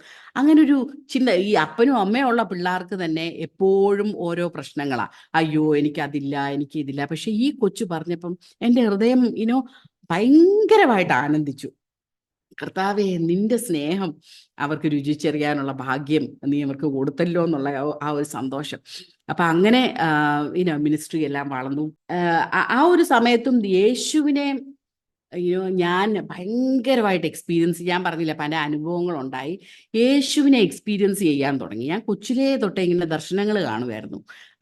അപ്പം ഞാൻ ഓർക്കുന്നുണ്ട് പല പല പ്രാവശ്യം ഇങ്ങനെ ദൈവാത്മാവ് എന്നോട്, പ്രാർത്ഥന എന്ന് പറയുന്നത് തന്നെ ഞാൻ ഉം, മമ്മായിൽ നിന്നാണ് പഠിച്ചിരിക്കുന്നത്. എൻ്റെ മമ്മായിൽ നിന്ന് പഠിച്ചിരിക്കുന്നത് എന്നാന്ന് വെച്ചാൽ ഇങ്ങനെ ഒരു പ്രാർത്ഥിക്കുന്ന ഒരു വ്യക്തിയെ എൻ്റെ ജീവിതത്തിൽ ഞാൻ കണ്ടിട്ടില്ല. ഇനി അങ്ങനെ ഒരു വ്യക്തി ജീവിച്ചിരിക്കുമോ എന്ന് പോലും എനിക്കറിയത്തില്ല. 24 മണിക്കൂറും മമ്മായിക്ക് പ്രാർത്ഥിക്കാനും ഇനി എപ്പോഴും പ്രാർത്ഥന. ഞങ്ങൾ ചിലപ്പോൾ, ഞാൻ ഓർക്കുന്നില്ല, സ്കൂളിലൊക്കെ പോകുന്ന സമയത്ത് ചില ദിവസങ്ങളിൽ മമ്മ ആരാധിക്കുന്നത് കേൾക്കാം. ഞങ്ങൾ സ്കൂളിൽ നിന്ന് തിരിച്ചു വരുമ്പോഴും ആ ഇരിപ്പിരിക്കുന്ന ആരാധിച്ചുകൊണ്ടിരിക്കുക. ദൈവാത്മാവ് കൊടുത്ത ഞങ്ങളുടെ ഒരു ന്യൂ ഇന്ത്യ ചർച്ച് ഓഫ് ഗോഡിന്റെ വളർച്ചയ്ക്ക് ഡാഡിയെ കർത്താവ് ശക്തമായിട്ട് ഉപയോഗിച്ചു. പക്ഷെ മമ്മ ആയിരുന്നു എൻ്റെ ബാക്ക് ബോൺ. പ്രാർത്ഥിച്ചും പ്രവർത്തിച്ചും മമ്മ ഇത്രയും കൂടെ നിന്നുകൊണ്ടാണ് ഇതുപോലൊരു വളർച്ച, ഇത്രയും സമയത്തിനോടകം ഇത്രയൊരു വളർച്ച പറ്റിയത്. അപ്പം മമ്മയാണ് ഞങ്ങളെ പ്രാർത്ഥനയുടെ പ്രാധാന്യം എപ്പോഴും പറയും. പ്രാർത്ഥിക്കുന്ന മാത്രമല്ല, നമ്മുടെ ആത്മാവിലുള്ള ആരാധന, സ്പിരിച്വൽ റെലമി നടക്കുന്ന കാര്യങ്ങൾ നമുക്കറിയത്തില്ല. അതുകൊണ്ട് ആത്മാവിൽ ആരാധിക്കുമ്പോൾ പരിശുദ്ധാത്മാവ് തന്നെ പ്രാർത്ഥിച്ചോളും. അപ്പൊ അങ്ങനെ ഞങ്ങളെ പറഞ്ഞു പഠിപ്പിച്ചിരിക്കുന്നത്. അപ്പൊ രാത്രി യാമങ്ങളിലൊക്കെ ഞാൻ എഴുന്നേൽക്കുമ്പം എന്താ പ്രാർത്ഥിക്കേണ്ടതെന്ന് ചിലപ്പോൾ അറിയത്തില്ല. അതുകൊണ്ട് ആത്മാവിലിരുന്ന് മണിക്കൂറുകളോളം ഇരുന്ന് ആരാധിക്കും. അപ്പൊ ഞാൻ ഓർക്കുന്നുണ്ട്, പല പല പല അനുഭവങ്ങൾ എനിക്ക് ഉണ്ടായിട്ടുണ്ട് ആത്മാവിൽ ആരാധിക്കുമ്പം. ഒരു പ്രാവശ്യം ഞാൻ ഓർക്കുന്നുണ്ട്, ഞാനിങ്ങനെ ഇരുന്ന് ആരാധിച്ചു. പെട്ടെന്ന് ഒരാളെ വന്ന് എൻ്റെ കയ്യിലോട്ട് പിടിച്ച് എന്നെ അങ്ങ് എഴുന്നേൽപ്പിച്ചു. എൻ്റെ ഹസ്ബൻഡ് അപ്പുറത്ത് കിടന്ന് ഉറങ്ങുക. ആ റൂം മുഴുവനും ഞാനുമായിട്ട് ഡാൻസ് ചെയ്തു. ഇങ്ങനെ യേശു എന്ന് എനിക്ക് മനസ്സിലായി. എൻ്റെ കൈ ഇങ്ങോട്ട് പിടിച്ചിട്ട് എന്നെ എഴുന്നേൽപ്പിച്ച് എന്നെ ഇങ്ങനെ ഇങ്ങനെ പിടിച്ചിട്ട് ഭയങ്കര ബ്യൂട്ടിഫുൾ ആയിട്ട് എൻ്റെ മുഖത്തോട്ട് സ്നേഹത്തോടെ എൻ്റെ മുഖത്തോട്ട് നോക്കിയിട്ട് ആ റൂം മുഴുവൻ ഒരു മിനിറ്റ് ആയിരിക്കും, 1 മിനിറ്റോളം ആ റൂം മുഴുവനും ഡാൻസ് ചെയ്തത് സന്തോഷം. ഞാൻ അനുഭവിച്ച സന്തോഷം എനിക്ക് പറഞ്ഞറിയിക്കാനൊക്കത്തില്ല. അതുപോലത്തെ സന്തോഷം. അപ്പൊ ഞാൻ ഓർക്കും, എനിക്ക് ട്രീറ്റ് തരുന്ന കർത്താവ്. ഇനി അതുപോലെ പല പല പല അനുഭവങ്ങൾ എനിക്ക് ഉണ്ടായിട്ടുണ്ട്. അതുപോലെ തന്നെ വേറൊരു പ്രാവശ്യം ഇതുപോലെ ഇങ്ങനെ പ്രാർത്ഥിച്ചുകൊണ്ടിരുന്നപ്പോൾ പെട്ടെന്ന് ഞാൻ കാണുക, ഞാനൊരു ചാരിയറ്റേ ഇരുന്ന് പോവുക. വേറൊരാളും ഉണ്ട് എൻ്റെ കൂടെ. ഒരു ചാരിയറ്റ് ഭയങ്കര ബ്യൂട്ടിഫുള്ളാ, ഭയങ്കര ഭയങ്കര ഗോൾഡൻ കളർ പോലെയും ഭയങ്കര ബ്യൂട്ടിഫുൾ ആയിട്ടൊരു ചാരിയറ്റ്. ഞാൻ ഇങ്ങനെ പോവുക, എനിക്ക് താഴെ എല്ലാം കാണും. ഞാൻ പറയൂ, ഇതെന്നാ സംഭവിക്കുന്നത്? അങ്ങനെ ഒരു അനുഭവം ഉണ്ടായി. പിന്നെ ഒരു അനുഭവം ഉണ്ടായത്, ഞാൻ പ്രാർത്ഥിച്ചുകൊണ്ടിരിക്കുമ്പം പെട്ടെന്ന് പറന്നങ്ങ് പോവുക. ഒരാൾ എൻ്റെ കൂടെ ഉണ്ട്, എന്നെ കാണിച്ചു തരുക. പക്ഷേ ലോകത്തിലുള്ള ഇങ്ങനെ വലിയ മലയുടെ മുകളിൽ കൂടെയും പിന്നെ ഈ വലിയ വലിയ ട്രീസിന്റെ മുകളിൽ കൂടെയും കാട്ടിന്റെ മുകളിൽ കൂടെ ഒക്കെ ഭയങ്കര ഒരു പേടിയോ ഒന്നുമില്ല. എനിക്ക് സാധാരണ ഹൈറ്റ് ഒക്കെ ഭയങ്കര പേടിയാ. ഒരു പേടിയില്ല, ഭയങ്കര ഹാപ്പി ആയിട്ട്. അപ്പൊ അങ്ങനെയുള്ള ഓരോ ട്രീറ്റ് അനുഭവങ്ങൾ ഈ പ്രാർത്ഥിച്ചുകൊണ്ടിരിക്കുമ്പോൾ പലവട്ടം എനിക്ക് ഉണ്ടായിട്ടുണ്ട്. അപ്പം ഞാൻ മമ്മായോട് പറഞ്ഞപ്പം മമ്മ പറഞ്ഞു, പലരും അമ്മയോട് ഇങ്ങനെ സംസാരിച്ചിട്ടുണ്ട് ഇങ്ങനെയുള്ള അനുഭവങ്ങൾ. സോ അങ്ങനെ ആ കർത്താവുമായിട്ടൊരു അഭേദ്യമായ ബന്ധം, ഇൻറ്റിമസി എനിക്ക് എക്സ്പീരിയൻസ് ചെയ്തു. അങ്ങനെ ഞങ്ങളിങ്ങനെ വളർന്നുകൊണ്ടിരിക്കുകയായിരുന്നു. മിനിസ്ട്രി ഇങ്ങനെ വളർന്നു. ആ സമയത്ത് നമ്മളിങ്ങനെ പെൺകുട്ടികളെ റെസ്ക്യൂ ചെയ്യണമെന്ന് ഞങ്ങൾക്ക് പ്രാർത്ഥിച്ചു, ആഗ്രഹമുണ്ടായിരുന്നു. അങ്ങനെ ഇരിക്കുന്ന സമയത്ത് ഒരു നമ്മൾ ചിൽഡ്രൻസ് ഹോം വളർന്നുകൊണ്ടിരിക്കുന്നു. ആ സമയത്ത് ഒരു പെങ്കൊച്ച്, ഒരു യങ് ഗേള്, യങ് ഗേൾ എന്ന് പറഞ്ഞ ഒരു 18-19 വയസ്സുണ്ട്. അവള് ഇങ്ങനെ വന്നിട്ട് പറഞ്ഞു, ഇങ്ങനെ ഞാൻ കേട്ടു നിങ്ങൾ ഈ കൊച്ചുങ്ങളെ, എയ്ഡ്സ് രോഗികളുടെ പിള്ളേരെയൊക്കെ എടുക്കുന്നുണ്ട്. എനിക്കും എയ്ഡ്സ് ആണ്, പക്ഷെ എനിക്ക് കൊച്ചിന് ബ്രസ്റ്റ് ഫീഡ് ചെയ്യാൻ പറ്റത്തില്ല. അതുകൊണ്ട് ബ്രസ്റ്റ് ഫീഡ് ചെയ്യാൻ പറ്റാത്തതുകൊണ്ട് എനിക്ക് മിൽക്ക് പൗഡർ മേടിക്കാനുള്ള പൈസ ഇല്ല. അതുകൊണ്ട് നിങ്ങൾ എങ്ങനെയെങ്കിലും ഏതെങ്കിലും ഒരു പ്രൊവിഷൻ ഉണ്ടോ നിങ്ങൾക്ക്? അപ്പം അന്നേരം എൻ്റെ മോളെ ഞാൻ പ്രസവിച്ച ആ സമയത്ത് ഞാൻ പറഞ്ഞു, ഞാൻ ഒരു കാര്യം ചെയ്യും, ഞാൻ എൻ്റെ മോക്ക് മേടിക്കുന്നുണ്ട് ആ സമയം, അതുകൊണ്ട് നീ മാസത്തിലൊന്ന് വാ, നിനക്കുള്ളത് ഞാൻ തരാം എന്ന് പറഞ്ഞാൽ അവൾ എല്ലാ മാസവും വരും. അപ്പം ഞാൻ ഇങ്ങനെ മിൽക്ക് പൗഡർ മേടിച്ച് അവൾക്ക് കൊടുക്കും. അങ്ങനെ 2 മാസം കഴിഞ്ഞപ്പോൾ അവൾ വന്നു. ഒരു പ്രാവശ്യം കരഞ്ഞുകൊണ്ട് കയറി വന്നിട്ട് പറഞ്ഞു, ഇങ്ങനെ ചേച്ചി, ഞാൻ എല്ലാ പ്രാവശ്യവും വരുമ്പോഴത്തേക്കിനും എൻ്റെ ഒരു കൂട്ടുകാരിയുണ്ട്, അവളും ഇങ്ങനെ സെക്സ് വർക്കർ ആയിരുന്നു, ഇപ്പം എയ്ഡ്സ് രോഗിയാണ്. പിന്നെ ഈ പാലത്തിൻ്റെ അടിയിലാണ് അവൾ താമസിക്കുന്നത്. വന്നപ്പോൾ വളരെ മോശം ഒരു സിറ്റുവേഷനിൽ അവൾക്ക് തീരെ വയ്യ, എഴുന്നേറ്റ് കണ്ണുപോലും തുറക്കാൻ മേലായിരുന്നു. അപ്പോൾ അവൾ ഇങ്ങനെ കാണിച്ചു, വിശന്നിട്ട് ഇങ്ങനെ കൈകൊണ്ട് ഇങ്ങനെ കാണിച്ചപ്പം ഈ പെങ്കൊച്ച് ഓടിപ്പോയി, ഇച്ചിരി ഫുഡ് എന്തെങ്കിലും മേടിക്കാമെന്നും പറഞ്ഞ് ഓടിപ്പോയി എന്തോ ഒരു സമോസയോ എന്തോ മേടിച്ചോണ്ട്, അവൾക്ക് അതിനുള്ള പൈസയോ ഉള്ളായിരുന്നു. മേടിച്ചുകൊണ്ട് ഓടി തിരിച്ചു വന്നപ്പം എൻ്റെ കൂട്ടുകാരി മരിച്ചു. അവൾക്ക് ജീവനില്ല. അവൾക്ക് ഒരിക്കൽ തൊട്ടു നോക്കിയപ്പോൾ അവൾ മരിച്ചുപോയി. ആ ശവം അവിടെ ഇട്ടിട്ടാ ഞാൻ ഇങ്ങോട്ട് വരുന്നേ. എന്നിട്ട് പറഞ്ഞു, ഇങ്ങനെ എത്രയോ പേര് മരിക്കുന്നു, ഒ- ഒരു നേരത്തെ ആഹാരമില്ലാതെ. ഇവർക്ക് ആഹാരം ഉണ്ടെങ്കിൽ ഇവർ കുറേ നാൾ ജീവിക്കും. ഈ ജോലി ചെയ്യുന്നവരാ, പക്ഷേ കിട്ടുന്ന പൈസ മുഴുവനും ചെറിയൊരു മുറിയായിരിക്കും, ആ വാടക കൊടുക്കാനുള്ള പൈസയേ ഉള്ളൂ. പക്ഷെ ജീവിക്കാൻ മാർഗമില്ല. അതുകൊണ്ടാണ് പിന്നെ ഇവർ സെക്സ് ട്രേഡിലോട്ട് പോകുന്നത്. അങ്ങനെ പറഞ്ഞപ്പോൾ എന്നെ ഭയങ്കരമായിട്ട് അത് ടച്ച് ചെയ്തു. കർത്താവ്, എൻ്റെ ചുറ്റിനും ഭക്ഷണമില്ലാതെ ആൾക്കാർ മരിക്കുന്നു. കർത്താവ്, എനിക്ക് ഇവർക്ക് വേണ്ടി എന്തോ ചെയ്യാൻ പറ്റും. അപ്പം ഞാൻ പറഞ്ഞു, ഞാൻ ഒരു കാര്യം ചെയ്യാം, 3 പേരെന്ന് വെച്ച് നമുക്ക് തുടങ്ങാം. ഇങ്ങനെ എയ്ഡ്സ് ഉള്ള 3 സ്ത്രീകളെ വെച്ച് നമുക്ക് തുടങ്ങാം. അങ്ങനെ അങ്ങനെ ഇവള് വരുമ്പം ഞാൻ എല്ലാം പാക്ക് ചെയ്ത് 3 പേർക്കുള്ള, ഇവക്കുള്ളതും വേറെ 2 പേർക്കുള്ളതും ഗ്രോസറി പാക്ക് ചെയ്ത് കൊടുത്തു വിടും. അങ്ങനെ ഓരോ മാസം വരുമ്പോഴും കൂടിക്കൊണ്ടിരിക്കുക. ചേച്ചി, ഇപ്രാവശ്യം 2 പേരും കൂടെ കൂടുതലുണ്ട്, തരാവോ എന്ന് ചോദിച്ചു. പിന്നെ അവർക്ക് അങ്ങനെ അങ്ങനെ തന്നെ 12 പേരായി. 12 പേരായപ്പോഴത്തേക്കിനും ഞാൻ പറഞ്ഞു, ഒരു കാര്യം ചെയ്യും, നമുക്കിവരെ നമ്മുടെ വീട്ടിലോട്ട് വിളിക്കാം. നമുക്ക് ഇവരെ നമ്മുടെ വീട്ടിലോട്ട് വിളിക്കാം, ഒന്ന് കാണാമല്ലോ ഇവരെ എല്ലാം, എനിക്കൊന്ന് കാണണമെന്ന് ആഗ്രഹമുണ്ടെന്ന് പറഞ്ഞ് ഇവരെ ഞങ്ങളുടെ വീട്ടിലോട്ട് വിളിച്ചു. വീട്ടിലോട്ട് 10-12 പേര് വന്ന് ഭയങ്കര സന്തോഷം. ഞാൻ ബിരിയാണിയൊക്കെ ഉണ്ടാക്കി, ഞങ്ങളൊരു ചെറിയ പ്രാർത്ഥനയും ഒരു പ്രബോധനവും ഒക്കെ കൊടുത്ത് ഞങ്ങൾ ഇങ്ങനെ ഭക്ഷണം എല്ലാം കൊടുത്തു കഴിഞ്ഞ് ഒരു ഭയങ്കര സന്തോഷം. ഇവരെല്ലാം എൻ്റെ കാലേ വന്ന് ഇങ്ങനെ വീഴാൻ തുടങ്ങി. എൻ്റെ ജീവിതത്തിൽ ഞങ്ങളെ ആരും ഭക്ഷണത്തിന്, ഞങ്ങളെ കണ്ടാലേ എല്ലാവരും ഓടും, അറിയാവുന്നവര്. ഇത് എല്ലാം അറിഞ്ഞുകൊണ്ട് ഞങ്ങളെ നിങ്ങളുടെ വീട്ടിൽ വിളിച്ച് ഭക്ഷണം തന്ന് ഞങ്ങളെ ഇത്രയും നല്ലതായിട്ട് ഞങ്ങളെ നോക്കി. ഇത് ഞങ്ങളുടെ ജീവിതത്തിൽ ഉണ്ടായിട്ടില്ല, നിങ്ങൾ എന്തുകൊണ്ട് ഇത് ചെയ്യുന്നതെന്ന് ചോദിച്ചു. അപ്പം ഞാൻ പറഞ്ഞു, യേശുവിൻ്റെ സ്നേഹമല്ലേ. അപ്പം യേശുവിനെ കുറിച്ച് പറയാൻ ഞങ്ങൾക്ക് ഒരു അവസരം ഉണ്ടായി. അപ്പം ഞാൻ ഓർത്തു, ഒരു കാര്യം ചെയ്യാം, നമുക്ക് എല്ലാ മാസവും ഇങ്ങനെ കൂടാം. അങ്ങനെ ഇങ്ങനെ എല്ലാ മാസവും നമ്മൾ കൂടാൻ തുടങ്ങി. അത് ഞങ്ങളുടെ ചിൽഡ്രൻസ് ഹോമിൽ എല്ലാ മാസവും ഇവർ വരും. 12 അന്നേരത്തിന് കൂടാൻ തുടങ്ങിയപ്പോൾ ആളങ്ങ് കൂടി. 12, 20, 30, 50, ഇപ്പം 200 പേര് വരുന്ന ഒരു ഒരു ഒരു ഒരു പ്രോഗ്രാമാണ്. എയ്ഡ്സ് രോഗികളായിട്ടുള്ളവർ 200 പേര്, അതിനകത്ത് സെക്സ് വർക്കേഴ്സും ഉണ്ട്. അപ്പം നമ്മൾ എല്ലാ മാസവും ഒരു ചർച്ച് പോലെ ആയത്. അപ്പോൾ എല്ലാവരും കൂടെ കൂടി വരും. നമ്മൾ ഇച്ചിരി നേരം ഇങ്ങനെ വർഷിപ്പുണ്ട്. അത് കഴിഞ്ഞ് നമ്മൾ വചനം പറയും. വചനം എന്ന് പറഞ്ഞാൽ ഇവർക്ക് ഈ വചനമൊന്നും കേട്ട് ഇരിക്കാനുള്ള പേഷ്യൻസ് ഇല്ല. അതുകൊണ്ട് ഈ നമ്മളൊരു യേശു പറഞ്ഞ ഒരു സ്റ്റോറി എടുത്ത് അത് എക്സ്പ്ലെയിൻ ചെയ്ത് യേശുവിനെ കുറിച്ച് മനസ്സിലാക്കാനുള്ളൊരു ഓപ്പർച്യൂണിറ്റി അവർക്ക് കൊടുക്കും. അങ്ങനെ യേശു രോഗികളെ സൗഖ്യമാക്കും, യേശു അനാഥരെയും വിധവമാരെയും നോക്കും. അതെല്ലാം പറഞ്ഞു കൊടുത്ത് അവർക്ക് ഭയങ്കര സന്തോഷം. അവർക്ക് ഈ മീറ്റിങ്ങിന് വരുന്ന ഭയങ്കര ഉത്സവം പോലെ. അങ്ങനെ പല മതത്തിലുള്ള ആൾക്കാർ വന്ന് യേശുവിനെ സ്വീകരിച്ച് അവരെ പല പല സഭകളിൽ പോകാൻ തുടങ്ങി. അപ്പൊ ഈ ഗോവയിൽ നിന്ന് തന്നെയാണ് പലരും വരുന്നത്. അപ്പൊ ഇതൊരു സഭ പോലെ നമുക്ക് തുടങ്ങാം. അപ്പൊ പലരും വന്ന് പറഞ്ഞു, ഞങ്ങൾ സെക്സ് വർക്കേഴ്സാ, പക്ഷെ ഞങ്ങൾക്ക് ഇതിൽ നിന്ന് വെളിയിൽ വരാൻ ആഗ്രഹമുണ്ട്, പക്ഷെ ഞങ്ങൾക്ക് വേറെ മാർഗമില്ല.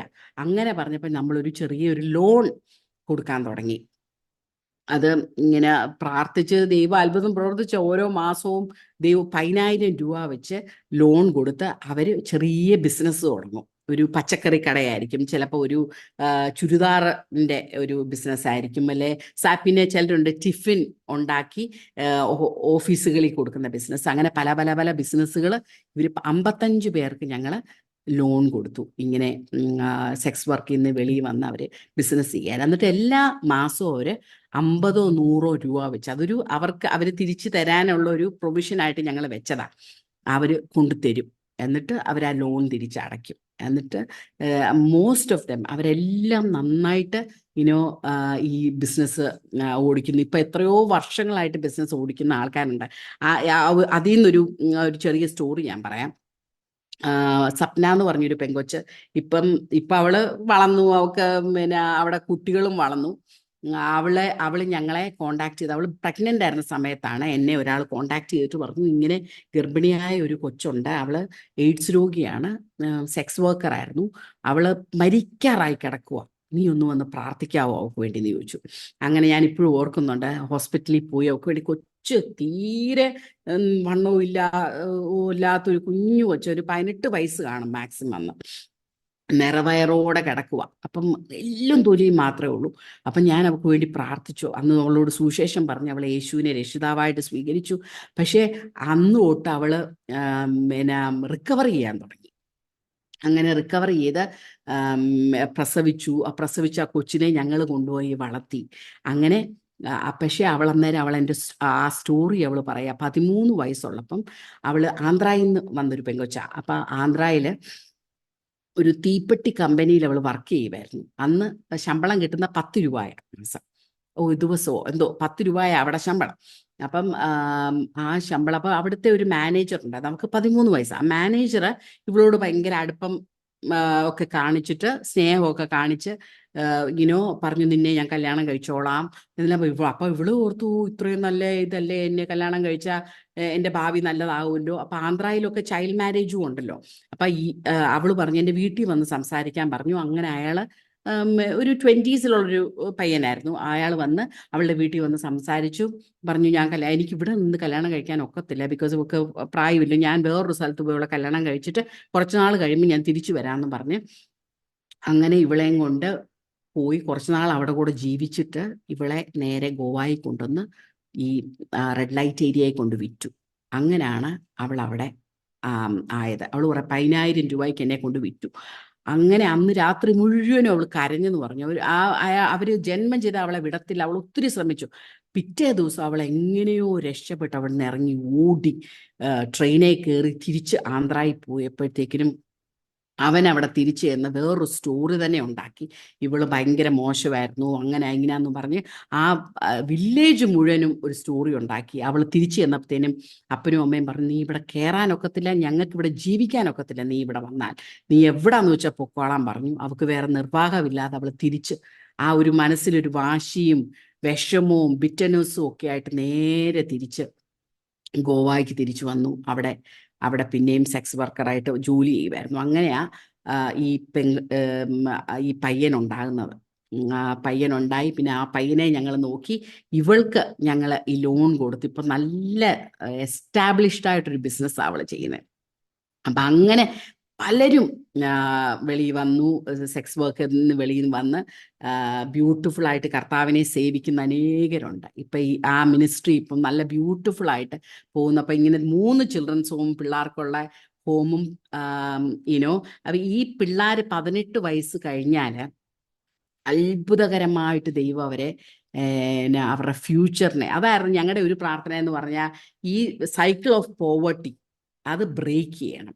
അപ്പം അതിന് എഡ്യൂക്കേഷനാണ് അതിൻ്റെ ഏറ്റവും വലിയ ഒരു ആയുധം എന്ന് ഞങ്ങൾക്ക് അറിയാമായിരുന്നു. അതുകൊണ്ട് പിള്ളേരെ എന്ത് ഇതും ചെയ്ത് പിള്ളേരെ എഡ്യൂക്കേറ്റ് ചെയ്യണമെന്ന് ഞങ്ങൾ ആ ഒരു പ്രാർത്ഥനയായിരുന്നു. അതുകൊണ്ട് ആ പിള്ളേരെ കൊച്ചിലേ തൊട്ടേ ഞങ്ങൾ അങ്ങനെ ട്രെയിൻ ചെയ്ത് വളർത്തുന്നത്. അങ്ങനെ ഇപ്പം നമുക്ക് ഹോട്ടൽ ഇൻഡസ്ട്രി പിള്ളേരുണ്ട്, ലോയേഴ്സ് ഉണ്ട്, ഈ ടീച്ചേഴ്സ് ഉണ്ട്, പിന്നെ സോഷ്യൽ വർക്കേഴ്സ് ഉണ്ട്, വർഷിപ്പ് ലീഡേഴ്സ് ഉണ്ട്, മിനിസ്ട്രിയിലുള്ള പിള്ളേരുണ്ട്, ആർക്കിടെക്ട്സ് ഉണ്ട്. അങ്ങനെ എല്ലാ മേഖലയിലും, ഇന്ത്യയെ തന്നെയല്ല, ഇന്ത്യയെ പല രാജ്യങ്ങളിലാണ് അവരിപ്പോൾ വർക്ക് ചെയ്യുന്നത്. അപ്പോൾ അവരെല്ലാം ഇടയ്ക്കിടയ്ക്ക് വിളിക്കും, ഞങ്ങളെ വിളിച്ച് അന്വേഷിക്കും. അതൊക്കെ ഭയങ്കര ഫുൾഫില്ലിങ്ങാണ്. അതിൽ അവരെല്ലാവരും കർത്താവിൻ്റെ വേല ചെയ്യുന്നു, യേശുവിനെ അറിഞ്ഞ് ജീവിക്കുന്നു. അപ്പം അങ്ങനെ ദൈവ അത്ഭുതകരമായിട്ട് ഈ മിനിസ്ട്രി മുമ്പോട്ട് കൊണ്ടുപോകുമായിരുന്നു. ആ സമയത്ത് തന്നെ ഞങ്ങളുടെ പിള്ളേരും വളർന്നുകൊണ്ടിരിക്കുക അല്ലേ. മറ്റു പിള്ളേർക്ക് വേണ്ടി എല്ലാ കാര്യങ്ങളും ഞങ്ങൾ ചെയ്യുന്നു, ഞങ്ങളുടെ പിള്ളേരും വളർന്നു. ഞാൻ ഓർക്കുന്നുണ്ട്, ഡാനിയൽ അവൻ്റെ 10th കഴിഞ്ഞു, 12th കഴിഞ്ഞു. നല്ല മിടുക്കരാണ് രണ്ടുപേരും, നല്ല സ്മാർട്ടാണ്, പഠിക്കാനും എല്ലാം മിടുക്കരാണ്. അപ്പം 10th കഴിഞ്ഞ് 12th കഴിഞ്ഞപ്പോൾ അവന് ഗോൾഡ് മെഡലിസ്റ്റ് ആയിരുന്നു ഗോവയിൽ. അങ്ങനെ ഇരുന്നപ്പോഴത്തേക്കിനും ഞങ്ങളിങ്ങനെ പറഞ്ഞു, നിനക്ക് എന്നാ പഠിക്കാൻ ആഗ്രഹമെന്ന്. ഇങ്ങനെ ഒരു 9th പഠിച്ചപ്പോൾ ഞങ്ങൾ സംസാരിച്ചു. അങ്ങനെ പല ഓപ്ഷൻസ് കൊടുത്തപ്പം ലോ ഒരു ഓപ്ഷനായിരുന്നു. അങ്ങനെ അപ്പം ഞാൻ പറഞ്ഞു, കർത്താവേ എവിടെ കിട്ടുന്ന ലോയ്ക്ക് അഡ്മിഷൻ? അപ്പം എൻ്റെ ഹൃദയത്തിനകത്തൊരു ആഗ്രഹം ഉണ്ടായിരുന്നു, അവൻ വെളിയിലൊന്ന് പോയി പഠിക്കണം. വെളിയിലൊന്ന് പോയി പഠിച്ച പിള്ളേർക്ക് ഒരു ബെറ്റർ ഓപ്പർച്യൂണിറ്റീസ് ഒക്കെ കിട്ടും. എസ്പെഷ്യലി ലോ ആകുമ്പോഴത്തേനും ഇച്ചിരൂടെ ഒരു നല്ല ഓപ്പർച്യൂണിറ്റി ആയിരിക്കുമല്ലോ എന്ന് എൻ്റെ മനസ്സിനകത്ത് ഭയങ്കര ഒരു ആഗ്രഹമായിരുന്നു. അങ്ങനെ പക്ഷെ നമുക്കൊരു പ്രൊവിഷനും ഇല്ല. ഞങ്ങൾക്ക് ഫൈനാൻഷ്യലി ഞങ്ങൾക്ക് ഈ ചാരിറ്റിയിൽ നമുക്ക് ശമ്പളം പോലും എടുക്കാനൊക്കത്തില്ല. ഞങ്ങളുടെ ലൈഫ് എന്ന് പറഞ്ഞാൽ വിശ്വാസത്താലുള്ള ജീവിതം ഓരോ ദിവസവും. അങ്ങനെ ഇരിക്കുന്ന സമയത്ത് അങ്ങനെ പ്രാർത്ഥിച്ചുകൊണ്ടിരുന്നപ്പം ഞങ്ങൾ വിശ്വാസത്താൽ ഒരു സ്റ്റെപ്പ് അങ്ങ് എടുത്തു. അഡ്മിഷനൊക്കെ എല്ലാം നോക്കി ഇവന് ഈസി ആയിട്ട് മോന് അഡ്മിഷൻ കിട്ടി. ബിക്കോസ് അവന് നല്ല ഹൈ മാർക്കുണ്ടായിരുന്നു, 92% മാർക്കുണ്ടായിരുന്നു. അവന് അഡ്മിഷൻ കിട്ടി. ഞങ്ങൾ എല്ലാം റെഡിയായി. ഞങ്ങൾ ഒക്ടോബറിൽ ഇവൻ്റെ ക്ലാസ് തുടങ്ങും. ജൂൺ ഒക്കെ ആയപ്പോൾ ഞങ്ങൾ ദൈവം പ്രവർത്തിക്കും എന്നുള്ളൊരു ചിന്തയാണ്. ജൂണായി, ജൂലൈ ആയി, ജൂലൈ പകുതിയായിട്ടും ഒന്നും ആകുന്നില്ല. നമ്മൾ എവിടുന്ന് കൊടുക്കും? ഒരു വർഷം 15,000 പൗണ്ട് എന്ന് പറഞ്ഞാൽ 15 ലക്ഷം രൂപ വേണം അവനെ പഠിപ്പിക്കണമെങ്കിൽ. എവിടുന്നുണ്ടാവും എന്നറിയത്തില്ല. അപ്പം അങ്ങനെ ഇരിക്കുന്ന സമയത്ത് പെട്ടെന്ന് അന്ന് രാത്രി ഒരു ദിവസം രാത്രി മാട്ടിയാൻ പറഞ്ഞു, ദൈവം എന്നോട് സംസാരിച്ച് ഇങ്ങനെ അബ്രഹാമും ഇസഹാക്കും കൂടെ യാഗം കഴിക്കാൻ പോയപ്പോൾ തന്നെ ഇസഹാക്ക് ചോദിച്ചു, എല്ലാം ഉണ്ട്, പക്ഷെ യാഗം കഴിക്കാനുള്ള ആട് എവിടെയെന്ന് ചോദിച്ചപ്പം കർത്താവ് കരുതിക്കോളും എന്ന് പറഞ്ഞ് ദൈവം വ്യക്തമായിട്ട് സംസാരിച്ചു. എനിക്ക് സമാധാനമായി, ബീന. ഗോഡ് വിൽ പ്രൊവൈഡ് എന്ന് പറഞ്ഞു. അപ്പം നമ്മൾ 1-2 പേരോടൊക്കെ സംസാരിച്ചാൽ നമുക്ക് എന്തെങ്കിലും സ്കോളർഷിപ്പിന് മാർഗം വല്ലതും ഉണ്ടോ എന്നുള്ളത്. സ്കോളർഷിപ്പ് തൊട്ട് പകുതിയല്ല, 1 രൂപ പോലും കൊടുക്കാൻ നമ്മുടെ കയ്യിലില്ല. ഇങ്ങനെ അങ്ങനെ ഇരിക്കുന്നത് ഞങ്ങൾ ടിക്കറ്റ് എല്ലാം ബുക്ക് ചെയ്തു. പോകുന്നതിന് 2 ആഴ്ച മുമ്പ് ഞങ്ങൾക്കൊരു കോള് വരുന്നു. നമുക്കറിയാവുന്ന ഒരാളുടെ കോള്. ഇങ്ങനെ നിങ്ങൾ സംസാരിച്ചല്ലോ മോൻ്റെ കാര്യം. അപ്പം ഞങ്ങൾ ഇങ്ങനെ പ്രാർത്ഥിച്ചുകൊണ്ടിരിക്കുമായിരുന്നു. അങ്ങനെ I happen to talk to ഒരു കമ്പനിയിലിരുന്നപ്പോൾ, കമ്പനിക്കാരുമായിട്ട് സംസാരിച്ചുകൊണ്ടിരുന്നപ്പോഴത്തേനും അവരോട് ഇങ്ങനെ ഈ വിഷയം ഒന്ന് എടുത്തിട്ടപ്പോഴത്തേക്കിനും അവർ ഭയങ്കര ഹാപ്പി ആയിരുന്നു. ഈ മോൻ്റെ എഡ്യൂക്കേഷൻ ഫുൾ സ്പോൺസർ ചെയ്യാനായിട്ട് ആ കമ്പനിക്കാർ മുമ്പോട്ട് വന്നു. അതുകൊണ്ട് അത് പറയാനാണ് ഞാൻ വിളിച്ചേ എന്നും പറഞ്ഞ് 2 ആഴ്ചയ്ക്ക് മുമ്പ് ഞങ്ങൾക്ക് കോള് വരിക. അപ്പം ഞാൻ എൻ്റെ മനസ്സിലോർത്ത്, കർത്താവേ, നമ്മുടെ ജീവിതവും എല്ലാം ഇങ്ങനെ എത്രയോ കുട്ടികൾക്ക് വേണ്ടിയുള്ള എഡ്യൂക്കേഷനും അവരെ വളർത്താനും നമ്മൾ മാറ്റിവെച്ചപ്പോൾ നമ്മുടെ സ്വന്തം പിള്ളേരുടെ കാര്യം വന്നപ്പോൾ ദൈവം എന്ത് അത്ഭുതകരമായിട്ടാണ് ഞങ്ങൾക്ക് വേണ്ടി പ്രവർത്തിച്ചേ. മോൻ്റെ കാര്യം, മോളുടെ കാര്യം അതുപോലെ തന്നെ. മോളും ഇതുപോലെ അവൾക്ക് ആഗ്രഹം ഉണ്ടായിരുന്നു. പിന്നെ ഡാനിയലിന് ആഗ്രഹമില്ലായിരുന്നു വെളിയിൽ പോകണം, ഞങ്ങൾക്കായിരുന്നു ആഗ്രഹം.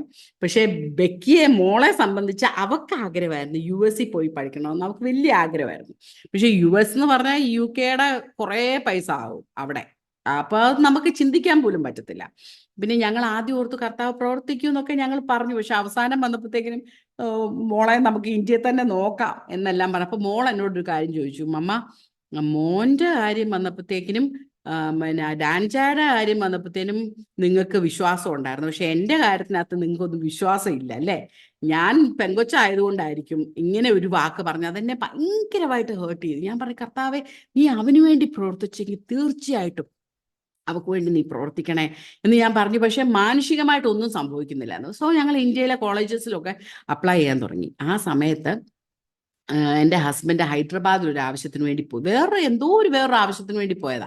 അങ്ങനെ സംസാരിച്ചുകൊണ്ടിരിക്കുമ്പം ഒരു മനുഷ്യൻ, ആ പുള്ളി ഇങ്ങനെ ചോദിച്ചു, നമുക്ക് അറിയാൻ മേലാത്തൊരു വ്യക്തിയെ ചോദിച്ചു, ഇങ്ങനെ മക്കളൊക്കെ എന്ത് ചെയ്യുന്നു എന്നെല്ലാം ചോദിച്ചുകൊണ്ടിരുന്നപ്പോഴത്തേനും ഇങ്ങനെ മോൻ്റെ കാര്യം പറഞ്ഞു, റിബേക്കയുടെ കാര്യം പറഞ്ഞു. റിബേക്ക ഇങ്ങനെ അമേരിക്കയിലൊക്കെ പഠിക്കണമെന്ന് ആഗ്രഹം ഉണ്ടായിരുന്നു, പക്ഷേ അവിടെയൊക്കെ പഠിക്കാൻ ബുദ്ധിമുട്ടല്ലേ, അതുകൊണ്ട് പിന്നെ ഇന്ത്യയിൽ തന്നെ ഞങ്ങൾ നോക്കുക ഇങ്ങനെ പറഞ്ഞുകൊണ്ട് പെട്ടെന്ന് ആ മനുഷ്യൻ പറയാ, അയ്യോ, അങ്ങനെ ഒരു ആഗ്രഹം അവൾക്കുണ്ടെങ്കിൽ ദൈവം അത് പ്രവർത്തിക്കത്തില്ലേ, അതിനുവേണ്ടി നമുക്ക് പ്രാർത്ഥിക്കാം എന്ന് പറഞ്ഞിട്ട് പെട്ടെന്ന്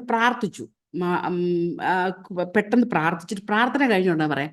പക്ഷെ പെട്ടെന്ന് പുള്ളി ഇങ്ങനെ ഓർത്തതുപോലെ, അയ്യോ, എൻ്റെ ഒരു വളരെ മോക്ക് എന്ത് ചെയ്യാൻ ആഗ്രഹം എന്ന് ചോദിച്ചു. അപ്പം അവിടെ പറഞ്ഞു, അവൾക്ക് ബിസിനസ് സ്റ്റഡീസ് ചെയ്യാനാണ് ആഗ്രഹം. പറഞ്ഞു, എൻ്റെ ഒരു വളരെ ക്ലോസ് ഫ്രണ്ട് ഉണ്ട്. ആ ആള് ഇപ്പം ഒരു US ഒരു ക്രിസ്ത്യൻ കോളേജിൻ്റെ ഈ വർഷം പുള്ളിയെ ഹെഡ് ഓഫ് ദ ഡിപ്പാർട്ട്മെൻ്റ് ആയി ബിസിനസ് സ്റ്റഡീസിൻ്റെ. അതുകൊണ്ട് ഞാനൊരു വാക്കൊന്ന് ചോദിച്ചു നോക്കട്ടെ, ഗ്യാരണ്ടി ഒന്നുമില്ല, ഞാനൊന്ന് ചോദിച്ചു നോക്കട്ടെ, നമ്മളായാലും പ്രാർത്ഥിച്ചതല്ലേ, ദൈവം പ്രവർത്തിക്കുക, ഏതായാലും ഒന്ന് അപ്ലൈ ചെയ്തിട്ടോളാം. Anyway, to cut the story short, apply ചെയ്തു. 1 മാസത്തിനകം ഞങ്ങൾക്ക് കോൾ വന്നു, റിബേക്കായ്ക്ക് ഫുൾ സ്കോളർഷിപ്പ്, എഡ്യൂക്കേഷനുള്ള ഫുൾ സ്കോളർഷിപ്പ് അവർ കൊടുക്കാൻ തീരുമാനിച്ചു. എന്നുവെച്ചാൽ നമ്മുടെ പ്രവർത്തനത്തെക്കുറിച്ചും നമ്മളിവിടെ എന്താ ചെയ്യുന്നതിനെ കുറിച്ചും ഒക്കെ എഴുതി അയക്കാൻ പറഞ്ഞു. അതെല്ലാം ഞങ്ങൾ ചെയ്തു. ദൈവം അത്ഭുതകരമായിട്ട്, ഞാൻ പറഞ്ഞു എന്നാന്ന് വെച്ചാൽ, നമ്മൾ ദൈവത്തിന് വേണ്ടി ഇറങ്ങുമ്പം നമ്മുടെ കാര്യങ്ങളെല്ലാം അത്ഭുതകരമായിട്ടാണ്. ഞങ്ങളുടെ ഓരോ കാര്യങ്ങളും അത് പറഞ്ഞാൽ വിശ്വസിക്കത്തില്ല ആരും. അത്ഭുതം. ഞങ്ങൾ ഈ താമസിക്കുന്ന വീട്, ഇതൊരു നല്ലൊരു വലിയ വീടാണ് ഇവിടെ. ഞങ്ങൾ തുടങ്ങിയത് ഒരു ചെറിയ 2 ബെഡ്റൂം അപ്പാർട്ട്മെന്റിലാണ് ഞങ്ങൾ താമസിച്ചു തുടങ്ങിയത്. അങ്ങനെ ഇരിക്കുമ്പോഴത്തേക്കിനും ഞങ്ങൾ പിന്നെ ഞങ്ങൾ വാടകയ്ക്കായിരുന്നു. വർഷങ്ങളായിട്ട് വാടകയ്ക്കാണ് താമസിച്ചുകൊണ്ടിരുന്നത്. അപ്പം ഓരോ സ്ഥലത്ത് കുറേ കഴിയുമ്പോൾ അവർ പറയും മൂവ് ചെയ്യേ എന്ന് പറഞ്ഞ് അങ്ങനെ 5, 6, 7 സ്ഥലങ്ങളൊക്കെ മൂവ് ചെയ്തു. അങ്ങനെ ഇരിക്കുമ്പോഴത്തേന് അവസാനത്തെ സ്ഥലമായപ്പോൾ ഞാൻ പറഞ്ഞു, കർത്താവേ ഇനിയും ഇങ്ങനെ പിള്ളേർ വളർന്നു വരുന്നു. അങ്ങനെ ഇരിക്കുമ്പോഴത്തേക്കിനും എന്നാലും 3 ബെഡ്റൂം ഒരു അപ്പാർട്ട്മെന്റിലോട്ട് മൂവ് ചെയ്യാമെന്നും പറഞ്ഞ് ഞങ്ങള് ഒരു ബഡ്ജറ്റ് ഉണ്ടായിരുന്നു ഞങ്ങൾക്ക്. അങ്ങനെ ഇരിക്കുമ്പം പെട്ടെന്ന് അതെല്ലാം സെറ്റായി. താമസിക്കുന്നതിന് ഒരാഴ്ച മുമ്പായപ്പോഴത്തേന് അവർ പറഞ്ഞു, നിങ്ങളെക്കാട്ട് കുറച്ചുകൂടെ വാടക കൂടുതൽ വേറൊരാൾ വന്നപ്പം ഞങ്ങൾ അവർക്ക് കൊടുത്തെന്നും പറഞ്ഞു. ഭയങ്കര ഡിസപ്പോയിൻറ്റഡ് ആയി ഞങ്ങളെ. അപ്പം ഞാനിങ്ങനെ പത്രത്തിൽ നോക്കിയപ്പോഴത്തേക്കിന് ഈ വീട് ഇങ്ങനെ കണ്ടു. അപ്പം ഈ വീടിൻ്റെ തൊട്ടടുത്താണ് നമ്മുടെ ഗേൾസ് ഹോം. അപ്പം എനിക്കൊരാഗ്രഹം ഉണ്ടായിരുന്നു, ഗേൾസ് ഹോമിന് അടുത്തൊരു വീടാണെങ്കിൽ നമുക്ക് പിള്ളേരെയൊക്കെ നോക്കാനും പിടിക്കാനും ഒക്കെ സൗകര്യം ഉണ്ടല്ലോ. അങ്ങനെ ഈ വീട് കണ്ട് ഞങ്ങൾ വന്നപ്പോഴത്തേനും നല്ല വലിയ വീട്. അപ്പം എനിക്ക് ഭയങ്കരമായിട്ട് ഇഷ്ടപ്പെട്ടു വീട്. പക്ഷെ വാടക ഞങ്ങളുടെ ബഡ്ജറ്റിന്റെ ഇരട്ടിയാണ് അവർ ചോദിക്കുന്നത്. ഞങ്ങൾ പറഞ്ഞു ഞങ്ങൾക്ക് ചിന്തിക്കാൻ പോലും പറ്റത്തില്ല എന്ന് പറഞ്ഞ് ഞങ്ങൾ തിരിച്ചു പോയി വേറെ വീടൊക്കെ നോക്കിക്കൊണ്ടിരിക്കുക. എന്നിട്ട് അവസാനം ഒന്നും ആകുന്നില്ല. പിന്നെയും ഞാൻ ഈ വീട് പിന്നെയും പത്രത്തിൽ കണ്ടു. അപ്പൊ ഞാൻ പെട്ടെന്ന് ഈ പുള്ളിക്കാരത്തിയെ വിളിച്ചു, ഇവിടുത്തെ ഓണറിനെ വിളിച്ചപ്പോഴത്തേനും പറഞ്ഞു, യോ ബീന, നിന്റെ കോണ്ടാക്റ്റിന് വേണ്ടി ഞാൻ തപ്പിക്കൊണ്ടിരിക്കുമായിരുന്നു, പക്ഷേ നിന്റെ കോണ്ടാക്റ്റ് ഇല്ല, ഇനി എങ്ങനെ നിങ്ങളെ കോണ്ടാക്ട് ചെയ്ത് നോക്കിക്കൊണ്ടിരിക്കുക, നീ ഇവിടം വരെ ഒന്ന് അത്യാവശ്യമായിട്ട് വരാമോ എന്ന് ചോദിച്ചു. അപ്പം ഞങ്ങൾ വന്നു. ഇവരെ കാണാനായിട്ട് വന്നപ്പോഴത്തേക്കിനും പുള്ളിക്കാരത്തി പറയുക, എന്നാ നീ വന്നു പോയി കഴിഞ്ഞ് എനിക്കെന്തോ ഒരു പീസ് ഉണ്ടായിരുന്നു നിങ്ങൾ വന്നപ്പം. പല ആൾക്കാർ, ഒരു ജാപ്പനീസ് കമ്പനിക്കാർ വന്നിട്ട് അവർ പറഞ്ഞതിനെക്കാട്ടും കൂടുതൽ പിന്നെ റെന്റ് തരാൻ തയ്യാറായിരുന്നു. പക്ഷെ എന്തോ ഒരു മനസ്സിനകത്തൊരു സമാധാനം, ഇവർ ഹിന്ദു ഫാമിലിയാണ്, സമാധാനമില്ലായിരുന്നു. പക്ഷെ നീ വന്നപ്പോൾ ഉള്ള ആ ഒരു പീസ് എനിക്ക് ആര് വന്നിട്ടും കിട്ടിയില്ല.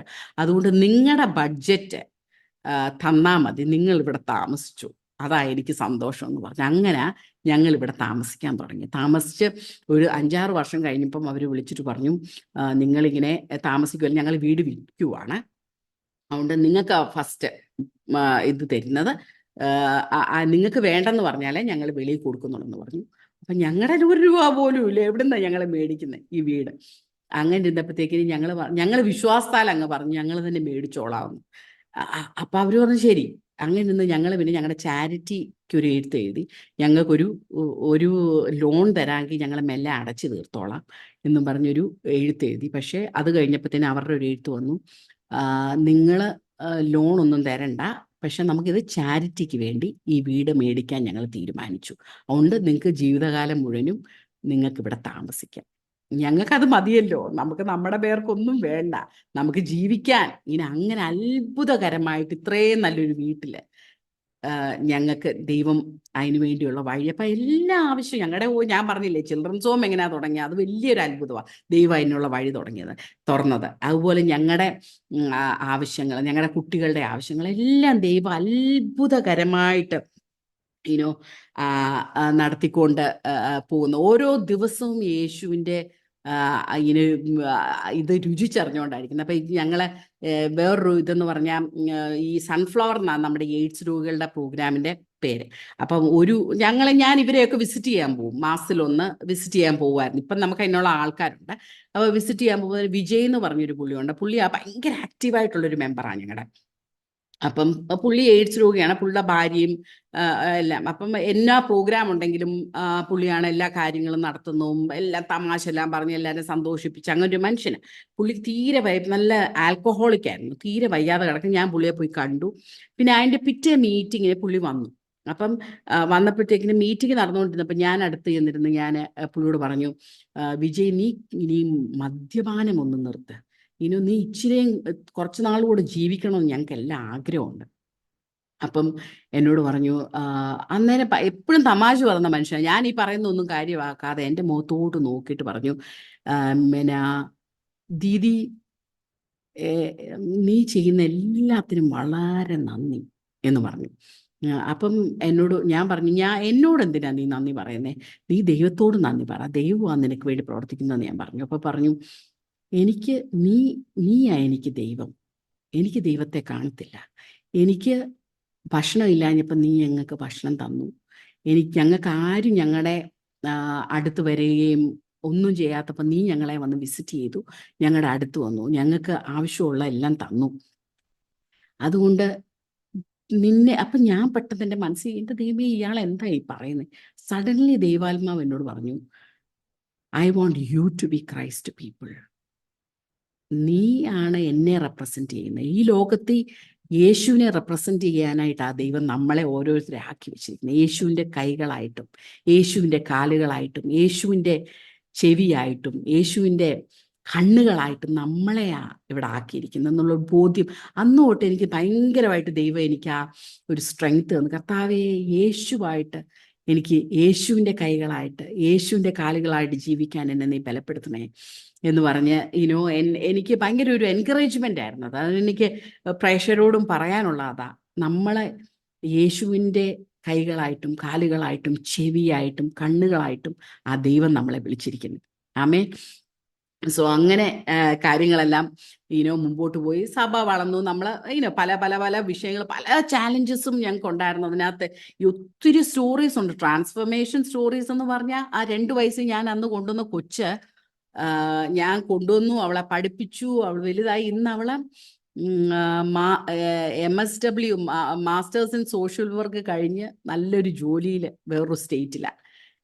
അങ്ങനെയുള്ള അനുഭവങ്ങളാവും. അതൊന്ന് നല്ല അമേസിങ് വർഷിപ്പ് ലീഡർ അവള്. അങ്ങനെ ആ ദൈവം ഓരോരുത്തരെയും ഉപയോഗിച്ചുകൊണ്ടിരിക്കുന്നത്. അങ്ങനെ അങ്ങനെ ഇരിക്കുന്ന സമയത്ത് ഞാൻ പറഞ്ഞില്ല, നമ്മൾ റെസ്ക്യൂ ചെയ്ത് കുട്ടികളെയെല്ലാം നമ്മളാ വളർത്തുന്നത്, അങ്ങനെ റീഹാബിലിറ്റേഷൻ, റെസ്റ്റോറേഷൻ. പക്ഷെ ഭയങ്കര ആഗ്രഹമായിരുന്നു പോയി റെസ്ക്യൂ ചെയ്യാൻ. അങ്ങനെ നമ്മൾ പുതിയ പ്രോജക്റ്റ് തുടങ്ങി, പ്രോജക്റ്റ് പേൾ എന്ന് പറഞ്ഞാൽ, പണ്ട് ദൈവാത്മാവ്, ഞങ്ങൾ ഇതെല്ലാം തുടങ്ങുന്നതിന് മുമ്പ് ദൈവാത്മാവ് എന്നോടൊരു പ്രവചനം ഒരു സഹോദരി കൂടെ പറഞ്ഞു, ദൈവം നിന്നെ വിളിച്ചിരിക്കുന്നത് കുപ്പയ്ക്കകത്ത് കിടക്കുന്ന മുത്തുകളെടുത്ത് അതിനെ ക്ലീൻ ചെയ്ത് അതിനെ അതാത് സ്ഥാനങ്ങളിലാക്കാനാണ് ദൈവം നിന്നെ വിളിച്ചിരിക്കുന്നതെന്ന് എന്നോട് കൊച്ചിലേ ഒരു പ്രവചനം പറഞ്ഞു. അത് എപ്പോഴും എൻ്റെ ഹൃദയത്തിനകത്തുണ്ടായിരുന്നു. ഇപ്പം ഈ ആൻറ്റി ഹ്യൂമൻ ട്രാഫിക്കിങ്ങിൻ്റെ പ്രോഗ്രാം ഞങ്ങൾ തുടങ്ങിയപ്പം അതിന് പ്രോജക്റ്റ് പേൾ എന്ന് പറഞ്ഞ ഓരോരുത്തരും അതുപോലെ പ്രഷ്യസ് ആയിട്ട്, കർത്താവിന് പ്രഷ്യസ് ആയിട്ടുള്ളവരെ ആണ് ഈ കുട്ടികളെല്ലാവരും. അങ്ങനെ ഞങ്ങൾ ഈ പ്രോജക്റ്റ് തുടങ്ങിയിട്ട് 3 വർഷമായി. 3 വർഷത്തിനോടകം നമ്മൾ പല 100 കണക്കിന് സ്കൂളുകളിൽ പോയി അവയർനെസ് പ്രോഗ്രാം, ഈ ട്രാഫിക്കിങ് നടക്കുന്ന കാര്യങ്ങൾ സ്കൂളുകളിൽ, കോളേജുകളിൽ, പോലീസ് ഡിപ്പാർട്ട്മെന്റിനെ ട്രെയിൻ ചെയ്യുന്നുണ്ട്. നമ്മളെ ഇവിടുത്തെ SP തൊട്ട് DIG തൊട്ട് എല്ലാവർക്കും ട്രെയിനിങ് പ്രോഗ്രാം, എല്ലാ 3 മന്ത്സും നമ്മൾ ട്രെയിനിങ് പ്രോഗ്രാം നടത്തും. ഈ പ്രോഗ്രാം ഇനിയിപ്പം അടുത്ത സ്റ്റെപ്പ് എന്ന് പറഞ്ഞാൽ റെസ്ക്യൂ ആണ്. നമ്മൾ പോയി റെസ്ക്യൂ ചെയ്യണം. അതിനുവേണ്ടിയുള്ള പ്രൊവിഷൻ, അതിനുവേണ്ടി എല്ലാം ദൈവത്തിൽ ആശ്രയിച്ചുകൊണ്ടിരിക്കുകയാണ്. ഇത്രത്തോളം ദൈവം അത്ഭുതകരമായിട്ട് ഞങ്ങളെ നടത്തി. അതുപോലെ തന്നെ ഡാഡിയും മമ്മായും കഴിഞ്ഞ് 2 വർഷത്തിനാണ് 2 പേരും ഞങ്ങളെ വിട്ടുപോയി. അത് ഞങ്ങൾക്ക് താങ്ങാൻ പറ്റാത്ത ഒരു ഭയങ്കര വേദനയാണ്. ബിക്കോസ് 2 പേരും ഒരുപോലെ പോയതുപോലെയായി ഞങ്ങളെ ഇട്ടിട്ട് പോയത്. അതുപോലെ ഞങ്ങളുടെ 4 പേരുടെ ഒരു സ്ട്രെങ്ത് ആയിരുന്നു ഡാഡിയും മമ്മായും. ആയിരക്കണക്കിന് ആൾക്കാരെ അവര് നോക്കിയിട്ടുണ്ട്. അതുപോലെ തന്നെ ഞങ്ങൾക്കും അതുപോലൊരു സ്ട്രെങ്ത് ആയിരുന്നു. അപ്പം ഞാനിപ്പോഴും ഓർക്കുന്നു, മമ്മയുടെ മരണം കഴിഞ്ഞ് മമ്മായി ഡ്രസ്സ് ചെയ്യാനായിട്ട് ഞങ്ങൾ പോയിക്കൊണ്ടിരുന്നപ്പോൾ അന്ന് ഞാൻ ആത്മാവിൽ ആരാധിച്ചു. ബിക്കോസ് മമ്മായിക്ക് അതായിരുന്നു ഏറ്റവും വലിയ ആഗ്രഹം. മമ്മ വയ്യാതെ കിടന്നപ്പോഴും അടുത്തിരുന്ന ഉടനെ പറയാം, ആത്മാവിൽ ആരാധിക്കും പിള്ളേരെ, ആത്മാവിൽ ആരാധിക്കുക. അത് മാത്രമേ ഉള്ളായിരുന്നു മമ്മയുടെ ആഗ്രഹം. ഞങ്ങൾ എപ്പോഴും പ്രാർത്ഥിക്കണം, കർത്താവിന് വേണ്ടി ജീവിക്കണം. അങ്ങനെ ഞാൻ അവിടുന്ന് ആത്മാവിൽ ആരാധിച്ചുകൊണ്ട് ഇരുന്നപ്പോഴത്തേക്കും സഡൻലി ദൈവാത്മാവ് എന്നോട് പറഞ്ഞു, ഈ മമ്മയുടെ മരണത്തോട് ഇന്ത്യയിൽ വളരെ വലിയൊരു ഉണർവ് ഇന്ത്യയിൽ ഉണ്ടാകും. അത് വളരെ ശക്തമായിട്ട് ദൈവാത്മാവ് എന്നോട് പറഞ്ഞു. അപ്പം ഞാൻ ഓർക്കുന്നുണ്ട്, മമ്മയുടെ ഫ്യൂണറലിൽ ഞാൻ സംസാരിച്ചപ്പോൾ ഞാനത് സംസാരിക്കുകയും ചെയ്തു.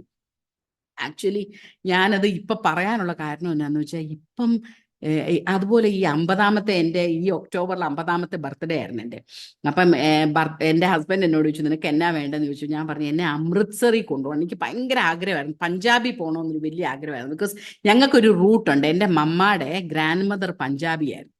പുള്ളിക്കാരത്തി അവിടുന്ന് രക്ഷിക്കപ്പെട്ട് വീട് വിട്ടിറങ്ങി അങ്ങനെ വന്ന് എൻ്റെ ഗ്രേറ്റ് ഗ്രാൻഡ് ഫാദറിനെ കല്യാണം കഴിച്ച് ഇവിടെ നാട്ടിൽ വന്ന എനിക്ക് ഭയങ്കര ആഗ്രഹമായിരുന്നു. അവിടെ പോയിട്ടില്ല. അവിടെ പോയി ഞങ്ങൾ ഒത്തിരി വിശ്വാസികളെ കണ്ടത് ഭയങ്കര സന്തോഷമായിരുന്നു. അങ്ങനെ പോയിട്ട് വന്ന് ഇപ്പം കേൾക്കാൻ ഭയങ്കര ഉണർവ് പഞ്ചാബിൽ നടക്കും. അങ്ങനെ ഇന്ത്യയിലെ പല സ്ഥലങ്ങളിൽ ഭയങ്കര ഉണർവ് നടക്കുന്നെന്ന് നമ്മൾ ഈ യൂട്യൂബ് തുടങ്ങിയ അതേ ഉള്ളൂ കേൾക്കാൻ. അപ്പൊ അതെനിക്ക് ഭയങ്കര സന്തോഷമായി. എന്നാ വെച്ചാൽ മമ്മ 2 വർഷം മമ്മായിക്കൊരു ഗ്രൂപ്പ് ഓഫ് വിമൻ ഉണ്ടായിരുന്നു. അവരെയും കൊണ്ട് പോയി ഇന്ത്യയിലെ സകല സ്റ്റേറ്റ്സിലും പോയി. മമ്മായിക്ക് തീരെ വയ്യാത്ത അവസ്ഥയിലാണ്.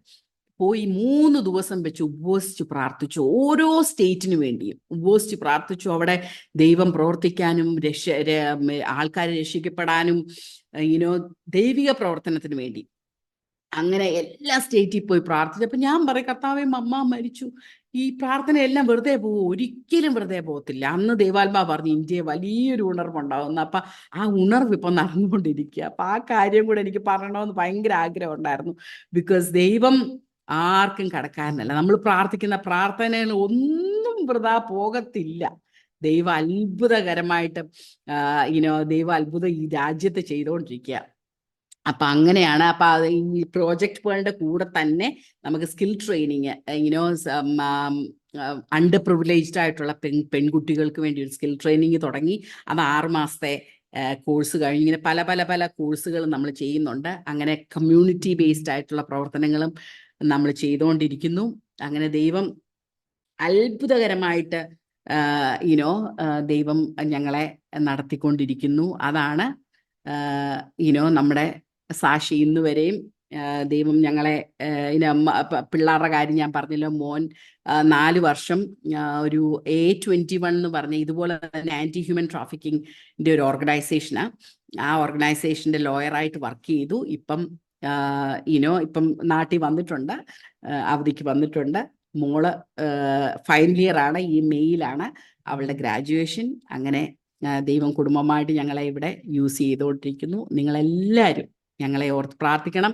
അതുപോലെ ഞാൻ പറഞ്ഞല്ലോ, ഞങ്ങൾ വിശ്വാസത്താലാണ് ജീവിക്കുന്നത്. ദൈവം ഇത്രേ അത്ഭുതം ഞങ്ങൾക്ക് വേണ്ടി പ്രവർത്തിച്ചു. പക്ഷെ നാളത്തേക്കുള്ള നമ്മൾ വിശ്വസിച്ചുകൊണ്ടിരിക്കുക. നാളത്തേക്കുള്ള ഞാൻ വേറൊരു കാര്യം കൂടെ പറയാനുള്ളത്, നമ്മുടെ ഈ പ്രവർത്തനങ്ങൾ പല പ്രോഗ്രാംസും ഒക്കെ ആയിട്ട് നമുക്ക് ഫണ്ട്സ് ഒക്കെ വരുന്നുണ്ടായിരുന്നു. കഴിഞ്ഞ 4 മാസമായിട്ട് കംപ്ലീറ്റ്ലി നിന്നു. ഗവൺമെന്റ് ഫണ്ട് ഈ വർഷം അവർ തന്നില്ല, നിന്നു. നമുക്ക് വന്നുകൊണ്ടിരുന്ന ഫണ്ട്സ് എല്ലാം ഓൾമോസ്റ്റ് കാലിയായി. കഴിഞ്ഞ 4 മാസം ഓരോ മാസവും അത്ഭുതങ്ങളാണ് നടന്നത്. അപ്പം ഞങ്ങൾക്ക് ഇന്നലെ വൈകിട്ട് ഞങ്ങളുടെ ചാരിറ്റിയുടെ ട്രസ്റ്റീസ് എല്ലാം കൂടെ ഒരു മീറ്റിംഗ് ഉണ്ടായിരുന്നു. അവർ പറഞ്ഞു, നിങ്ങൾക്കറിയാവോ ബാങ്ക് ബാലൻസ് 50,000 രൂപയിൽ കൂടുതലില്ല. അടുത്ത മാസം സാലറി കൊടുക്കണേ തന്നെ 4,00,000 ചില്ലുവാനും രൂപ വേണം. അത് എവിടുന്നാണ് ഉണ്ടാകാൻ പോകുന്നതെന്ന് നിങ്ങൾക്ക് അറിയാമോ എന്ന് ചോദിച്ചു. ഞാൻ പറഞ്ഞു, ഇന്ന് വരെ കർത്താവ് അത്ഭുതകരമായിട്ട് നടത്തി, ഇനിയും നടത്താൻ കർത്താവ് വിശ്വസ്തനാണ്. അപ്പൊ അത് അവർക്ക് അങ്ങോട്ട് കൺവിൻസ്ഡ് അല്ലായിരുന്നു ഞാൻ പറഞ്ഞപ്പം. പക്ഷെ എനിക്കറിയാം, ഇന്ന് വരെ നടത്തിയ ദൈവം ഇനിയും ദൈവത്തിന്റെ കരം ഞങ്ങളുടെ കൂടെ ഉണ്ടെങ്കിൽ ദൈവം ഞങ്ങളെ മുമ്പോട്ട് നടത്തും. അപ്പൊ അങ്ങനെ അത്ഭുതകരമായിട്ടാണ് ദൈവം നടത്തിക്കൊണ്ടിരിക്കുന്നത്. തുടക്കം തൊട്ടേ ദൈവത്തിന്റെ കരം ഞങ്ങളുടെ കൂടെ ഉണ്ടായിരുന്നു. ഇന്ന് വരെ അത്ഭുതകരമായിട്ട് നടത്തി. ഇപ്പോഴും നമ്മുടെ കൂടെ പിള്ളേരപ്പം സ്ലോലി ചിൽഡ്രൻസ് ഹോംസ് ഞങ്ങളെ ക്ലോസ് ഡൗൺ ചെയ്ത് more in to community based പ്രോഗ്രാമിലാണ് ചെയ്യുന്നത്. പക്ഷെ ദൈവം, എൻ്റെ ഒരു പേഴ്സണൽ വിഷൻ എന്ന് പറഞ്ഞാൽ, ദൈവം എന്നോട് 16 വയസ്സിൽ സംസാരിച്ച discover the destiny of your life. ഇന്ന് വരെ എന്നെപ്പോലൊരു വ്യക്തിയെ, 13 വയസ്സിൽ എനിക്ക് മറ്റുള്ളവരോട് മിണ്ടാൻ പോലും പറ്റത്തില്ല, അതെന്നെ വിറയ്ക്കുമായിരുന്നു. പക്ഷെ എന്നെപ്പോലൊരു വ്യക്തിയെ ദൈവത്തിന് ഇത്രയെങ്കിലും ഉപയോഗിക്കാൻ പറ്റിയെങ്കിൽ ദൈവത്തിന് കഴിയാത്ത ഒന്നുമില്ല. ഏത് വ്യക്തിയെ പോലും ദൈവത്തിന് ഉപയോഗിക്കാൻ പറ്റും. ബിക്കോസ് എന്നെ ഉപയോഗിക്കാമെങ്കിൽ ലോകത്തിൽ ആരെയും കർത്താവിന് ഉപയോഗിക്കാം. നമ്മൾ ഒരു കാര്യം മാത്രം നമ്മൾ ചിന്തിച്ചാൽ മതി, ദൈവമേ, നീ എന്തിനാണ് എന്നെ ക്രിയേറ്റ് ചെയ്തത്? നീ എന്നെ ഇവിടെ വിട്ടതിൻ്റെ ഒരു ഉദ്ദേശമുണ്ട്. ആ ഉദ്ദേശം എനിക്ക് ബോധ്യപ്പെടുത്തി തരണം. അതാ എൻ്റെ വിഷൻ. ആക്ച്വലി എൻ്റെ വിഷൻ എന്ന് പറഞ്ഞാൽ to really help people to discover the destiny of their lifes. എന്നെ സംസാരിക്കാൻ ആരെങ്കിലും വിളിച്ചാൽ എപ്പോഴും എൻ്റെ ഉള്ളിൽ നിന്ന് വരുന്നത് അതാ, helping people to discover the destiny of their lifes. And February അവസാനം ഞങ്ങൾ ഗോവയിലൊരു ലേഡീസ് കോൺഫറൻസ് നടത്താൻ ആഗ്രഹിക്കുന്നത്. അതിനുവേണ്ടി നിങ്ങളെല്ലാവരും പ്രാർത്ഥിക്കണം. ആദ്യമായിട്ട് അമ്മ ദൈവസന്നിധി പോയി കഴിഞ്ഞ് ആദ്യമായിട്ടുള്ളൊരു സംരംഭമാണ്. പക്ഷെ അതിനുവേണ്ടി നിങ്ങളെല്ലാവരും പ്രാർത്ഥിക്കണമെന്ന് അപേക്ഷിക്കുന്നു. അപ്പം എനിക്ക് നിങ്ങളോട് ഓരോരുത്തരോടും പറയാനുള്ളൊരു കാര്യം എന്നാന്ന് വെച്ചാൽ, ഇനി നമ്മൾ ഓരോരുത്തരും നമ്മളുടെ ഭാഗം ചെയ്യാൻ പറ്റിയാൽ, നമ്മളുടെ ഭാഗം എന്ന് പറഞ്ഞാൽ ഇപ്പൊ എല്ലാവർക്കും എന്നെ പോലെ ഞാൻ ചെയ്യാനൊക്കത്തില്ല. അപ്പൊ ഓർക്കും യോ ബീന ഇത്രയും എല്ലാവരും പറയും you are doing an amazing job എല്ലാവരും പറയും. അപ്പൊ എനിക്കത് എൻ്റെ ഉള്ളിലോട്ട് എന്നെ കയറത്തേ ഇല്ല. ബിക്കോസ് ഞാനപ്പോൾ എൻ്റെ മനസ്സിനകത്ത് തോന്നുന്നു ഞാൻ എൻ്റെ ഭാഗമേ ചെയ്യുന്നുള്ളൂ, ഞാൻ എന്നെ ഏൽപ്പിച്ചിരിക്കുന്ന ഭാഗം ഞാൻ ചെയ്യുന്നു. അങ്ങനെ ഒന്ന് ആക്ച്വലി എല്ലാവരും ഓരോരുത്തരും അവരവരുടെ ഭാഗം ചെയ്താൽ ഈ ലോകത്തിൽ എന്തുമാത്രം വ്യത്യാസം നമുക്ക് ഉണ്ടാക്കാം. നമ്മൾ സ്വർഗം ഭൂമിയിലേക്ക് കൊണ്ടുവരാൻ നമുക്ക് സാധിക്കും, നമ്മളെ കൊണ്ട് കഴിയും. നമ്മൾ കർത്താവേ ചെയ്യണേന്ന് പറയും, കർത്താവ് നമ്മൾ കൂടെ ചെയ്യത്തുള്ളൂ. ഞാൻ ഇച്ചിരി മുമ്പ് പറഞ്ഞ പോലെ കർത്താവിൻ്റെ കരങ്ങളും കർത്താവിൻ്റെ കാലുകളും കർത്താവിൻ്റെ കണ്ണുകളും നമ്മൾ ഓരോരുത്തരും ഇപ്പൊ ഞാൻ ചെയ്യുന്ന മറ്റുള്ളവർക്ക് ചെയ്യാൻ പറ്റത്തില്ലായിരിക്കും. ഒരാൾക്ക് പ്രാർത്ഥിക്കാനായിരിക്കും പറ്റുന്നത്, ചിലപ്പം അവർക്ക് എഡ്യൂക്കേറ്റ് ചെയ്യാൻ പറ്റുമായിരിക്കും, ഒരു വ്യക്തിക്കൊരു വ്യത്യാസം ഉണ്ടാക്കാൻ പറ്റുമായിരിക്കും, ഒരു ഓർഫനേജ് തുടങ്ങാനൊക്കത്തില്ലായിരിക്കും. പക്ഷെ അവരവർക്ക് ചെയ്യാൻ പറ്റുന്നത് നമുക്ക് കർത്താവിനോട് ചോദിക്കാം, കർത്താവെ എന്നെ കൊണ്ട് നീ എന്നെ ആഗ്രഹിക്കുന്നു ഈ ലോകത്തിലൊരു വ്യത്യാസം ഉണ്ടാക്കാൻ.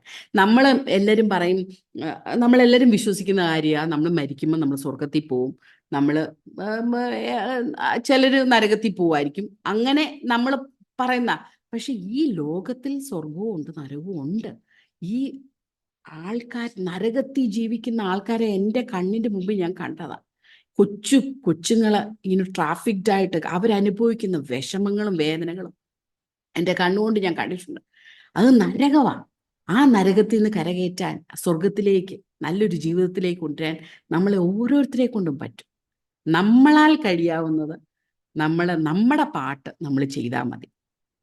ചെയ്താൽ നമുക്ക് സ്വർഗം ഭൂമിയിൽ കൊണ്ടുവരാൻ സാധിക്കും. അതാ എനിക്ക് നിങ്ങളോട് ഓരോരുത്തരോടും പറയാനുള്ളത്. നിങ്ങൾക്ക് പ്രാർത്ഥിക്കാം, നിങ്ങൾക്ക് ചെറിയ ചെറിയ കാര്യങ്ങൾ ചെയ്യിക്കാം, ഫൈനാൻഷ്യലി ഹെൽപ്പ് ചെയ്യാം, അങ്ങനെ പല കാര്യങ്ങൾ നമ്മളെല്ലാം കൂടെ. അതുപോലെ തന്നെ ഞാൻ ഏറ്റവും കൂടുതൽ പ്രാർത്ഥിക്കുന്ന വേറൊരു കാര്യമാണ്, ഇന്ന് നമ്മുടെ ഫൈനാൻസസ് നമ്മൾ സ്പ്രെഡ് ചെയ്താൽ പോവർട്ടി ഇല്ലാതാക്കാം. പോവർട്ടി എന്ന് പറഞ്ഞാൽ എന്തുമാത്രം ആൾക്കാരെ പട്ടിണി കിടന്ന് ഭക്ഷണമില്ലാതെ മരിക്കുന്ന എൻ്റെ കണ്ണിൻ്റെ മുമ്പിൽ ഞങ്ങൾ കാണുന്ന കാര്യങ്ങളാണ്. നമ്മുടെ ഈ ഒത്തിരി പേര് കാശ് they are keeping it to themselves. ഞാൻ എൻ്റെ പിള്ളേരോട് പറഞ്ഞിരിക്കുന്ന ഒരു കാര്യമാണ്, ദൈവം നിങ്ങളെ അനുഗ്രഹിച്ചാൽ, ഞാൻ വിശ്വസിക്കുന്നു ദൈവം അവരെ അനുഗ്രഹിച്ചാൽ നിങ്ങൾ 10% നിങ്ങൾ 50% ഇല്ലാത്തവർക്ക് കൊടുക്കണം. അത് എൻ്റെ 2 പിള്ളേരോടും ഞാൻ പറഞ്ഞിരിക്കുന്ന കാര്യമാണ്. അതുപോലെ തന്നെ ഞങ്ങളുടെ കുഞ്ഞുങ്ങളോടും, ഹോമി വളർന്ന കുട്ടികളോടും. നമ്മൾ വിചാരിച്ചാൽ വ്യത്യാസങ്ങൾ ഉണ്ടാക്കാൻ പറ്റും. നമ്മൾ പലപ്പോഴും നമ്മുടെ ധാരണ എന്നാണെന്നറിയാം, എന്നെക്കൊണ്ട് എന്നാ ചെയ്യാൻ പറ്റും, എന്നെക്കൊണ്ട് ഒന്നും ചെയ്യാൻ പറ്റത്തില്ല, അവരൊക്കെ ചെയ്യുന്നു, അതിൻ്റെ ഒന്നും എനിക്ക്. നമ്മളെ കൊണ്ട് ചെയ്യാൻ പറ്റുന്നത് നമുക്ക് ചെയ്യാം. That will make A huge difference. അതാ എനിക്ക് നിങ്ങളോട് പറയാനുള്ളത്. ഒത്തിരി കഥകളൊക്കെ ഉണ്ട്, പക്ഷെ അതൊന്നും പറയാൻ നേരമില്ലാത്തതുകൊണ്ട് ഞാൻ പറയുന്നില്ല. പക്ഷേ നമ്മുടെ ഭാഗം നമുക്ക് ചെയ്യാം. നമുക്ക് ആക്ച്വലി വരുന്ന കൊച്ചുങ്ങളെല്ലാം പെൺകുട്ടികളെ ഈ ട്രാഫിക്ഡായിട്ട് കൊണ്ടുവരുന്ന പെൺകുട്ടികൾ, ഇവർക്കൊക്കെ ഒരു വളരെ സങ്കടകരമായ ഒരു ബാക്ക്ഗ്രൗണ്ട്. ഫോർ എക്സാമ്പിൾ ഞാൻ പറയാം, ഒരു പെൺകൊച്ചി ഞങ്ങളുടെ അടുത്ത് വന്നപ്പോൾ 14-15 വയസ്സുണ്ട്. ഞങ്ങൾ അവളെ ആക്ച്വലി ജയിലിൽ നിന്ന് ബെയിൽ ചെയ്ത് കൊണ്ടുവന്നതാണ്. അവൾക്ക് 10 വയസ്സുള്ളപ്പം ബീഹാറിൽ നിന്നുള്ള കുട്ടിയാണ്, സുന്ദരി ബ്യൂട്ടിഫുൾ ലുക്കിംഗ് ഗേൾ. 10 വയസ്സുള്ളപ്പം സ്വന്തം അമ്മ 1000 രൂപയ്ക്ക് വിറ്റതാണ് ആ കൊച്ചിനെ. എന്നാന്ന് വെച്ചാൽ പോവർട്ടി. 9 പെൺകുട്ടികളായിരുന്നു. അപ്പം ഇവള് 7ാമത്തെയോ എന്തോ ഒരു കുട്ടിയാണ്. അപ്പം അവളെ 1000 രൂപയ്ക്ക്, അപ്പം അവള് പറയാ, ഒരു സ്ത്രീയാ അവിടെ വീട്ടിൽ വന്നപ്പോൾ പറഞ്ഞു, കണ്ടോ നീ സ്ത്രീയുടെ കൂടെ നീ ബോംബെ എന്നൊക്കെ പറയുമ്പോൾ വലിയ കാര്യമല്ലേ, കൊച്ചു പിള്ളേർക്ക് ബോംബെ പോവാന്ന് പറയുമ്പോൾ അമേരിക്കയിൽ പോകുന്ന പോലെ. ബോംബെ കൊണ്ടുപോയി നിന്നെ വളർത്തും, അതുകൊണ്ട് നീ ഈ ആൻറ്റിയുടെ കൂടെ പൊക്കോ എന്ന് പറഞ്ഞ് ഇവളെ പറഞ്ഞു വിട്ടതാ. അത് പോവർട്ടി കാരണം അങ്ങനെ പറഞ്ഞു വിട്ട് അവളെ കൊണ്ടുവന്നു. അവള് 11 വയസ്സൊക്കെ ആകുമ്പോൾ ഇവരെ ഗ്രൂം ചെയ്ത് 11 വയസ്സിലെ ഇവളെ വിറ്റു, സെക്സ് വർക്ക് തുടങ്ങി. അങ്ങനെ 14 വയസ്സ് ഇവിടെ ഗോവയിലൊരു ഹോട്ടലിൽ അവളെ പലരുടെ കൂടെ പിടിച്ചു. ബാക്കി എല്ലാവരെയും കൊണ്ടുപോയി, ഇവളെ കൊണ്ടുപോകാൻ ആളില്ലായിരുന്നു. അങ്ങനെ ഇവിടെ അവളെ ഞങ്ങൾ ബെയിൽ ചെയ്തെടുത്ത് അവളുടെ ജീവിതം ട്രാൻസ്ഫോംഡ് ആയി. അവള് ഇപ്പം അവളെ ഒരു മുസ്ലിം ഭാഗത്തുനിന്ന് വന്നൊരു കുട്ടിയാ. ഇപ്പൊ കർത്താവിനെ രക്ഷിതാവായി സ്വീകരിച്ച് അവൾ നല്ല ഒരു കുടുംബമായിട്ട് ഇപ്പൊ ബോംബെ കഴിയുന്നു. അപ്പം ആക്ച്വലി ഇത് പോവേർട്ടി കൊണ്ടാണ് കൂടുതലും ഇങ്ങനെ സംഭവിക്കുന്നത്. അപ്പം ഞങ്ങളുടെ ഏറ്റവും വലിയൊരു ആഗ്രഹം ഇപ്പൊ എന്ന് പറഞ്ഞാൽ ഈ ബീഹാർ, ആസാം, ഒറീസ ആ ഏരിയാസിൽ നിന്നാണ് കൂടുതൽ ഈ കുട്ടികളെ കൊണ്ടുവരുന്നത്. ആന്ധ്ര, വെസ്റ്റ് ബംഗാൾ ആ ഏരിയയില. അപ്പൊ അവിടെ എന്ന് പറഞ്ഞാൽ education is a key. Actually education training, skill training is a key. Actually അതുണ്ടെങ്കിൽ അവർക്ക് അമ്മമാരെ തന്നെ ബോധ്യപ്പെടുത്തുക, ബോധവൽക്കരണം നടത്തുക. നിങ്ങൾക്കൊരു ട്രേഡ് ഉണ്ടാക്കണം. ഇവർക്ക് എഡ്യൂക്കേഷൻ എന്ന് പറഞ്ഞാൽ ഇവരുടെ ആ ജനറേഷൻ എഡ്യൂക്കേഷൻ ഉണ്ടായിട്ടേ ഇല്ല. ഇപ്പൊ ഇവർക്കൊരു ട്രേഡ് ഇല്ല.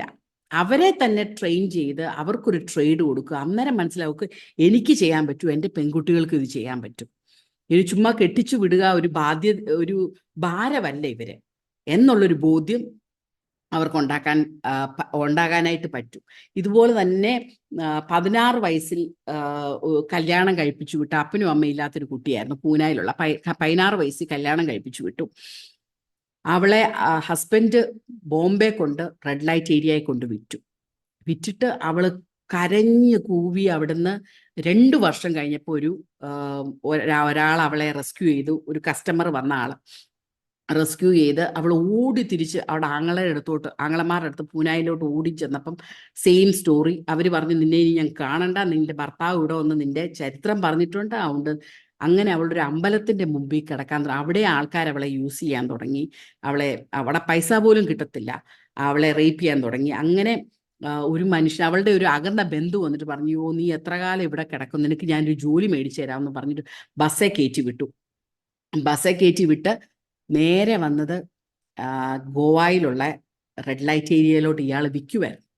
ബസ്സെ കയറ്റി വിട്ടിട്ട് പറഞ്ഞു, ഇന്ന റിക്ഷോ കാണും, ആ റിക്ഷോയെ കയറിപ്പോയാൽ അവർ നിന്നെ ജോലിക്ക് കൊണ്ടുപോകും. അത് ആക്ച്വലി റെഡ് ലൈറ്റ് ഏരിയയിലോട്ട് പിന്നെ അവളെ വിറ്റു. അങ്ങനെ ഇരിക്കുന്ന സമയത്താണ് നമ്മുടെ ഒരു കൗൺസിലർ അവിടെ ആ റെഡ് ലൈറ്റ് ഏരിയ കൗൺസിലിങ്ങിന് പോയപ്പം ഇവളെ മീറ്റ് ചെയ്ത് എങ്ങനെയെങ്കിലും എന്നെ രക്ഷിക്കണമെന്നും പറഞ്ഞ് ഇവളെ നമ്മുടെ ഹോമിൽ കൊണ്ടുവന്നു.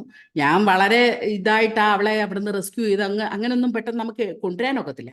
അങ്ങനെ റെസ്ക്യൂ ചെയ്ത് നമ്മുടെ വീട്ടിൽ കൊണ്ടുവന്നു, ഹോമിൽ കൊണ്ടുവന്നു. ഞാൻ വലിയ കാര്യത്തിൽ അവളോട് ചോദിച്ചു, ഞാൻ നിനക്ക് വേണ്ടി പ്രാർത്ഥിക്കട്ടെ, യേശു നിന്നെ സ്നേഹിക്കുന്നു എന്ന് പറഞ്ഞപ്പോൾ എന്നെ ഭയങ്കരമായിട്ട് നീ പറഞ്ഞു. എനിക്ക്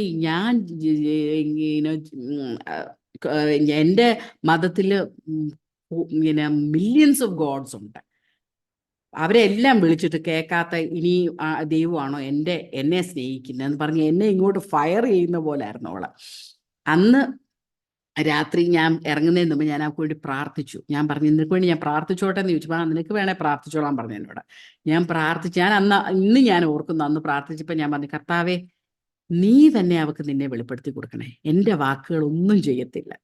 അന്ന് രാത്രി പിറ്റേ ദിവസം ഞാൻ അവിടെ ചെന്നപ്പം ഞാൻ കണ്ട ആളെയല്ല, വേറൊരു വ്യക്തിയായിട്ട് വാതിക്കെ നിന്നെ. അപ്പം എന്നോട് പറഞ്ഞു, ചിരിച്ച് ദീദി വാ വെള്ളം കുടിക്കുക, അതേത്. ഞാൻ പറഞ്ഞു, എന്ത് പറ്റി? അപ്പൊ സ്റ്റാഫ് പറയാ, നീ പറ ചേച്ചിയോട്, നിനക്ക് രാത്രി എന്താ സംഭവിച്ചെന്നുള്ളത് പറയാൻ. അവൾ പറഞ്ഞു, രാത്രി എല്ലാവരും കിടന്നുറങ്ങി, ഞാനും കിടന്നു. ഞാൻ ചിന്തിക്കും, ഇനിയിപ്പോ ഇതെന്നാ സ്ഥലമാണെന്ന് ആർക്കറിയാം, ഇനി ഇവര് എന്നെ എവിടെയെങ്കിലും വിൽക്കാൻ കൊണ്ടുവന്നാണെന്ന് ആർക്കറിയാം എന്നിങ്ങനെ ചിന്തിച്ചു. പക്ഷെ ഈ ചേച്ചി ഇവിടെ വന്ന് യേശു എന്നെ സ്നേഹിക്കുന്നു പറഞ്ഞല്ലോ, ആർക്കെങ്കിലും എന്നെ സ്നേഹിക്കാൻ പറ്റൂ? ഇങ്ങനെ ചിന്തിച്ചുകൊണ്ട് കിടക്കുമ്പോൾ രാത്രി 12 മണിയായി. കഥകയിലൊരു തട്ടി. അപ്പം അവള് സെക്സ് വർക്കർ അല്ലേ, രാത്രിയാണല്ലോ ഇവര് ഉണർന്നിരിക്കുന്ന സമയം. അവള് പെട്ടെന്ന് പോയി കതക് തുറന്നപ്പോൾ അവള് പറഞ്ഞു, ഞാൻ കതക് തുറന്നപ്പം എൻ്റെ മുമ്പിൽ യേശു നിൽപ്പുണ്ടായിരുന്നു. എൻ്റെ ജീവിതത്തിൽ യേശുവിനെ കുറിച്ച് ഞാൻ കേട്ടിട്ടില്ല, യേശുവിനെ എനിക്ക് അറിയത്തില്ല, പക്ഷെ എനിക്കറിയാം യേശു എൻ്റെ മുമ്പിൽ നിൽപ്പുണ്ട്. ആ കണ്ണുകളെന്ന് പറഞ്ഞാൽ സ്നേഹം കൊണ്ട് തുടിക്കുന്ന കണ്ണുകൾ എൻ്റെ മുഖത്തോട്ട് നോക്കിയിട്ട് എനിക്ക് ഒരു ശബ്ദം കേൾക്കാം, നീ അന്വേഷിക്കുന്ന യേശു ഞാനാ, നിന്റെ ഹൃദയത്തിലേക്ക് എന്നെ നീ കൊണ്ടുപോവോ? Will you let me come in to your heart? യേശുവേ, എനിക്ക് നിന്നെ വേണം എന്ന് അവൾ പറഞ്ഞുകൊണ്ടിരിക്കുന്ന സമയത്ത് അവൾ പറഞ്ഞു, ആ സമയത്ത് ഇത്രയും നാൾ അനുഭവിച്ച വേദന, പ്രയാസം, ബിറ്റനസ് എല്ലാം ഒരു നിമിഷം കൊണ്ട് അവൾ പറഞ്ഞു, ഞാൻ അനുഭവിക്കാത്തൊരു സന്തോഷം, ആ സമാധാനം എൻ്റെ ഉള്ളിലോട്ട് വന്നു. ഇപ്പോഴും ഞാൻ ആ സന്തോഷത്തിലാണ്. എനിക്ക് ഈ യേശുവിന് വേണ്ടി ജീവിക്കണം. അപ്പൊ അവള് പറഞ്ഞു, ഞാൻ ബൈബിള് വായിച്ചിട്ടില്ല, ആക്ച്വലി ബൈബിള് വായിച്ചിട്ടില്ല, സുവിശേഷം പോലും കേട്ടിട്ടില്ല. യേശുവിനെ അവൾ അനുഭവിച്ചു. അന്ന് അവള് ഡിസൈഡ് ചെയ്തു ഞാൻ. അപ്പൊ അവള് പറയായിരുന്നു, ഒരു ദിവസം 8 മുതൽ 40 വരെ പുരുഷന്മാരാ ഓരോ ദിവസം ചെല്ലുന്നത്. അങ്ങനെ ഒരു സാഹചര്യത്തിൽ നിന്ന് കർത്താവ് അവളെ പൂർണ്ണമായിട്ട് വിടുവിച്ച് സ്വാതന്ത്ര്യമുള്ളവളാക്കി. കംപ്ലീറ്റ്ലി ആ യേശുവിന് വേണ്ടി അവൾ ജീവിച്ചു. അവളും HIV പോസിറ്റീവ് ആയിരുന്നു. ചില വർഷങ്ങൾക്ക് ശേഷം അവൾ മരിച്ചുപോയി. യേശു വ്യത്യാസപ്പെടുത്തിയ ആൾക്കാരെ. പ്രോജക്റ്റ് പേളിന്റെ പ്രവർത്തനങ്ങൾ ഞങ്ങൾ തുടങ്ങി. ഈ കാര്യങ്ങളെല്ലാം നടക്കുന്നുണ്ടല്ലോ, ഇങ്ങനെ അവയർനെസ് പ്രോഗ്രാം, പല സ്ഥലങ്ങളിൽ അവയർനെസ് പ്രോഗ്രാം നടത്തുന്നു, സ്കൂളുകളിൽ, കോളേജസിൽ ഒക്കെ ഭയങ്കര വിഗ്രസ് ആയിട്ട്. ഈ അവയർനെസ് പ്രോഗ്രാം കൊണ്ട് മാത്രമേ നമുക്കിവിടെ ഒരു വ്യത്യാസം ഉണ്ടാക്കാൻ ഒക്കത്തുള്ളൂ. ബിക്കോസ് കണ്ടിന്യൂസ് ആയിട്ട് നമ്മളത് ചെയ്തുകൊണ്ടിരിക്കുന്നത്. പക്ഷേ അതിൻ്റെ നെക്സ്റ്റ് സ്റ്റെപ്പ് എന്ന് പറയുന്നത് ഇൻവെസ്റ്റിഗേഷൻ ആൻഡ് റെസ്ക്യൂ ആണ്. അത് അത്ര എളുപ്പമുള്ള കാര്യമല്ല. ഇറ്റ്സ് ഭയങ്കര ചാലഞ്ചിങ് ആയിട്ടുള്ളൊരു കാര്യമാണ്. എന്നാന്ന് വെച്ചാൽ ഈ ട്രാഫിക്കിംഗ് എന്ന് പറയുന്നത് നമ്മൾ ഓർക്കും നമ്മളൊന്നും അറിയാൻ മേലാത്ത ആൾക്കാരെ ഇതൊക്കെ ചെയ്യുന്നതെന്ന്. പക്ഷെ ഇതിനകത്ത് ഗവൺമെന്റ് ഇൻവോൾവ് ആണ്, പൊളിറ്റീഷ്യൻസ് ഇൻവോൾവ് ആണ്, പോലീസ് ഇൻവോൾവ് ആണ്. സോ മച്ച് ഓഫ് ഇൻവോൾവ്മെന്റ് ഉണ്ട്. അതുകൊണ്ട് നമുക്ക് ഭയങ്കര റിസ്കി ആയിട്ടുള്ളൊരു കാര്യമാണ്. നമ്മൾ ആദ്യം ഒരു ടീമുണ്ട്, അവർ പോയി ഇൻവെസ്റ്റിഗേറ്റ് ചെയ്യും. ഇൻവെസ്റ്റിഗേഷൻ എന്ന് പറഞ്ഞാൽ ഇവർ കസ്റ്റമേഴ്സ് ആയിട്ടാണ് പോകുന്നത്. പോയിട്ട് ഈ ഗള്ളികളിലെല്ലാം പോയി, റെഡ് ലൈറ്റ് ഏരിയ നടക്കുന്ന സ്ഥലത്ത് ഈ പ്രോസ്റ്റിറ്റ്യൂട്ട്സിനെ പിന്നെ ഈ ഇതുപോലെ ട്രാഫിക്ഡ് ആയിട്ട് കൊണ്ടുവരുന്ന ആൾക്കാർ നമുക്കൊരു ന്യൂസ് കിട്ടും. ന്യൂസ് കിട്ടുമ്പോഴത്തേക്കിനും ഇവർ ടീമായിട്ട് പോയിട്ട് ഇൻവെസ്റ്റിഗേറ്റ് ചെയ്യാൻ കസ്റ്റമേഴ്സായിട്ട് പോയിട്ട് എല്ലാ കാര്യങ്ങളും മനസ്സിലാക്കും. പിന്നെയാണ് നമ്മൾ മെല്ലെ പോലീസിൻ്റെ ഹെൽപ്പോട് കൂടി പോലീസിനെയും വിളിച്ചുകൊണ്ട് വേണം നമ്മൾ പോയി റെസ്ക്യൂ നടത്താൻ. അപ്പം റെസ്ക്യൂ ഇപ്പം ഈ പല ആൾക്കാർ ഇത് ഇൻവോൾവ് ആകുമ്പോൾ ഇത് ഭയങ്കര റിസ്കിയാണ് നമുക്ക്. സോ അതാണ് നമ്മുടെ അടുത്ത പ്രോജക്റ്റ്. പക്ഷെ അതിനുള്ള ആൾക്കാരെ നമ്മൾ പ്രാർത്ഥിച്ചുകൊണ്ടിരിക്കുക, ദൈവം റൈറ്റ് ആയിട്ടുള്ള ആൾക്കാരെ ഞങ്ങൾക്ക് തരാനും, അതുപോലെ ഈ വർക്കിനകത്ത് എക്സ്പീരിയൻസ് ഉള്ള ആൾക്കാരെ നമുക്ക് തരാനും. ഇപ്പം ഗോവ എന്ന് പറയുന്നത് എല്ലാവരും ഒക്കെ ഗോവ ഇത്ര ചെറിയൊരു സ്ഥലത്ത് തന്നെ ഇങ്ങനത്തെ പ്രശ്നങ്ങൾ വല്ലതും ഉണ്ടോയെന്ന്. പക്ഷേ Goa is one of the top tourist destination in India and outside India. അപ്പോൾ ഈ ടൂറിസ്റ്റ് ആൾക്കാർ വരുന്നവരുടെ ഏറ്റവും വലിയൊരു ഡിമാൻഡ് ഇതാണ്. അപ്പം അതുകൊണ്ടാണ് പല സ്ഥലങ്ങളിൽ നിന്നും ഇന്ത്യയിൽ തന്നെ തേർഡാണെന്നാണ് പറയുന്നത് ഗോവ ഫോർ ട്രാഫിക്കിംഗ്. ഇത്രയും ചെറിയ സ്ഥലമായിട്ടും തേർഡ് സ്റ്റേറ്റാണ് ഏറ്റവും കൂടുതൽ ട്രാഫിക്കിംഗ് ഉള്ള. അതുകൊണ്ട് ഇന്ത്യയിൽ നിന്ന് തന്നെയല്ല, ഇന്റർനാഷണൽ ഇത് ഏത് രാജ്യത്തു നിന്ന് വേണമെങ്കിലും പെൺകുട്ടികൾ ഉണ്ട്, ഗോവയിലുണ്ട്. ഈ നമ്മുടെ ഇൻവെസ്റ്റിഗേഷൻ ടീം പോയപ്പോൾ നമ്മൾ മനസ്സിലാക്കിയ കാര്യം, ആഫ്രിക്കയിൽ നിന്ന്, ഒത്തിരി ഈസ്റ്റേൺ യൂറോപ്യൻ കൺട്രീസിൽ നിന്നും ഒക്കെ ആയിരക്കണക്കിന് പെൺകുട്ടികളെയാണ് കൊണ്ടുവന്നിരിക്കുന്നത്. ഇവിടെ ഓഫ് ഷോർ കസിനോസ് ഉണ്ട് ഇവിടെ ഗോവയിൽ. ഈ ഗോവയിൽ മാത്രമേ അതിനുള്ള ഒരു ലൈസൻസ് ഉള്ളതെന്നാണ് ഞാൻ കേട്ടത്. അപ്പം അതിനകത്തും ആയിരക്കണക്കിന് പെൺകുട്ടികളെയാണ് കൊണ്ടുവന്ന് ട്രാഫിക്ഡ് കൊണ്ടുവന്നിരിക്കുന്നത്. ഇവരെയൊക്കെ റെസ്ക്യൂ ചെയ്ത് ഇവർക്കൊക്കെ ഒരു dignified ആയിട്ടൊരു life they all deserve to have. So I believe that നമുക്കെല്ലാം ഒരു പാട്ടുണ്ട് ഇതിനകത്ത് പ്ലേ ചെയ്യാൻ. ഇത് കേൾക്കുന്ന ആൾക്കാർ ഓരോരുത്തരും നിങ്ങൾ ഇതിനു വേണ്ടി പ്രത്യേകം പ്രാർത്ഥിക്കുക. പ്രവർത്തിക്കാൻ ആഗ്രഹമുള്ളവർ അതിനൊരു സ്റ്റെപ്പ് എടുക്കുക. it's not an easy job, but we have to do it. നിങ്ങൾ ഇങ്ങനെയുള്ള ഞങ്ങളുടെ എല്ലാ പ്രവർത്തനത്തെയും ഓർത്ത് പ്രത്യേകം പ്രാർത്ഥിക്കണം. ഞങ്ങൾക്കിവിടെ ഗോവയിലുള്ള പ്രവർത്തനം എന്ന് പറയുന്നത്, നമുക്ക് സഭയുണ്ട്, നമുക്ക് 3 ചിൽഡ്രൻസ് ഹോംസ് ഉണ്ട്. പിന്നെ നമ്മൾ ആക്ച്വലി ഞാൻ പറയാൻ വിട്ടുപോയി, നമ്മൾ ഹോംലെസ് ആയിട്ടുള്ള 25 മെന്നിനെ നമ്മൾ ഹോംലെസ് ആയിട്ടുള്ളവരെ എടുത്ത് അവരെ റീഹാബിലിറ്റേറ്റ് ചെയ്ത് റെസ്റ്റോർ ചെയ്തു. 4-5 പേര് ഇപ്പോഴും ഞങ്ങളുടെ കൂടെ ഉണ്ട്. പിന്നെ ഉള്ളത് നമുക്ക് സൺഫ്ലവർ പ്രോജക്റ്റ്, HIV പോസിറ്റീവായിട്ടുള്ള ആൾക്കാരെയും സെക്സ് വർക്കേഴ്സിനെയും ഉള്ളൊരു പ്രോജക്റ്റ് ഉണ്ട്. അത് നല്ല ശക്തമായിട്ട് മുമ്പോട്ട് പോകുന്നു. Project pearl, anti human trafficking program, പിന്നെ കുശാൽ മോത്തി എന്ന് പറഞ്ഞ് skill training for underprivileged girls. ഈ പ്രവർത്തനങ്ങളെല്ലാം നടക്കുന്നു. അതിനുവേണ്ടി നിങ്ങൾ എല്ലാവരും, കേൾക്കുന്ന എല്ലാവരും ഇതിനുവേണ്ടി ഞങ്ങളുടെ പ്രവർത്തനത്തിന് വേണ്ടി പ്രാർത്ഥിക്കണം, ഓർക്കുമ്പോഴെല്ലാം പ്രാർത്ഥിക്കണം എന്ന അപേക്ഷയുണ്ട്. എൻ്റെ സാക്ഷ്യത്തിൽ നിന്ന് ഞാൻ വിരമിക്കുന്നു. അതുപോലെ തന്നെ ആരോമ TV ചാനലിലും എൻ്റെ ഹൃദയത്തിൽ നിന്ന് നന്ദി പറഞ്ഞു. ഇങ്ങനൊരു അവസരം എനിക്ക് തന്നതിന് വളരെ നന്ദി. God bless you all. ആമേൻ, ആമേൻ, ആമേൻ, ആമേൻ. താങ്ക് യു പ്രിയ കർത്താവിൻ്റെ ദാസി ബീന ഫിലിപ്പ് ആൻറ്റി. ദൈവം വളരെ അനുഗ്രഹിക്കപ്പെട്ട നിലയിൽ കർത്താവിൻ്റെ ദാസിയെയും കുടുംബത്തെയും ദൈവരാജ്യത്തിൻ്റെ വ്യാപ്തിക്ക് വേണ്ടി വേറിട്ട ഒരു ശുശ്രൂഷ ചെയ്യുവാൻ ദൈവം ആക്കി വച്ചിരിക്കുന്നു എന്ന് മനസ്സിലാക്കുവാൻ കഴിഞ്ഞു. അതോർത്ത് ഞാൻ ദൈവത്തിന് നന്ദി പറയുന്നു. കർത്താവിൽ വിശ്രമിക്കുന്ന പ്രിയ വി.എ. തമ്പി പാസ്റ്ററും ആൻറ്റിയും അവരവരുടെ ശുശ്രൂഷ തികച്ച് അവരെ ഏൽപ്പിച്ച പ്രവൃത്തി പൂർത്തീകരിച്ച് നിത്യതയ്ക്കായി കടന്നുപോയി. എന്നാൽ അവരുടെ തലമുറകൾ 4 പേരും വിവിധ ഇടങ്ങളിൽ കർത്താവ് ഏൽപ്പിച്ച അനുഗ്രഹിക്കപ്പെട്ട ശുശ്രൂഷകൾ വളരെ ഭംഗിയായി ഉത്തരവാദിത്തത്തോടുകൂടി ചെയ്യുന്നു എന്ന് അറിയുവാൻ കഴിഞ്ഞതിൽ ഒത്തിരി സന്തോഷമുണ്ട്. തികച്ചും വ്യത്യസ്തമായ ഒരു ശുശ്രൂഷയാണ് പ്രിയ കർത്താവിൻ്റെ ദാസി ചെയ്യുന്നു എന്ന് മനസ്സിലാക്കുവാൻ തക്കവണ്ണം കഴിഞ്ഞു. യേശു കർത്താവ് ചെയ്ത ഒരുപാട് ശുശ്രൂഷകൾ ഈ ഭൂമിയിലുണ്ട്. അത് മിക്കപേരും ചെയ്യുന്നുണ്ട്. എന്നാൽ യേശു ചെയ്ത അപൂർവങ്ങളിൽ അപൂർവമായ ശുശ്രൂഷകൾ ചെയ്യുവാൻ പലരും മുന്നോട്ട് വരുന്നില്ല. ഞാൻ ഓർക്കുകയായിരുന്നു, ശമരിയാക്കാരി സ്ത്രീ അവൾ ആരായിരുന്നു? അതുപോലെ വ്യഭിചാരക്കുറ്റത്തിന് പിടിക്കപ്പെട്ടതായ സ്ത്രീ യേശുവിൻ്റെ മുൻപിൽ കൊണ്ടു നിർത്തി. കർത്താവ് അവളെ കണ്ടത് ഏത് കണ്ണുകൊണ്ടായിരുന്നു? ശമരിയാക്കാരി സ്ത്രീയെ കർത്താവ് കണ്ടത് ഏത് കണ്ണുകൊണ്ടായിരുന്നു? ശിഷ്യന്മാർക്ക് പോലും തെറ്റിദ്ധാരണയുണ്ടായിരുന്നു.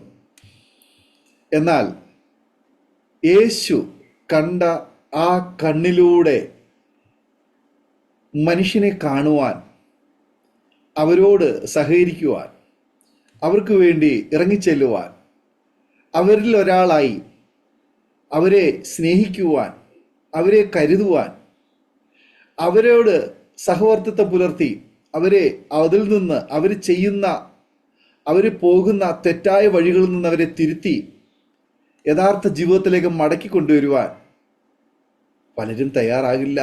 കാരണം അത് അത്ര എളുപ്പമുള്ള കാര്യമായിരുന്നില്ല. റിസ്ക്കാണ്. അതുകൊണ്ട് തന്നെയാണ് യേശു കർത്താവിൻ്റെ മുന്നിൽ ഈ സ്ത്രീയെ കൊണ്ട് നിർത്തിയതും ശമരിയാക്കാരി സ്ത്രീ വന്നതും ഒക്കെ. അതൊരു ശരിക്കും പറഞ്ഞു കഴിഞ്ഞാൽ പരീക്ഷണമായിരുന്നു. പക്ഷെങ്കിൽ കർത്താവ് അവരെ കണ്ട് അവരുടെ ആത്മാവിനെയാണ് കണ്ടത്. അവരോട് പറഞ്ഞു, സ്ത്രീയെ, നിനക്കാരും കുറ്റം വിധിച്ചില്ലേ? ഇനി മേലാൽ നീ പാപം ചെയ്യരുത് എന്ന് പറഞ്ഞ് അവളെ അവളുടെ വഴിക്ക് മടക്കി അയക്കുവാൻ ഇടയായിത്തു. ശമരിയാക്കാരി സ്ത്രീയോടും അതുപോലെ തന്നെ പറഞ്ഞു. പിന്നത്തേതിൽ ശരിക്കും പറഞ്ഞു കഴിഞ്ഞാൽ ഈ സഹോദരിമാർ തന്നെയായിരുന്നു ദൈവരാജ്യത്തിന് വേണ്ടിയിട്ട് വളരെ വലിയ ശുശ്രൂഷകൾക്ക് വേണ്ടിയിട്ട് സാക്ഷ്യം വഹിപ്പാൻ ഇടയായി തീർന്നതെന്ന് തിരുവെഴുത്തുകൾ പഠിക്കുമ്പോൾ നമുക്ക് കാണുവാൻ കഴിയുന്നുണ്ട്. കർത്താവ് ചെയ്ത അനേക അത്ഭുതങ്ങളും അടയാളങ്ങളും രോഗസൗഖ്യവും സുവിശേഷ പ്രവർത്തനങ്ങളും ഒക്കെ ചെയ്യുവാൻ വലിയൊരു ശതമാനം ആളുകൾ ഡെഡിക്കേറ്റഡ് ആയിട്ട് മുന്നിട്ടിറങ്ങുമ്പോൾ റിസ്ക്കുള്ള ഇങ്ങനെയുള്ള ശുശ്രൂഷകൾ ചെയ്യുവാൻ വളരെ അപൂർവം പ്രിയപ്പെട്ടവർ മാത്രം ഇറങ്ങിത്തിരിക്കുമ്പോൾ പ്രിയ കർത്താവിൻ്റെ ദാസിയെയും കുടുംബത്തെയും ദൈവം ആ ഒരു ദർശനം തന്ന് ആ ഒരു ദൗത്യം ഏൽപ്പിച്ച് ഗോവയിൽ അനുഗ്രഹിക്കപ്പെട്ട നിലയിൽ നൂറുകണക്കിന് ആളുകൾക്ക് ആശാകേന്ദ്രമായി, അഭയസ്ഥാനമായി, അമ്മയായി, അപ്പനായി, അധ്യാപകയായി, അധ്യാപകരായി, അവരുടെ ഒരു ഷെൽട്ടറായി ഇന്ന് ദൈവം ആക്കി വച്ചിരിക്കുന്നു എന്ന് കേൾക്കാൻ കഴിഞ്ഞു. ഒത്തിരി റിസ്കുകൾ അഭിമുഖീകരിക്കേണ്ടി വന്നിട്ടുണ്ട്. എങ്കിലും സ്വന്തം മക്കളെ പോലെ, സ്വന്തം സഹോദരങ്ങളെ പോലെ നൂറുകണക്കിന് ആളുകളെ ചേർത്ത് നിർത്തുവാൻ, സമൂഹത്തിൽ അവരെ പ്രൊട്ടക്റ്റ് ചെയ്ത് അവരെ സമൂഹത്തിൽ മുൻനിരയിലേക്ക് കൊണ്ടുവരുവാൻ ദൈവം ഉപയോഗിക്കുന്നു. വളരെ നന്ദി പറയുന്നു, ദൈവത്തിന് സ്തോത്രം ചെയ്യുന്നു.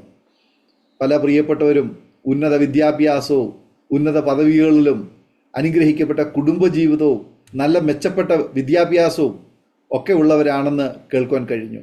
അതുപോലെ അവർ നല്ല ആഹാരവും നല്ല വസ്ത്രവും ധരിക്കുന്നു, നല്ല ജീവിത നിലവാരത്തിലേക്ക് അവരൊക്കെ മുന്നേറുന്നു. അവരെയൊക്കെ പുറത്തു കൊണ്ടുവരുവാൻ ഒരാൾ യേശു കർത്താവിനെ പോലെ നിൽക്കുന്നു എന്നുള്ളതാണ്. കർത്താവിനെ പ്രതിനിധീകരിക്കുന്ന ഒരു വ്യക്തി എന്ന നിലയിൽ ഈ ഭൂമിയിൽ പലപ്പോഴും പലരും യേശുവിനെ അനുകരിക്കുന്നത് യേശുവിൻ്റെ ഒരു വേഷവിധാനം അല്ലെങ്കിൽ യേശുവിൻ്റെ ചില കൽപ്പനകൾ മാത്രം പിന്തുടരുന്നത് കൊണ്ടല്ല. നേരത്തെ കർത്താവിൻ്റെ ദാസി ഓർപ്പിച്ചതുപോലെ യേശു കാണുന്ന കണ്ണ്, യേശു കേൾക്കുന്ന ചെവി, യേശുവിൻ്റെ കൈകാലുകൾ, യേശുവിൻ്റെ വായ ശബ്ദം, യേശുവിൻ്റെ മനസ്സ്, ഇത് ഒരു വ്യക്തിയിലേക്ക് വരുമ്പോഴാണ് ശരിക്കും നാം ക്രിസ്തുവിൻ്റെ പ്രതിപുരുഷന്മാരായി, ക്രിസ്തു ശിഷ്യന്മാരായി, കർത്താവിൻ്റെ ദാസന്മാരായി നാം തീരുന്നത്. പേരിൻ്റെ അറ്റത്ത് ആദ്യവും അവസാനവും ഒക്കെ വേണമെങ്കിൽ ഒത്തിരി ഡിഗ്രികളൊക്കെ നമുക്ക് ചേർത്ത് വയ്ക്കാൻ പറ്റും. അതുകൊണ്ട് ചിലപ്പോൾ പുൾപിറ്റുകളൊക്കെ ചിലപ്പോൾ കിട്ടിയെന്ന് വരും. പക്ഷേ പേരിൻ്റെ അങ്ങേയറ്റവും ഇങ്ങേയറ്റവും ഒന്നും ചേർത്ത് വെക്കാൻ കഴിഞ്ഞില്ലെങ്കിലും യേശുവിൻ്റെ സ്വഭാവമുണ്ടെങ്കിൽ ഈ ജനത്തിൻ്റെ അടുക്കിലേക്ക് ഇറങ്ങിച്ചെല്ലുവാൻ, അവരുടെ കണ്ണുനീരൊപ്പുവാൻ, ഒരു നല്ല ശമരിയാക്കാരനായി നമുക്കും മുൻനിരയിലേക്ക് അവരെ കൊണ്ടുവരുവാൻ നമുക്ക് കഴിയും. പ്രിയ കർത്താവിൻ്റെ ദാസിയെയും കുടുംബത്തെയും റിസ്ക് എടുത്ത് റെസ്ക്യൂ ചെയ്യുവാൻ കർത്താവ് ഉപയോഗിക്കുന്നതോർത്ത് ഞാൻ ദൈവത്തിന് സ്തോത്രം ചെയ്യുന്നു. കുടുംബത്തെ ദൈവം അനുഗ്രഹിക്കട്ടെ. ശക്തമായി ദൈവരാജ്യത്തിൻ്റെ വ്യാപ്തിക്ക് വേണ്ടി നൂറുകണക്കിന് പ്രിയപ്പെട്ടവരെ ഇനിയും മുൻനിരയിൽ കൊണ്ടുവരുവാൻ, വിടുവിച്ചു കൊണ്ടുവരുവാൻ, യേശുവിൻ്റെ സ്നേഹം അവരുടെ ഹൃദയങ്ങളിൽ, ദൈവത്തിൻ്റെ വചനം അവരുടെ ഹൃദയങ്ങൾ പകർന്നു കൊടുക്കുവാൻ ദൈവം നിങ്ങളെ ഉപയോഗിക്കട്ടെ എന്ന് ഞങ്ങളും ആശംസിക്കുന്നു, പ്രാർത്ഥിക്കുന്നു. ഞങ്ങളെ കേട്ടുകൊണ്ടിരിക്കുന്ന അരോമ ടിവിയുടെ ശ്രോതാക്കളെ, ഈ ജീവിതാനുഭവങ്ങൾ നിങ്ങൾ കേട്ടുകഴിഞ്ഞു. സ്തോത്രം. പ്രിയ വി എ തമ്പിച്ചായാനും പ്രിയ മറിയാമ്മ ആൻറ്റിയെയും അറിയാത്ത ആരും തന്നെ ഉണ്ടാവുമെന്ന് എനിക്കറിയുന്നില്ല. ആ പ്രിയപ്പെട്ട മാതാവും പിതാവും അവരെ ഏൽപ്പിച്ചതായ അനുഗ്രഹിക്കപ്പെട്ട ശ്രേഷ്ഠമായ ശുശ്രൂഷ നിർവഹിച്ച് അവർ നിത്യത്തിൽ വിശ്രമിക്കുമ്പോൾ അവർ കാണിച്ച ആ നല്ല മാതൃക പിന്തുടരുവാൻ ഈ തലമുറകളെയും ദൈവം തിരഞ്ഞെടുത്താക്കി വെച്ചിരിക്കുന്നല്ലോ. ഈ കുടുംബത്തിന് വേണ്ടി നമുക്ക് പ്രാർത്ഥിക്കാം. ഈ കുടുംബത്തിന് വേണ്ടി നമുക്ക് പ്രാർത്ഥിക്കാം. അവർ ചെയ്യുന്ന ശുശ്രൂഷകൾ ആരും അറിയാതെ പോകരുത്, ആരും കേൾക്കാതെ പോകരുത്. ആ പ്രിയപ്പെട്ടവരെ നമുക്ക് ഓർക്കാൻ പ്രാർത്ഥിക്കാം. ഒരു കൈത്താങ്ങ് കൊടുക്കുവാൻ കഴിയുമെങ്കിൽ, ആമേൻ, അവർക്ക് വേണ്ടി പ്രാർത്ഥിക്കുവാൻ കഴിയുമെങ്കിൽ അത് ചെയ്യുവാൻ മനസ്സുള്ളവർ മുന്നോട്ട് വരണം. തീർച്ചയായിട്ടും നമുക്ക് ചെയ്യാൻ പറ്റുന്ന സപ്പോർട്ട് നാം ചെയ്യണം. ഈ കുടുംബത്തിന് വേണ്ടി നമുക്കൊരു നിമിഷം പ്രാർത്ഥിക്കാം. നാം ആയിരിക്കുന്നിടത്ത് ഈ കുടുംബത്തെ അനുഗ്രഹിച്ച് പ്രാർത്ഥിക്കാം. കർത്താവിൻ്റെ ദാസൻ, കുഞ്ഞുങ്ങൾ, ആമേൻ, അവർ കർത്താവിൻ്റെ വേലയിൽ വർദ്ധിച്ചു വരുവാൻ, അവർ ചെയ്യുന്ന റിസ്ക് ഉള്ള ആ ഒരു ശുശ്രൂഷ അത് സാധാരണപ്പെട്ട ഒരു കാര്യമല്ല. നമ്മുടെ പല കാര്യങ്ങളും പല ആവശ്യങ്ങളും മാറ്റിവെച്ചിട്ട് നമ്മൾ അതിൽ ഇൻവോൾവ് ആകുമ്പോൾ തീർച്ചയായിട്ടും സ്തോത്രം, ആമേൻ, നമുക്കും ഒരു പ്രതിഫലം സ്വർഗത്തിൽ കർത്താവ് ഒരുക്കും. ആകയാൽ നാം ഒരുമിച്ച് സ്തോത്രം ചെയ്ത് ഈ കുടുംബത്തെ അനുഗ്രഹിച്ച് പ്രാർത്ഥിക്കുമ്പോൾ കർത്താവിൻ്റെ വിലപ്പെട്ട ദാസി അരോമ ടിവിയുടെ വ്യൂവേഴ്സിന് വേണ്ടി ഒരു നിമിഷം നമ്മെ പ്രാർത്ഥനയിൽ സഹായിക്കും. കർത്താവിൻ്റെ ദാസി പ്രാർത്ഥിക്കാം. സ്തോത്രം. കർത്താവേ, നിന്റെ സന്നിധിയിലേക്ക് അടുത്ത് വരുന്ന കർത്താവേ, കർത്താവേ, അരോമ ടിവിയിലേക്ക് കേൾക്കുന്ന ഓരോ വ്യക്തികളെ നിന്റെ കരങ്ങളിലേക്ക് തരുന്ന കർത്താവേ, കർത്താവേ, നീ അവരെ നിന്റെ സ്വരൂപത്തിലും സാദൃശ്യത്തിലുമാണല്ലോ സൃഷ്ടിച്ചിരിക്കുന്നത്. നീ അവരെ ഈ ലോകത്തിലേക്ക് കൊണ്ടുവന്നതിന് ഒരു ഉദ്ദേശമുണ്ടല്ലോ കർത്താവ്. ഓരോ വ്യക്തികൾ ഈ സാക്ഷ്യം കേൾക്കുന്ന സമയത്ത് കർത്താവ്, നീ എന്തിനാണ് അവരെ ഈ ലോകത്തിലേക്ക് കൊണ്ടുവന്നതെന്നുള്ള ബോധ്യം അവർക്ക് നീ കൊടുക്കണമേ എന്ന് പ്രാർത്ഥിക്കുന്നു. നീ കേൾക്കുന്ന സമയത്ത് തന്നെ ആ ബോധ്യം നീ ഓരോരുത്തർക്കും കൊടുക്കണമേ. അവരുടെ ഉള്ളിൽ നീ സംസാരിക്കണമേ കർത്താവേ. അവരുടെ ഭാഗം ഈ ലോകത്തില് സ്വർഗം ഭൂമിയിൽ ഉണ്ടാക്കാനുള്ള അവരുടെ ഭാഗം അവർ ചെയ്യുവാൻ കർത്താവേ, നീ ബലപ്പെടുത്തണമേ, നീ അവരെ ഉപയോഗിക്കുമാറാണമേ എന്ന് പ്രാർത്ഥിക്കുന്നു കർത്താവേ. ഓരോരുത്തരും എൻ്റെ കരങ്ങളിലേക്ക് തരുന്ന കർത്താവേ, അവരുടെ എല്ലാ ആവശ്യങ്ങളും, പല ഭാരങ്ങൾ, പല കാര്യങ്ങളിൽ കടന്നു പോകുന്ന ആൾക്കാരുണ്ടല്ലോ കർത്താവേ. അവരുടെ എല്ലാ ആവശ്യങ്ങളും നീ അറിഞ്ഞ് ഞങ്ങൾക്ക് വേണ്ടി നീ അത്ഭുതങ്ങൾ പ്രവർത്തിച്ച ദൈവമാണല്ലോ. ആ ദൈവം എല്ലാവർക്കും വേണ്ടി പ്രവർത്തിക്കുമെന്ന് ഞങ്ങൾ വിശ്വസിക്കുന്നു കർത്താവേ. കർത്താവ് ഈ TV പ്രോഗ്രാമിനെ നീ അനുഗ്രഹിക്കണമേ എന്ന് പ്രാർത്ഥിക്കുന്നു കർത്താവ്. ഇത് അനേകർക്ക് പ്രയോജനമുള്ളതായി കർത്താവ് അനേകർ യേശുവിനെ കണ്ടുമുട്ടുന്ന ഒരു പ്രോഗ്രാമാക്കി നീ തീർത്തിരിക്കാതെ സ്തോത്രം. ഇനിയും നീ ശക്തമായിട്ട് ഉപയോഗിക്കണമേ എന്ന് പ്രാർത്ഥിക്കുന്നു. ഞങ്ങളെല്ലാം തൃക്കരങ്ങളിലേക്ക് ഏൽപ്പിക്കുന്നു യേശുവിൻ്റെ നാമത്തിൽ തന്നെ. ആമേൻ ആമേൻ. താങ്ക് യു പ്രിയ കർത്താവിൻ്റെ ദാസി ബീന ഫിലിപ്പ് ആൻറ്റി. ഇത്രത്തോളം സമയം അനുഗ്രഹിക്കപ്പെട്ട ജീവിതാനുഭവം, ദൈവം നടത്തിയ അത്ഭുതകരമായ വഴികളെയും കുറിച്ചും ശുശ്രൂഷ മണ്ഡലങ്ങളെക്കുറിച്ചും അരോമ ടിവിയുടെ ശ്രോതാക്കളോടൊപ്പം പങ്കുവയ്ക്കുവാൻ സമയം വേർതിരിച്ചതിന് കർത്താവിൻ്റെ ദാസിയോടും കുടുംബത്തോടുള്ളതായി നന്ദി സ്നേഹത്തിനത്തിൽ അറിയിക്കുന്നു. ദൈവമായ കർത്താവ് ധാരാളം അനുഗ്രഹിക്കട്ടെ. സൗഖ്യം, ആരോഗ്യം, ദീർഘായുസ്സും തരട്ടെ. കർത്താവിനോട് ഏറെ പ്രയോജനപ്പെടുവാൻ അധികം ശുശ്രൂഷകൾ മുന്നോട്ട് യാത്ര ചെയ്യും കർത്താവ് സഹായിക്കട്ടെ എന്ന് ആശംസിക്കുന്നു, പ്രാർത്ഥിക്കുന്നു. അതുപോലെ തന്നെ ഞങ്ങളെ കേട്ടുകൊണ്ടിരിക്കുന്ന അരോമ ടിവിയുടെ ഓരോ ശ്രോതാക്കളുള്ളതായി നന്ദി സ്നേഹവും ഇത്തരണത്തിൽ അറിയിക്കുന്നു. തീർച്ചയായിട്ടും നിങ്ങൾക്ക് ഈ ജീവിതാനുഭവങ്ങൾ വളരെ അനുഗ്രഹമായി തീർന്നു ഞങ്ങൾ പൂർണ്ണമായി വിശ്വസിക്കുകയാണ്. തീർച്ചയായിട്ടും നിങ്ങളുടെ പ്രിയപ്പെട്ടവർക്ക്, സുഹൃത്തുക്കൾ കൂടി ഷെയർ ചെയ്ത് കൊടുക്കൂ. അവരും കേട്ട് അനുഗ്രഹിക്കപ്പെട്ട് അതിലൂടെ ദൈവനാമമായി ഇവിടെ മുഖാന്തരമായി തീരുമല്ലോ. മാത്രമല്ല നിങ്ങളുടെ വിലയേറിയ അഭിപ്രായങ്ങളും നിർദ്ദേശങ്ങളും കമൻറ്റ് ബോക്സിൽ രേഖപ്പെടുത്താവുന്നതാണ്. അതുപോലെ തന്നെ നിങ്ങൾക്കൊരു പ്രാർത്ഥനാ വിഷയമുണ്ട്, ഞങ്ങളുമായി ബന്ധപ്പെടുവാൻ ആഗ്രഹിക്കുന്നെങ്കിൽ സ്ക്രീനിൽ കാണുന്ന വാട്സപ്പ് നമ്പറിൽ ഞങ്ങളെ അറിയിക്കും. ഞങ്ങൾ നിങ്ങൾക്ക് വേണ്ടി പ്രാർത്ഥിക്കാം. അതുപോലെ തന്നെ aroma.tv.co.in എന്ന് പറയുന്ന വെബ്സൈറ്റ് ഞങ്ങൾക്കുണ്ട്, അതിൽ നിങ്ങൾക്ക് സന്ദർശിക്കാവുന്നതാണ്. അടുത്ത അനുഗ്രഹിക്കപ്പെട്ട ഒരു ജീവിതാനുഭവമായി വീണ്ടും കാണുമ്പോഴേയും എല്ലാ പ്രിയപ്പെട്ടവർക്കും good bye. God bless you all. ഓർമ്മയുടെ മനോരഥത്തിൽ മായാത്ത ഓർമ്മയ്ക്കായി അരോമ മാട്രിമോണിയിൽ നിന്നും ജീവിത പങ്കാളിയെ കണ്ടെത്തൂ. നിങ്ങൾ ഒരു ക്രിസ്തീയ ജീവിത പങ്കാളിയെ അന്വേഷിക്കുകയാണോ? അതോ മക്കൾക്ക് അനുയോജ്യമായ ഒരു തക്ക തുണയ്ക്ക് വേണ്ടി പ്രാർത്ഥിക്കുന്ന വ്യക്തിയാണോ? എങ്കിൽ അരോമ മാട്രിമോണി നിങ്ങൾക്ക് വേണ്ടിയാണ്. ഇന്നു തന്നെ സൗജന്യമായി രജിസ്റ്റർ ചെയ്യൂ. അരോമ മാട്രിമോണിയുടെ പ്രത്യേകതകൾ: രജിസ്ട്രേഷൻ തികച്ചും സൗജന്യം. ലോകത്തെവിടെയുമുള്ള അനുയോജ്യമായ ക്രിസ്തീയ ജീവിത പങ്കാളിയെ തിരഞ്ഞെടുക്കാം. വിവാഹം നടക്കുന്നതുവരെ സർവീസ് ലഭിക്കുന്നു. ഏറ്റവും ചെറിയ പാക്കേജുകളും തിരഞ്ഞെടുക്കാം. അരോമ മാട്രിമോണി നിങ്ങൾക്കായി ഒരുക്കുന്നു വിവാഹം പരമാനന്ദം. Email aroma matrimony2020@gmail.com.